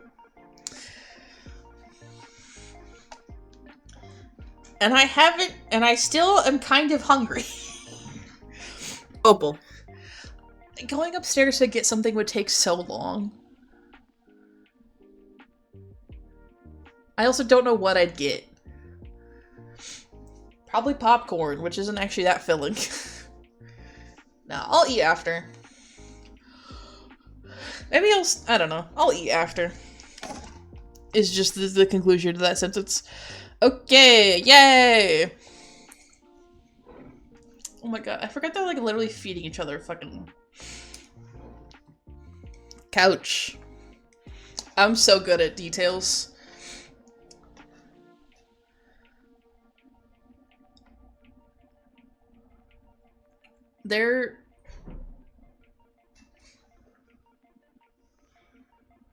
Hello? I just heard a sound behind me. Sorry, I heard like a thunk. Okay. So.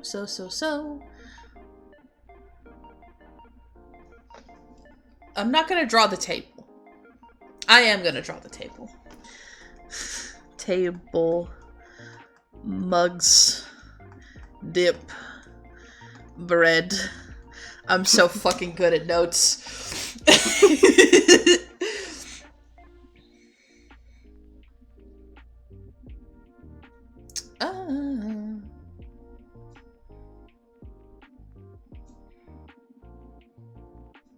Oh, I forgot. Sorry. If you could, Amani-sai. If you could, Amani-sai takes the thing that Alex is holding. I'll go set up, and it's almost an instinct at this point to give Alex a kiss on the temple before she lets her go. Don't be too long? Alex snorts. I'm only going upstairs, dork. Amani blinks, realizing what she'd done, then shrugs, smiling. Then you shouldn't be gone too long. I love them. And then they look at their pagers and it's like...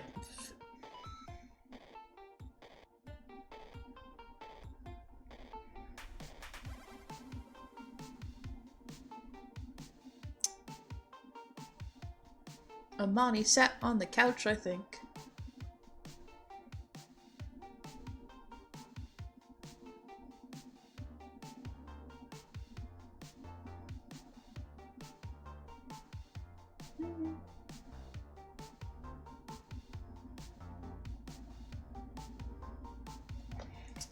Yeah, no, this is definitely Amani holding Alex. I have to make sure I know where everybody is. They have pagers because it's the 90s.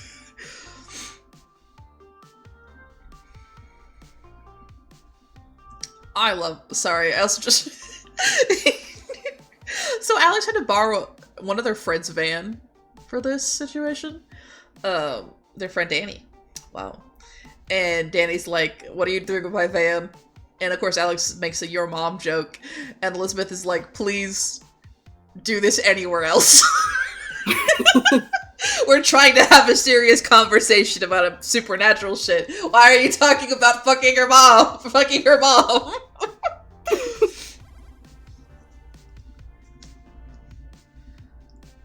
I need to make sure. The main thing I need to make sure is that I know where the fucking body's hands are.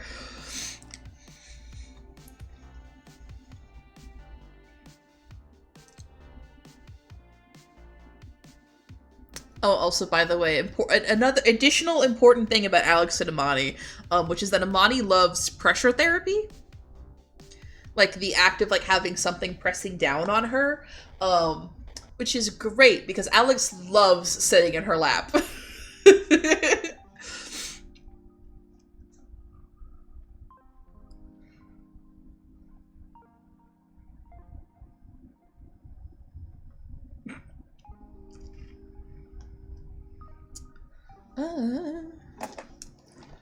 Potentially hands under shirt? This is where they're at right now, but I'm not to the part I actually want to draw yet.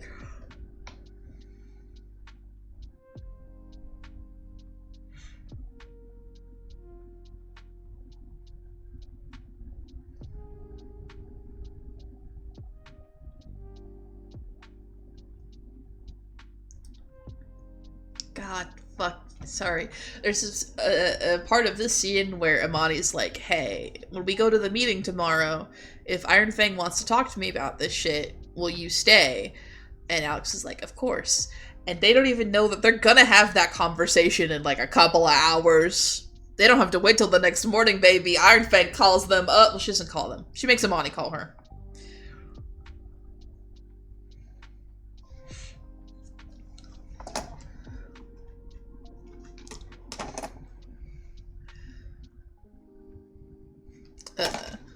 And then one of Alex's hands on Imani's.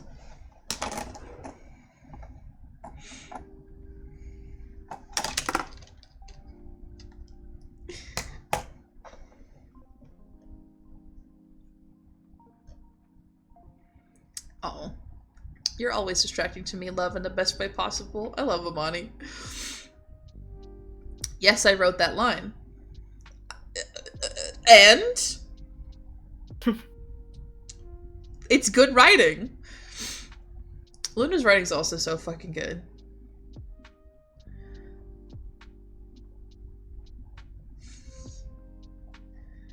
Oh, but when we tell you you have good writing.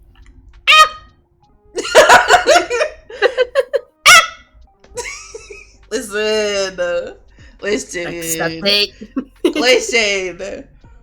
I've been accepting it. But only because I've been writing for 14 goddamn years. And at this point, I feel like it's allowed.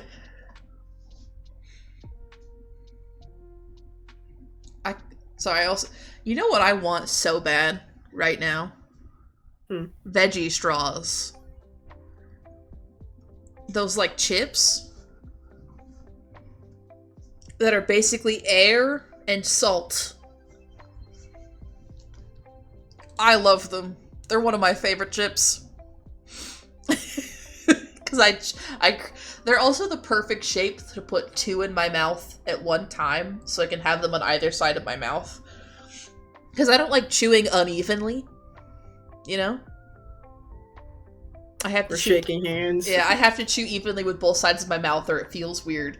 And so the veggie straws are the perfect shape to have one on each side of my molars to crunch down and then immediately have salt mush in my mouth. I love them. I need to get just like a big fuck off bag of them and keep them down here.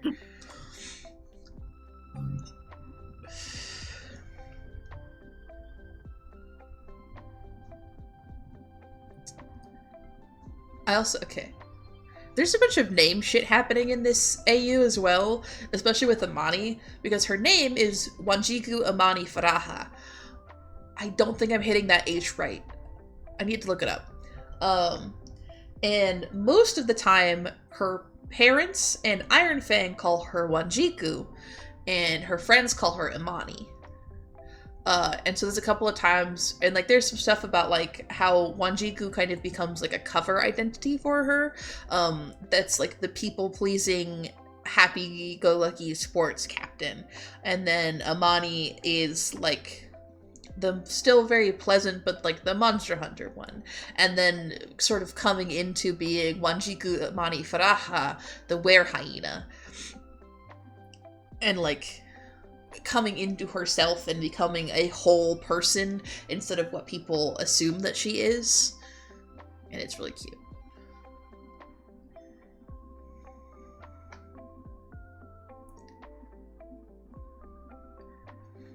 I'm trying to make sure that no one turns over.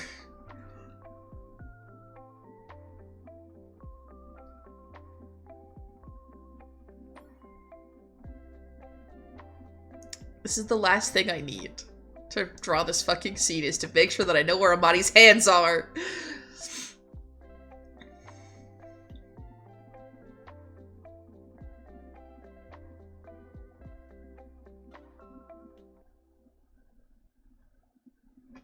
I forgot that. Sorry, there's a comment for one of my friends that just says, I hate teenagers. In a very affectionate way, but... Okay. No. They do. Okay, I fucking thought so. Alex moves right as this is happening. Actually, I'm gonna put that back and just write more, which is... That's my pencil. Alex straddles Imani.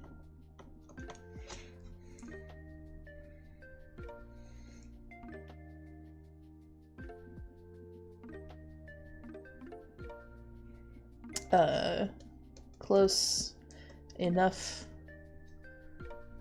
to kiss. You can see where this is going, right?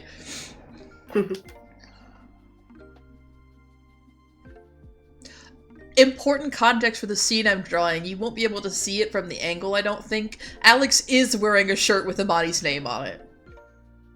Oh, yeah. Because their clothes were soaked and gross and sweaty. And so they go have a shower, and then Amani lets Alex borrow some of her clothes. And one of them is a shirt that they had written on for a Valentine's event that one of her teams did, that says her name across it. Amani has like a, calling it a possessive streak. It's a kind of possessive. Because they are poly. Like, they are polyamorous. But Amani's very possessive of Alex in, like, a very protective way. Like, Alex can go out and do whatever. But, like, if you hurt her feelings, Amani will come get you. And also she thinks mine a lot. Like, mine. She loves her.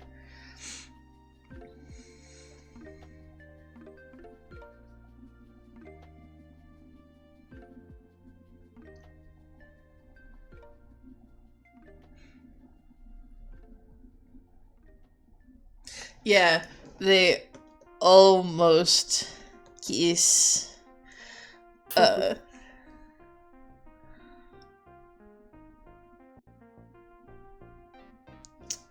Yeah, and then dawn arrival.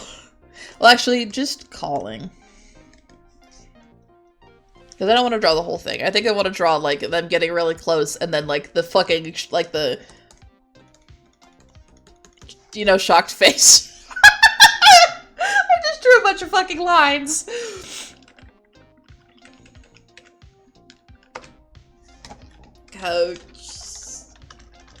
Coach scenery draw.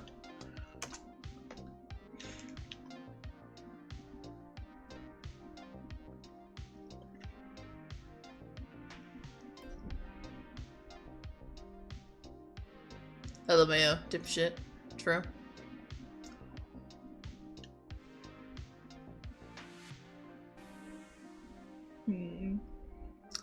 I think I'm gonna do...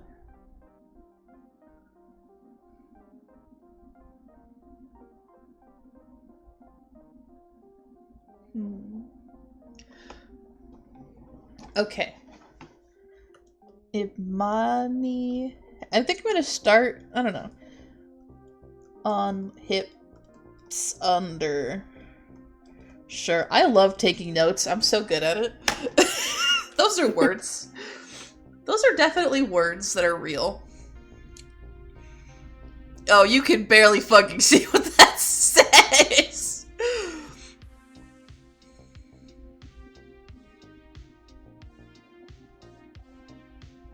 I also love how it's like tilting towards one way. Yeah. It's because of the angle I'm sitting at. And also, my handwriting tends to do that anyways. Whenever I'm writing on, like, a blank piece of paper, like, my handwriting just starts going, like, I'll be like, here's a line, and here's another line, and here's this line, and here's this line, and I'll try to fix it, and here's this line. It's often because I'm very usually, like, if a piece of paper is, like, this, I'm writing from this angle. Like, I very frequently, like, I've written a lot where, like, I'll have, like, a notebook, right? And I'll lay here and look at it this way. And so sometimes my handwriting will start tipping. Oh, look at the letter you wrote me. Did I do it in the letter? Well, that had lines. No, I'm joking. I'm joking. To be fair, there were lines on that paper. Yeah. I can say if I have guidelines, I don't do it. But when I'm like, or like if you've ever seen like me drawing from a physical sketch, I very frequently have to pull and tilt, like realign the drawings because they also start to, I'll like draw like a head, and then I'll draw shoulders, and then it'll start going like this. And it's still kind of visible when I do digital art. But it's not as bad. I just tilt like that, I don't know.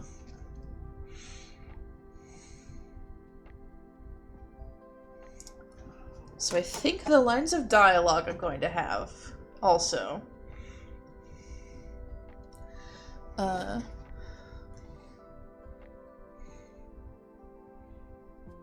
Oh, foreheads. Pressed together.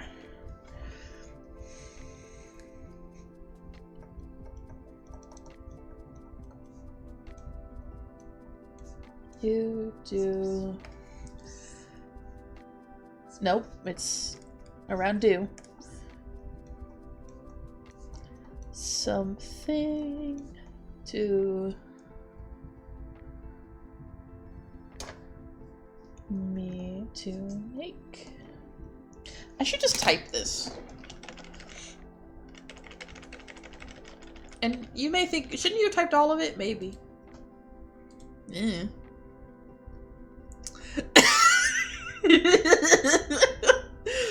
Listen, when you're in the zone, you're locked in. True. Also, everyone thinks Iron Fang is hot.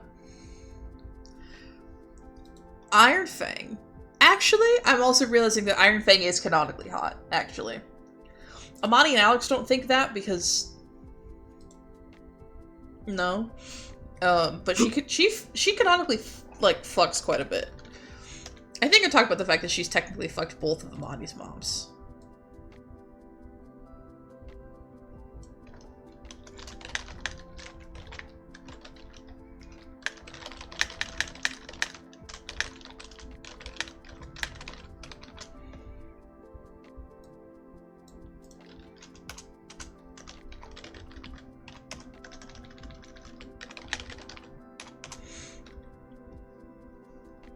The problem is that there's so much fucking dialogue, or there's so much, like, text and only some of it's dialogue.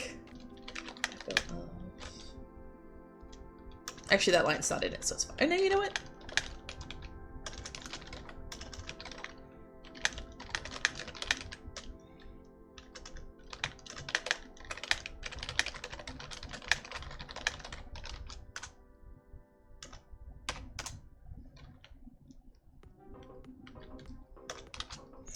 I'm copying it.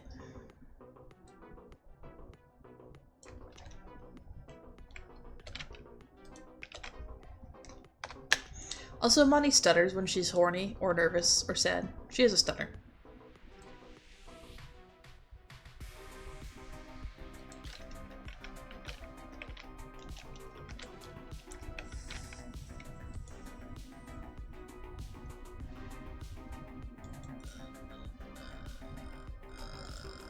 Sorry, I did something I didn't mean to do and I...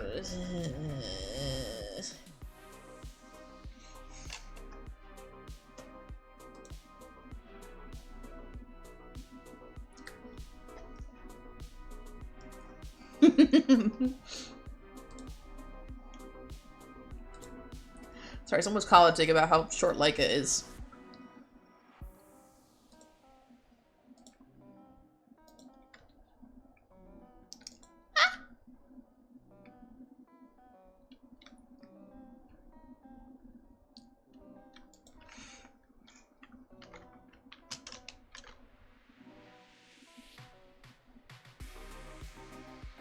I have to type 10,000 exclamation points, sorry.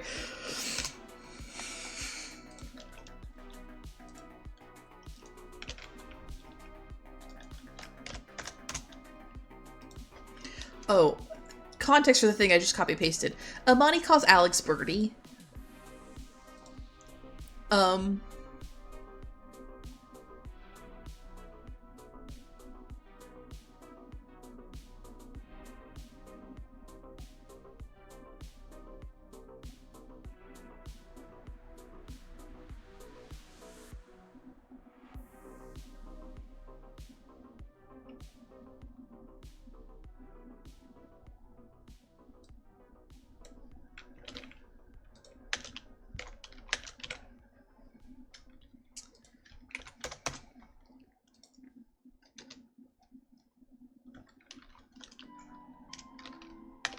case, maybe you should bite me again.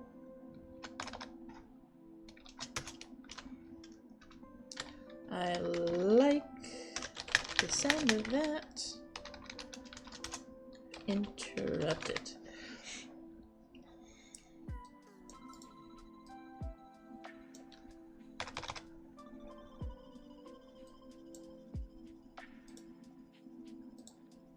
I'm so good at fucking typing.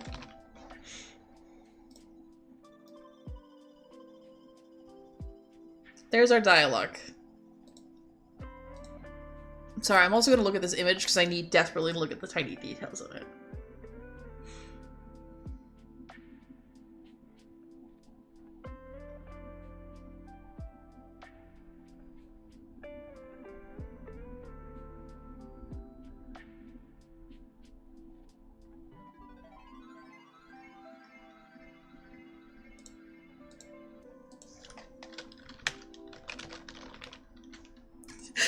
Jack out here saying, this is good, like it's not fucking beautiful.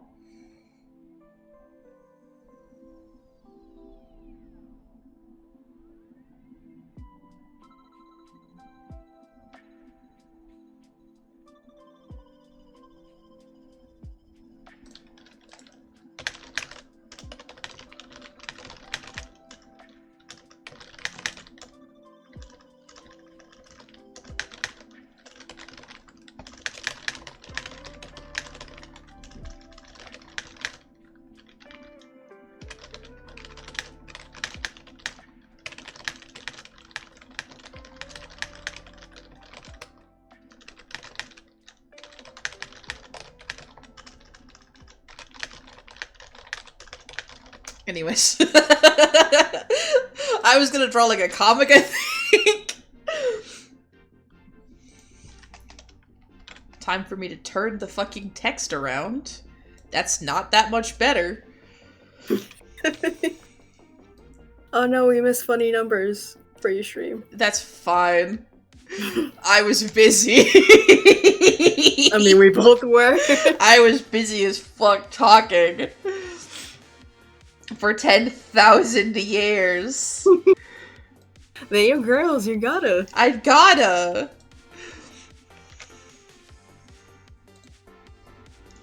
And then Jack's out here doing some good ass art. Like, they're not fucking. Ah! You know? I haven't even drawn anything! Okay.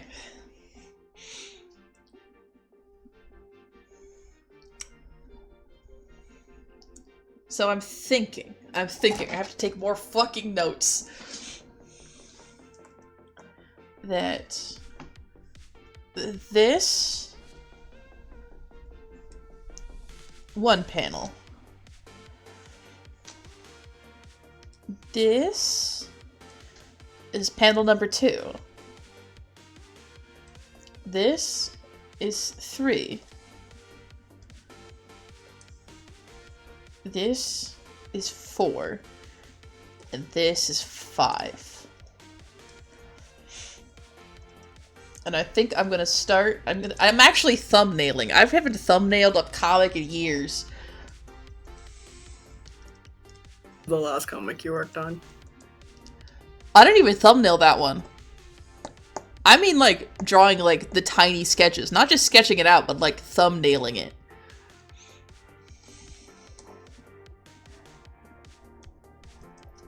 I'm not usually very good at thumbnailing is the thing. But I feel like I need it to make sure that I have the dialogue right. Couch.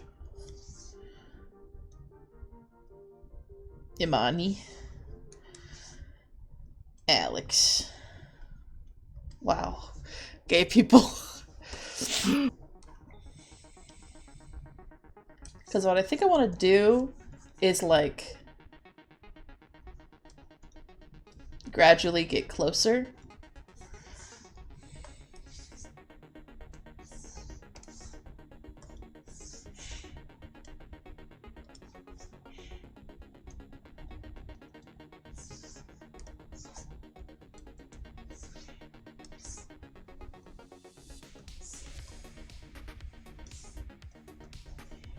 Like that.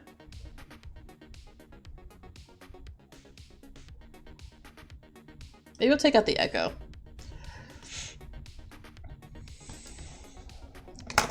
A message on my phone? It's Johnny going live. Well, the gives someone to raid into when I'm done. Whenever that is.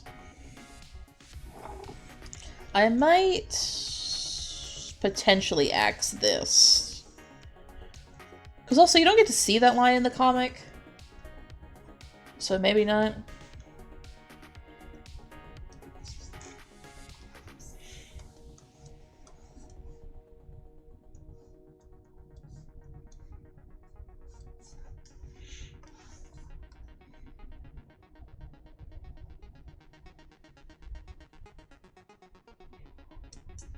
Actually, I think I'm gonna make the third one. I should move these thumbnails actually, so I can see the dialogue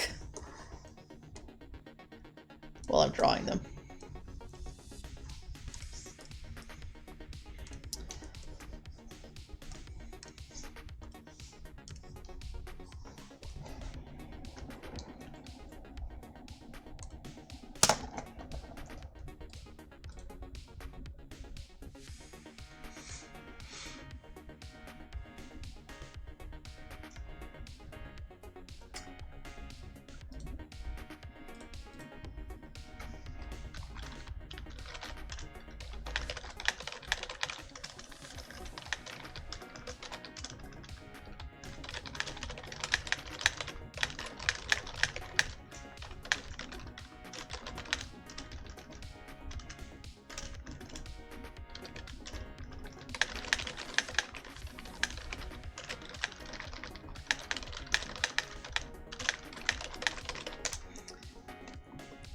So I'm looking at some art, and I realized there was a detail in it that I really, really liked that I wanted to mention to my friend.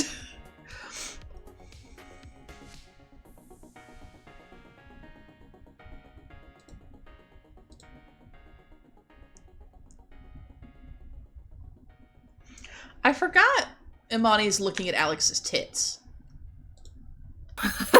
in this scene. And that's not a bit.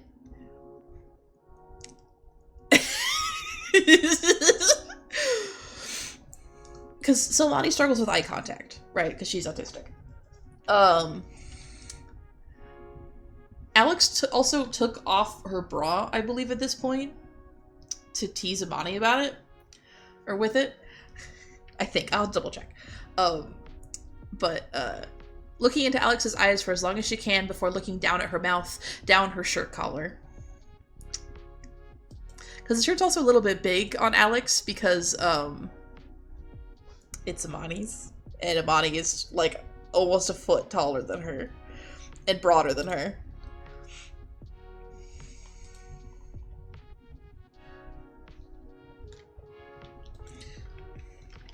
But actually, the fact that she looks down her shirt is extremely helpful for me. Because it means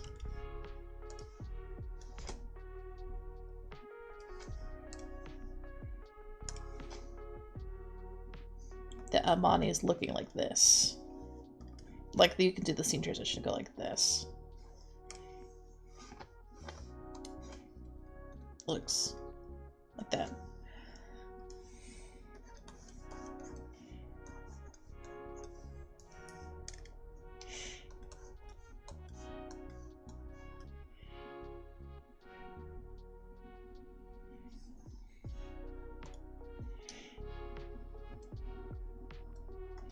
Are they getting bigger in proportion to the couch? Don't worry about it.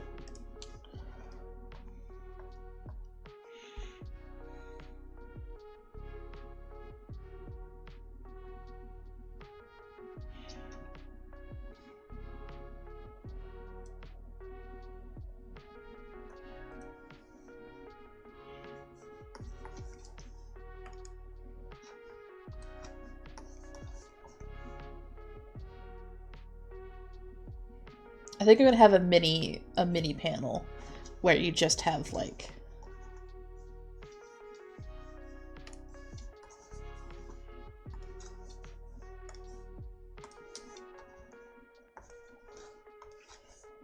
I love thumbnails. They look so fucking stupid.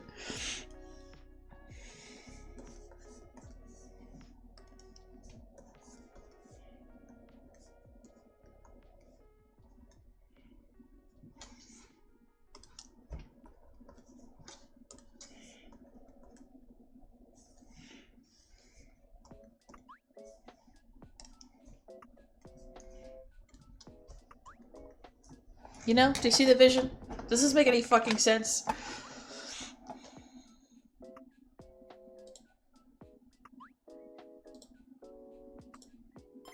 I've opened it a second time.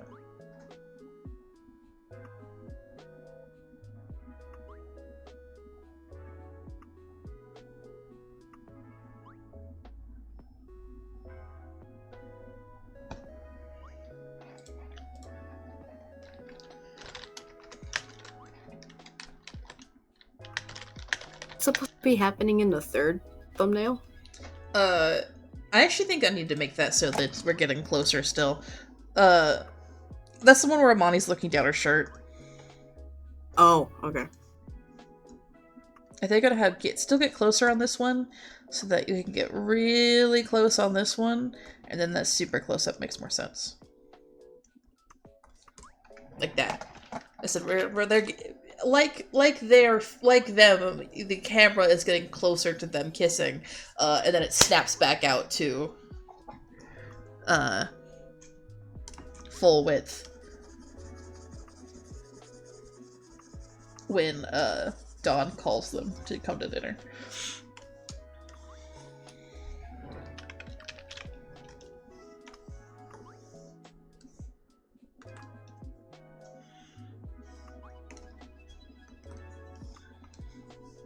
There we go.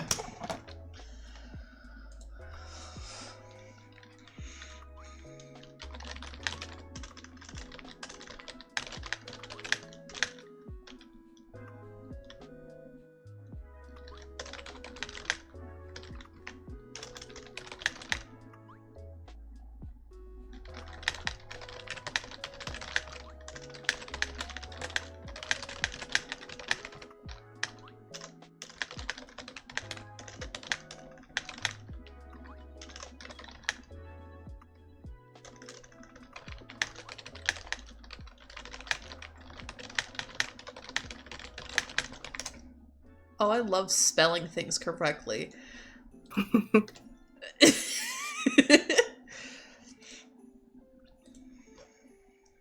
Never heard of them. Never heard of them. Never done fuck or shit. Carson City. Okay.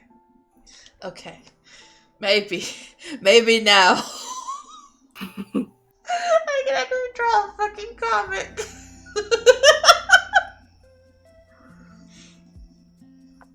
Goes insane. I had a thought. I don't know what it was. I might just be hungry still. But I don't know when. Snack break. Like I said, it would take so long. I guess it doesn't really matter at this point.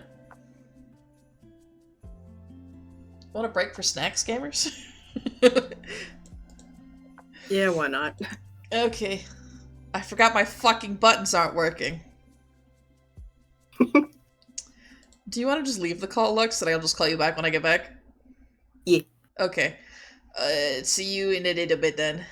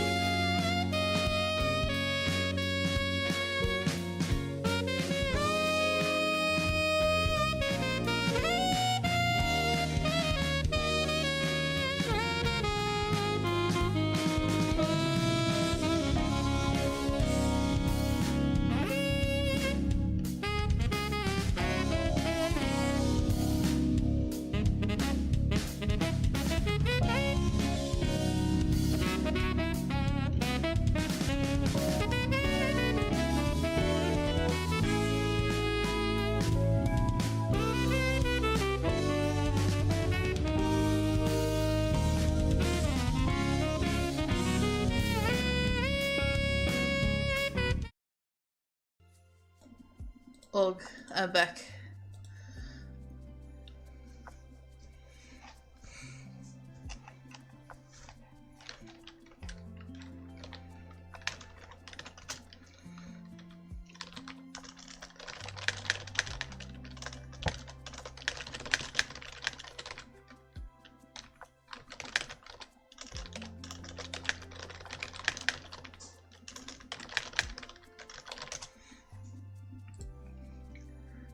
I leave it to ranking.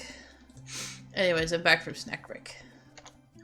I also realized that I have to go find out what the fuck Amani is wearing, and also what Alex's pants look like. So I get to go find the shower scenes.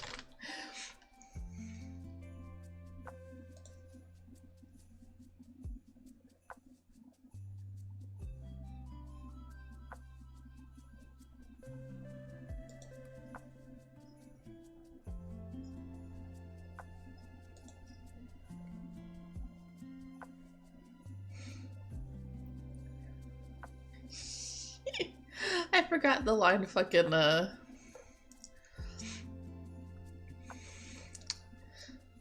So Amani gives her a kiss on the cheek at one point, and Alex rubs the spot Amani kissed, face a little warm. Hello again. Hello. Well, I got snacks. I actually still have them to eat. I haven't eaten my snacks, but that's okay. But I realized, as I had just told chat, I don't remember what they're wearing. So I have to go find that scene that talks about them getting out of the shower. Or possibly going into the shower. I don't remember when they talk about it. So at some point around the shower scene, they get into, or I got into what clothes Amani picked out for both of them. And I forgot about an absolutely beautiful line in this fucking scene, which is, Alex rubs a spot Amani kissed, face a little warm. She just railed you in the shower and you're blushing from a kiss? God, how far from grace you've fallen, Aridi. Which is fucking hilarious to me. Like, wow, okay. That's what's gonna make you blush? Bitch. It's just very silly. It makes me laugh. I just peeled that one. I don't know if my... I was gonna say, I don't know if my mic picked it up, but when you said she railed you in the shower, I let out the ugliest snort. She did. To be fair, they did fuck in the shower.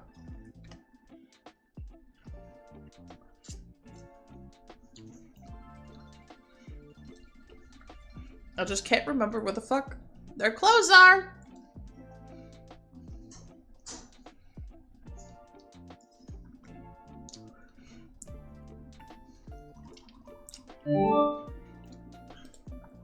Did you string cheese?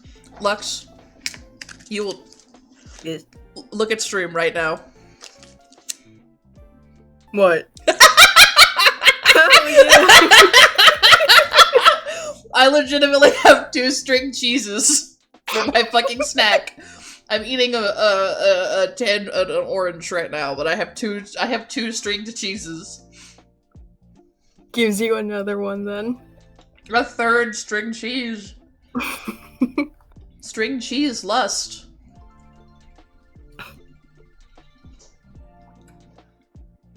Okay. I think I'm almost to the part where I talk about the clothes.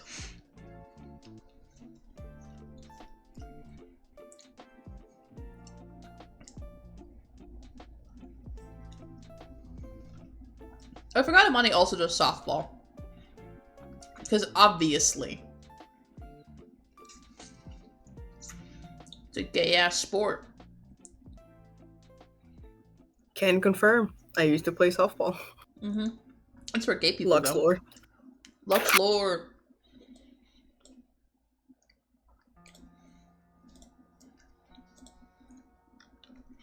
Why is the text so goddamn small?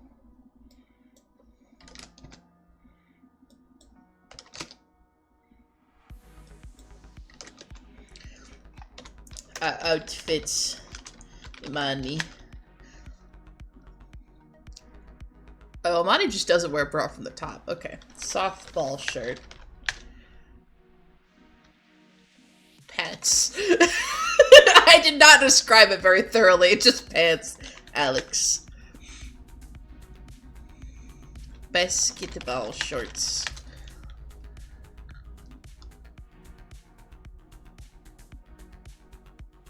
T-shirt with one jiku on it in looping text. You won't even be able to see the fucking text on Alex's shirt, I don't think. Like one colored line. True. Especially because Alex is wearing a sports bra, so like her tits are kind of contained. I'm gonna eat one of my stringed cheeses.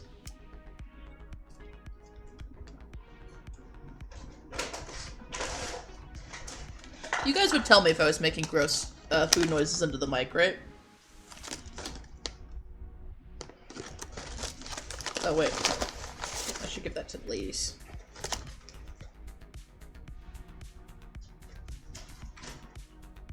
Hello?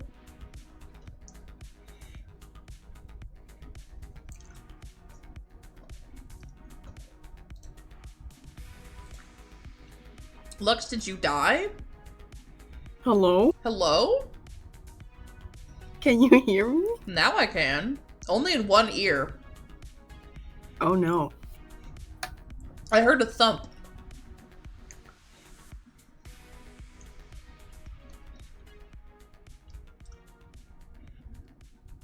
Or more like a thunk.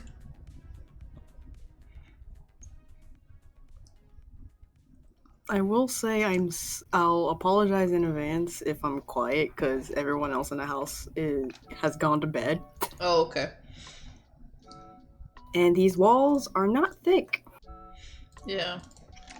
Notes and thumbs. Sketches.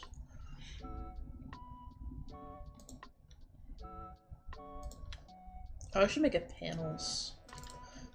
Panels. I think I want the panels to all be the same size. That's like the boring way to do comics, but I don't want to experiment with shit when I'm already doing like a thing I don't normally do.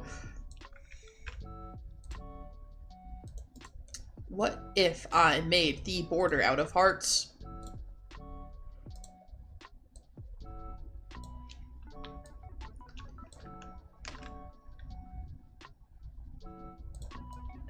Is that cute? Yes. Hell yeah, then. I think I might need to make a second border that's like a normal color underneath, but...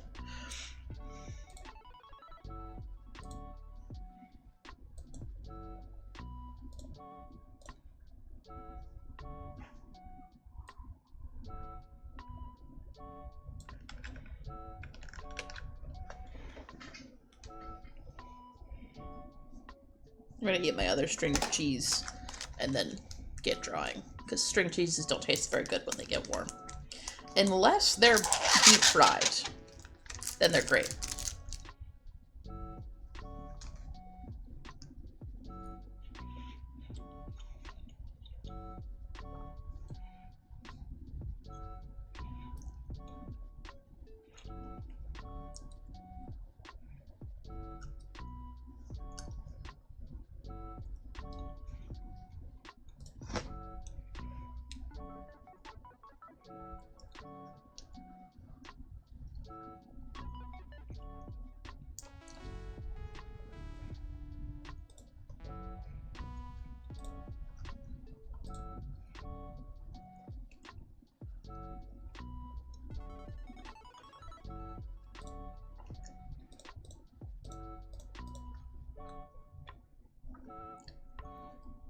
Bitches be typing in the group chat.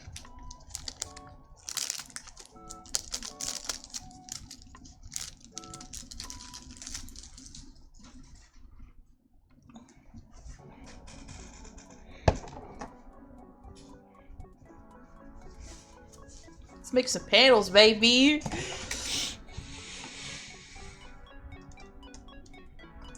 want it the same dimensions as the heart one.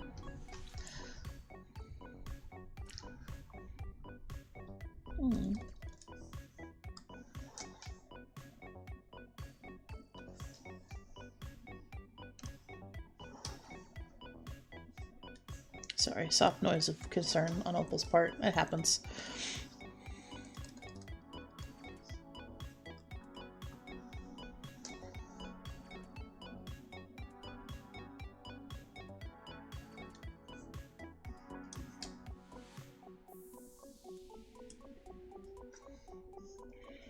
How do we like that, gamers?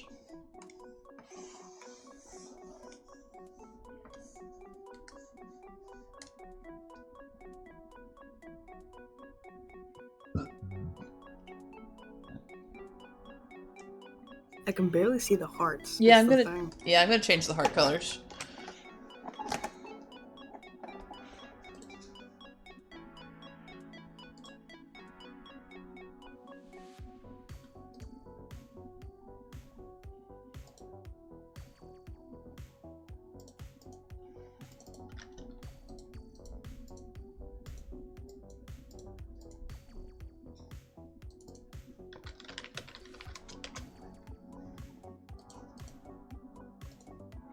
This is a draft layer.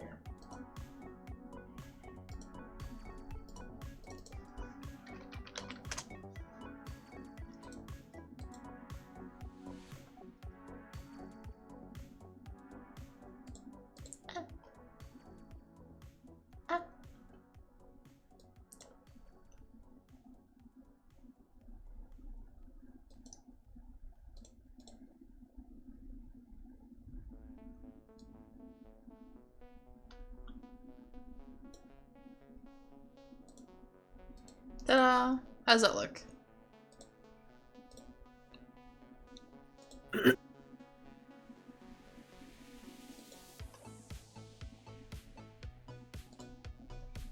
Or is that too much? Should I dim the hearts a little bit? Bobby with it? Hell yeah. I'm gonna dim the hearts just a little bit to get a comparison. That's a little bit dimmer, but not quite as dark as before.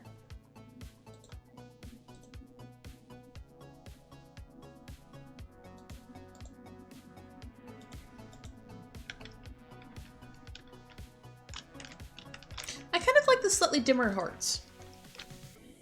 I think they're cute.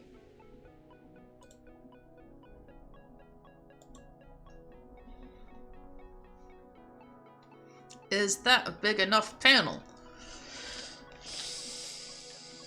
I tend to draw kind of big, is the only problem.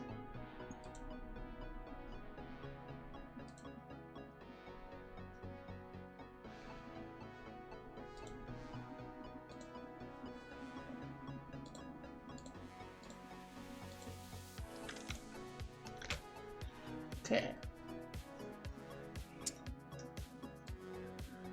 Oh boy, gamers. Okay. There's two of them, side by side. I'm thinking, do the 4 like this, and then do the one, the surprise one flatter. And like under them.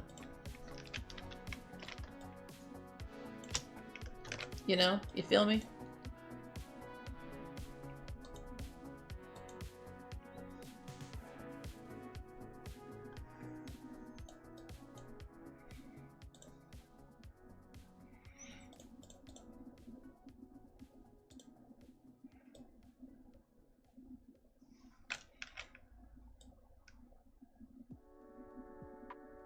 Like this.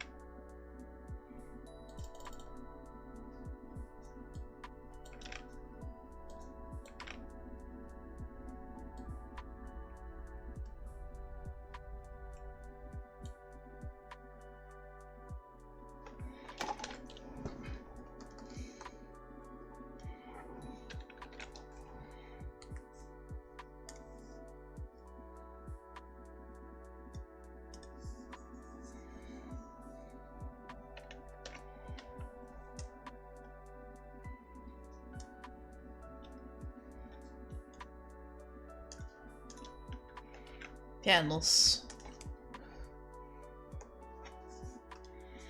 Panels.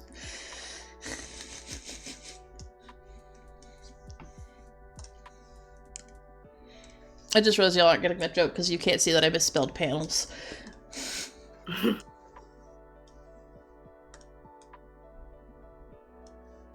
Okay. Panels. Now, can I draw a comic inside of them?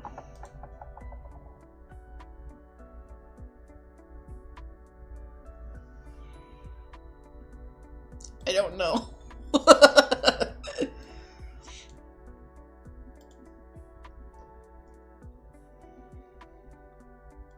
I kind of want to eat my orange first.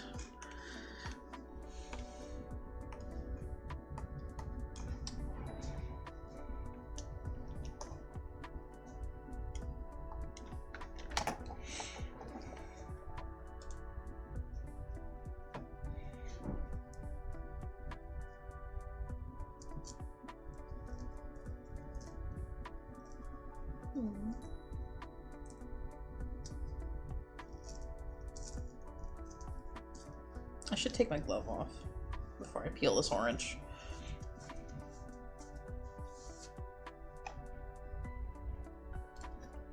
Sorry about the fucking this stripe is all over the fucking place. Quite frankly.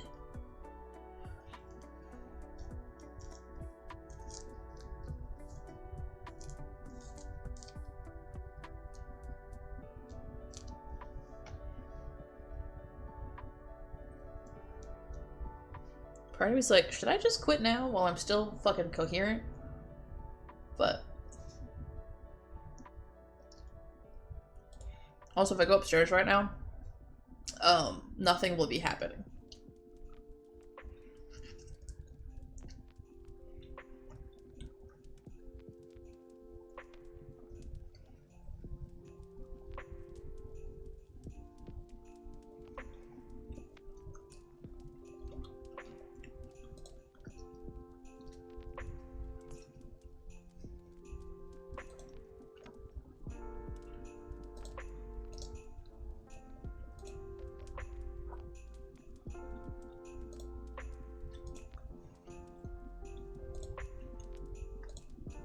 Wow.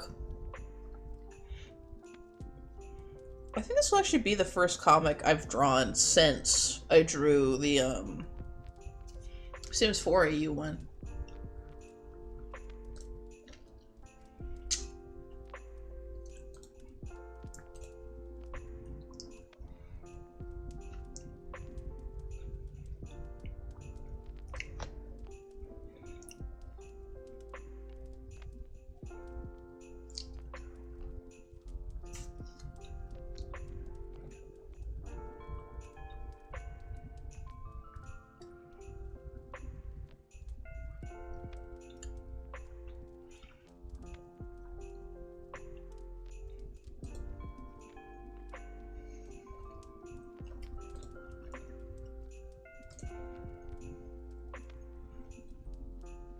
Do y'all want to know a fun fact?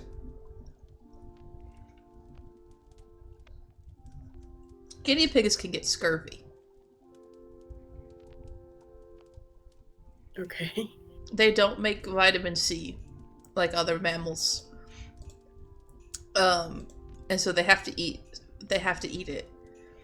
So whenever I eat oranges and shit, I give the peels to the ladies so they do not get scurvy. Hell yeah.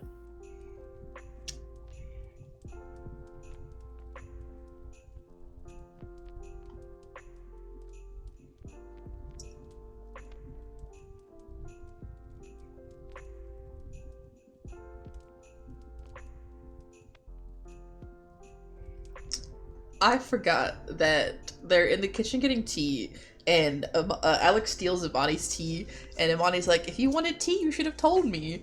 But in the middle, Alex tells a joke, and it makes Imani laugh, and so she gives her a kiss. And it's so cute. And also, they do this in the kitchen while Monty's moms are there, and so our moms are like, "Aw."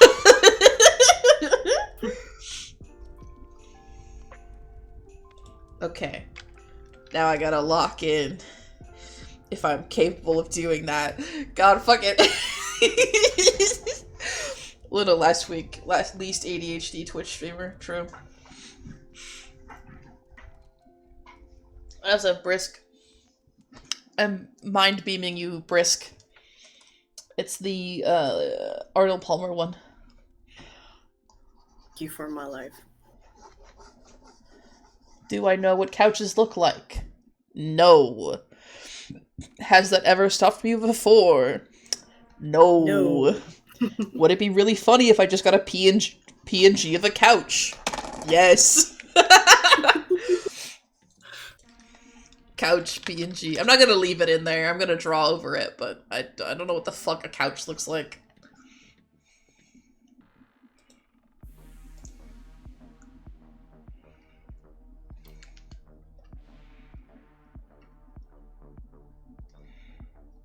I just want like a normal couch. Yeah, sure, that's a normal couch.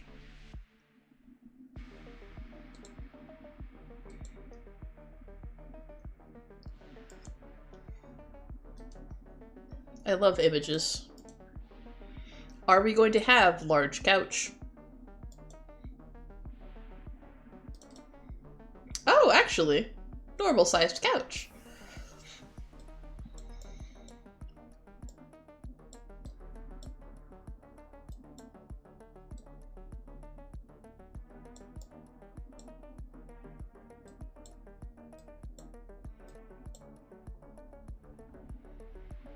My couch was approximately the right size. Ooh, it's the ghost of a couch.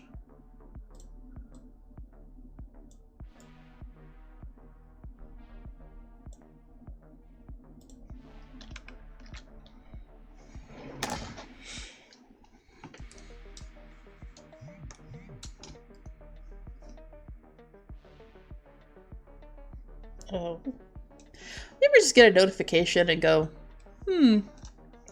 no, I'm good. Yeah. I just got like a fucking Instagram notification that was like trending, and I'm like, no, I'm good. I don't want to see that. Like the trending topic was like, I don't know. I just saw a brief glimpse of it and went, no, I'm good.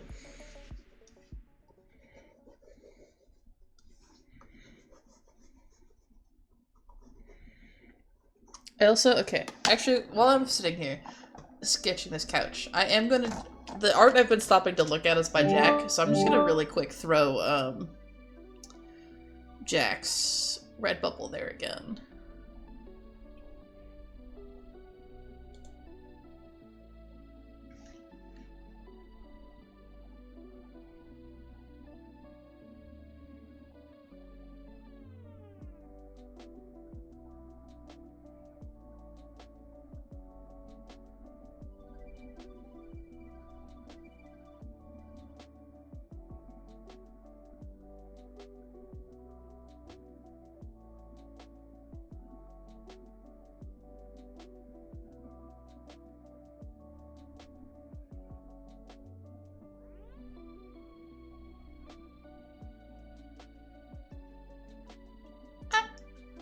I'm just reading. I keep getting distracted. I keep being like, I should reread.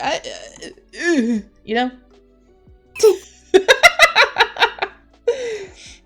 I think my brain stopped working, guys. I think at some point during this stream I stopped working.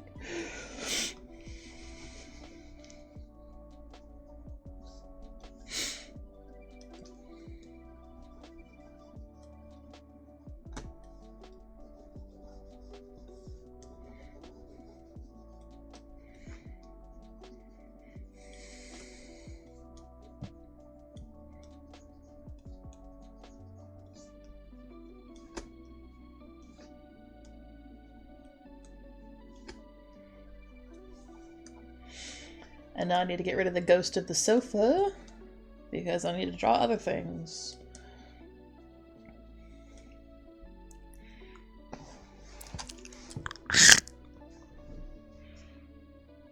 Was that too close to the microphone?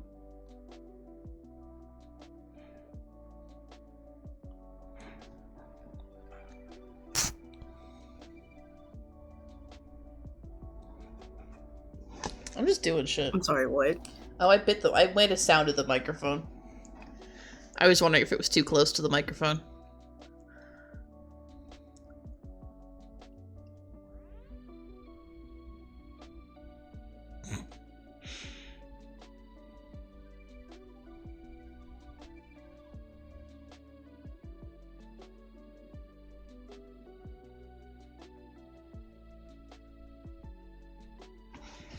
I'm just keep getting distracted. I drew that whole thing on the wrong goddamn layer! Fuck! Select, copy, paste. Literally. But it means I have to go in and fucking make sure that I have the panels edited too.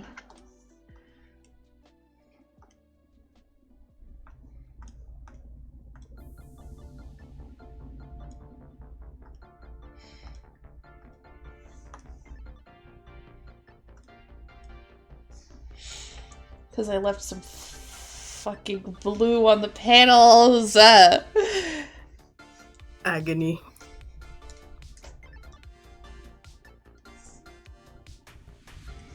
From the goddamn couch. Too fucking distracted. Hey, I'm walking here.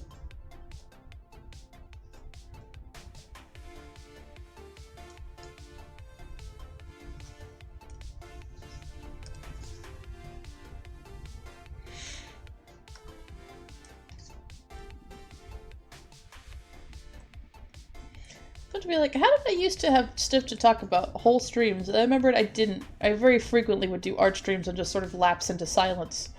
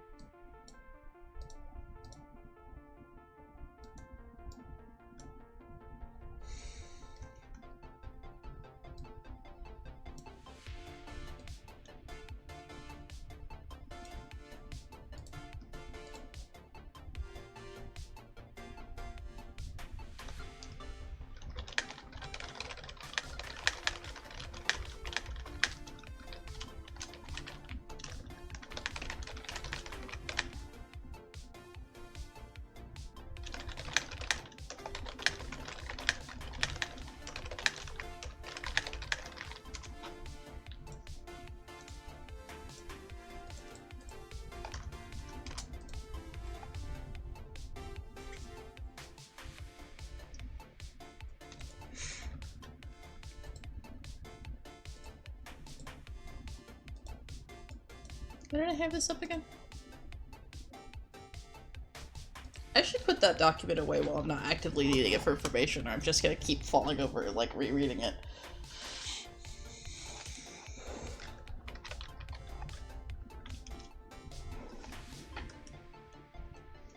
Okay.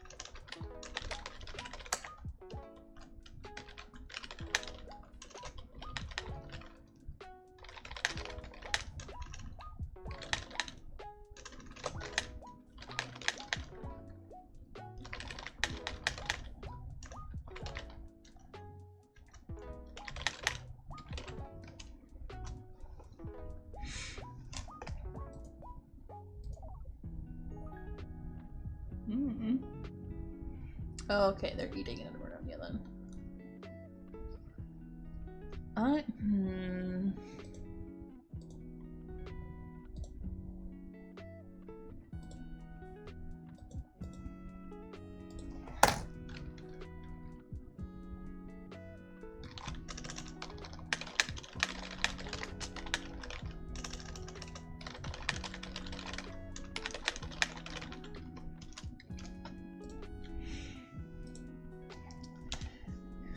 Gamers, 5 hours might be my limit.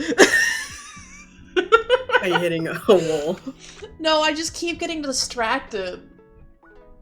Like, I feel like I can't focus. Not in, like, the normal way, but, like, actively, like, I keep pulling away from the task I'm doing to do other shit.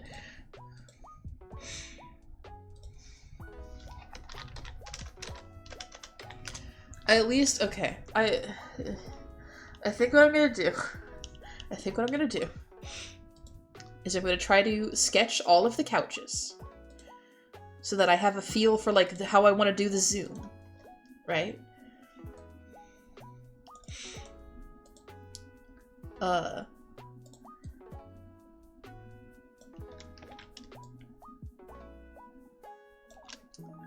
Zoom in on the couch. And then, except I can't do that because it,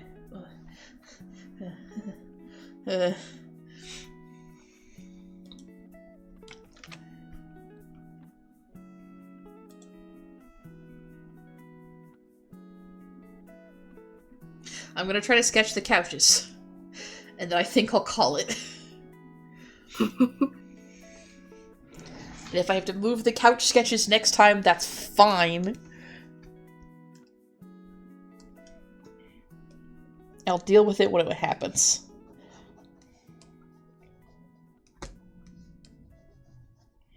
Because also it sounds like maybe we're not eating a communal dinner, which means I have to go feed myself real food. Which is difficult. On account of I don't like making real food only for myself. I much prefer cooking for other people. Does anyone else ever have that? Like, the idea of, like, making yourself a meal is, like, exhausting. But if someone's like, you need to make dinner for, like, the household, you're like, hell yeah, I can do that. Why was there a thump upstairs?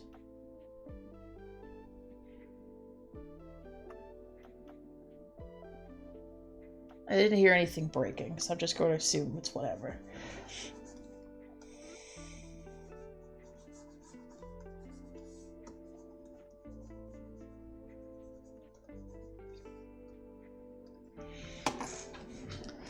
We've zoomed in on the couch.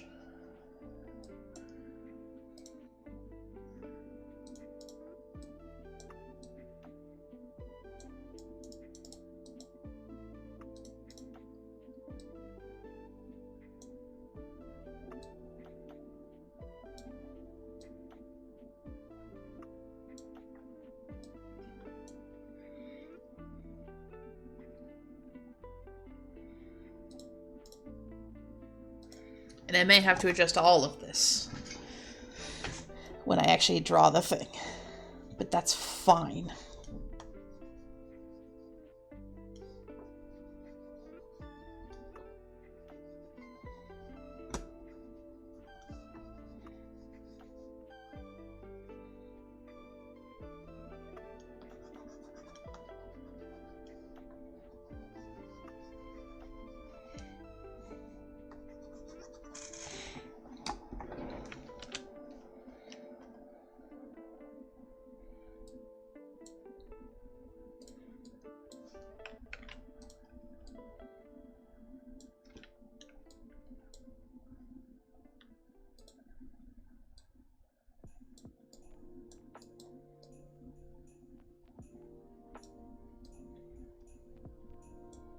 I feel like in this one you're not even really seeing the couch.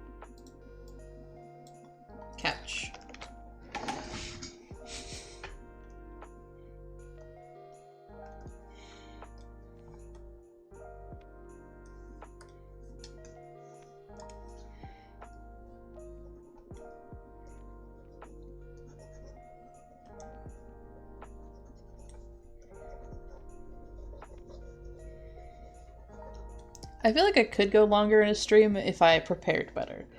But I think right now, when like I started later than I meant to, and I'm kind of disoriented, uh, and I'm hungry still a little bit because I need to eat real food and not a series of snacks.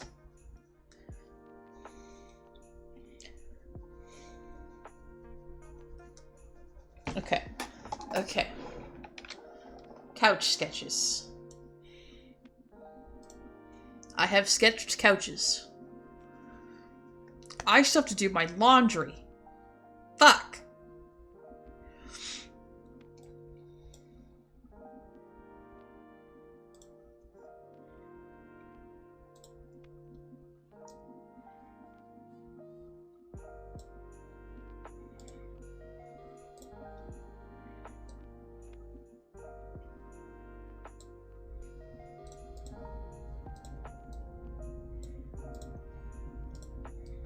Okay, sorry, I'm also like condensing this file a little bit. There we go. I'm not gonna need this top part eventually, but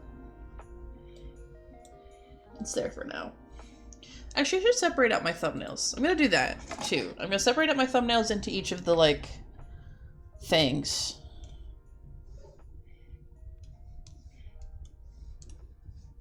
So that I know like what I'm doing. And maybe pull the dialogue to the top of each box or something.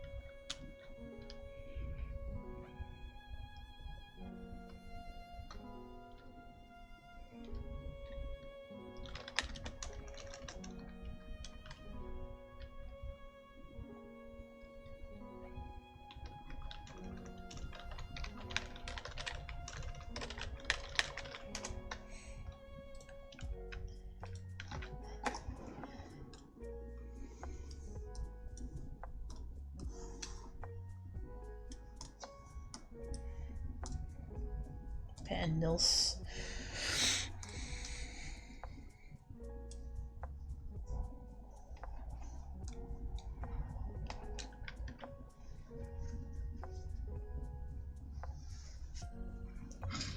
Okay. Okay. Okay. Okay. Why did my expression change? Okay. Okay. Okay.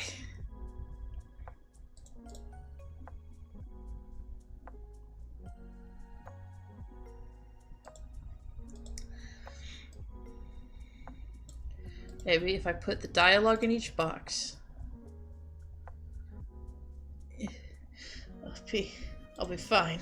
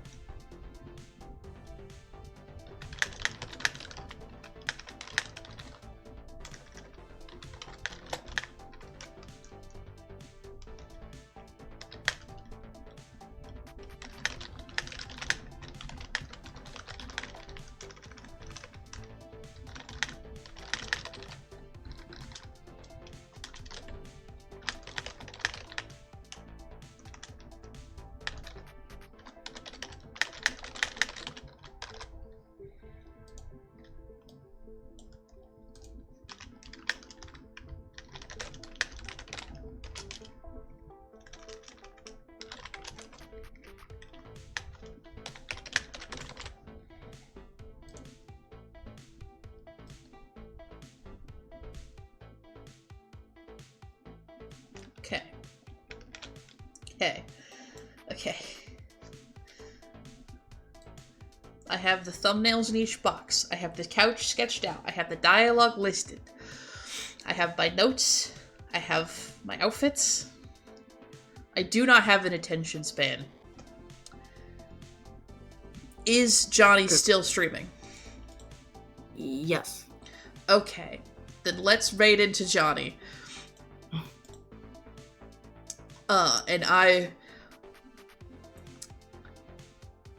will do something. Probably go eat something, honestly.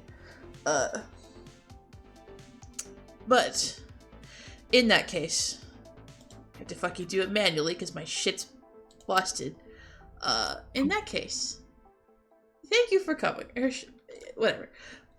Glad to have you here. Sorry I started later than I meant to. I was supposed to get up at 9 today to let a guy into our house, the bold man. And then he didn't come, and so I went, gotta go back to sleep. And that was the devil. Who told me that. And so I woke up late, and then Luna and I went to a little mart because I was craving juice, and we didn't have juice. And then I got back, and I was like, I need to eat something, and so I ate 2 baked potatoes. Actually, I ate baked potatoes before we left, but I ate 2 baked potatoes. And by baked, I mean microwaved. I baked 2 potatoes in the microwave and ate them with butter, salt, pepper, and cheese, because that's how you eat a baked potato. Is it one of those conventional microwave/oven things? It's just a microwave. Oh, no. It's just a microwave. If you put a potato in the microwave for like 10 minutes, it's cooked. It's not as good. You can't oil and salt it. But goddamn, good enough. If it's not a baked potato, if it's not a cooked potato, I turn them into fucking mashed potatoes anyways when I eat baked potatoes. Thanks for sticking with me. Sorry, my fucking attention span was busted. Thank you, Lux, for joining me. I'll probably let you go before the raid, because probably the second after, enough time passes after the raid, I'm gonna dip. Yeah, that's fine. So thank you, Lux, for coming. I'm gonna hang up the call. I'll see you around. Bye. Bye.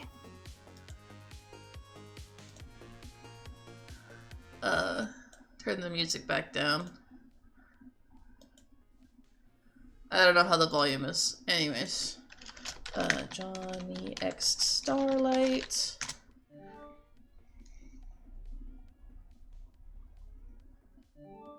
I did it again.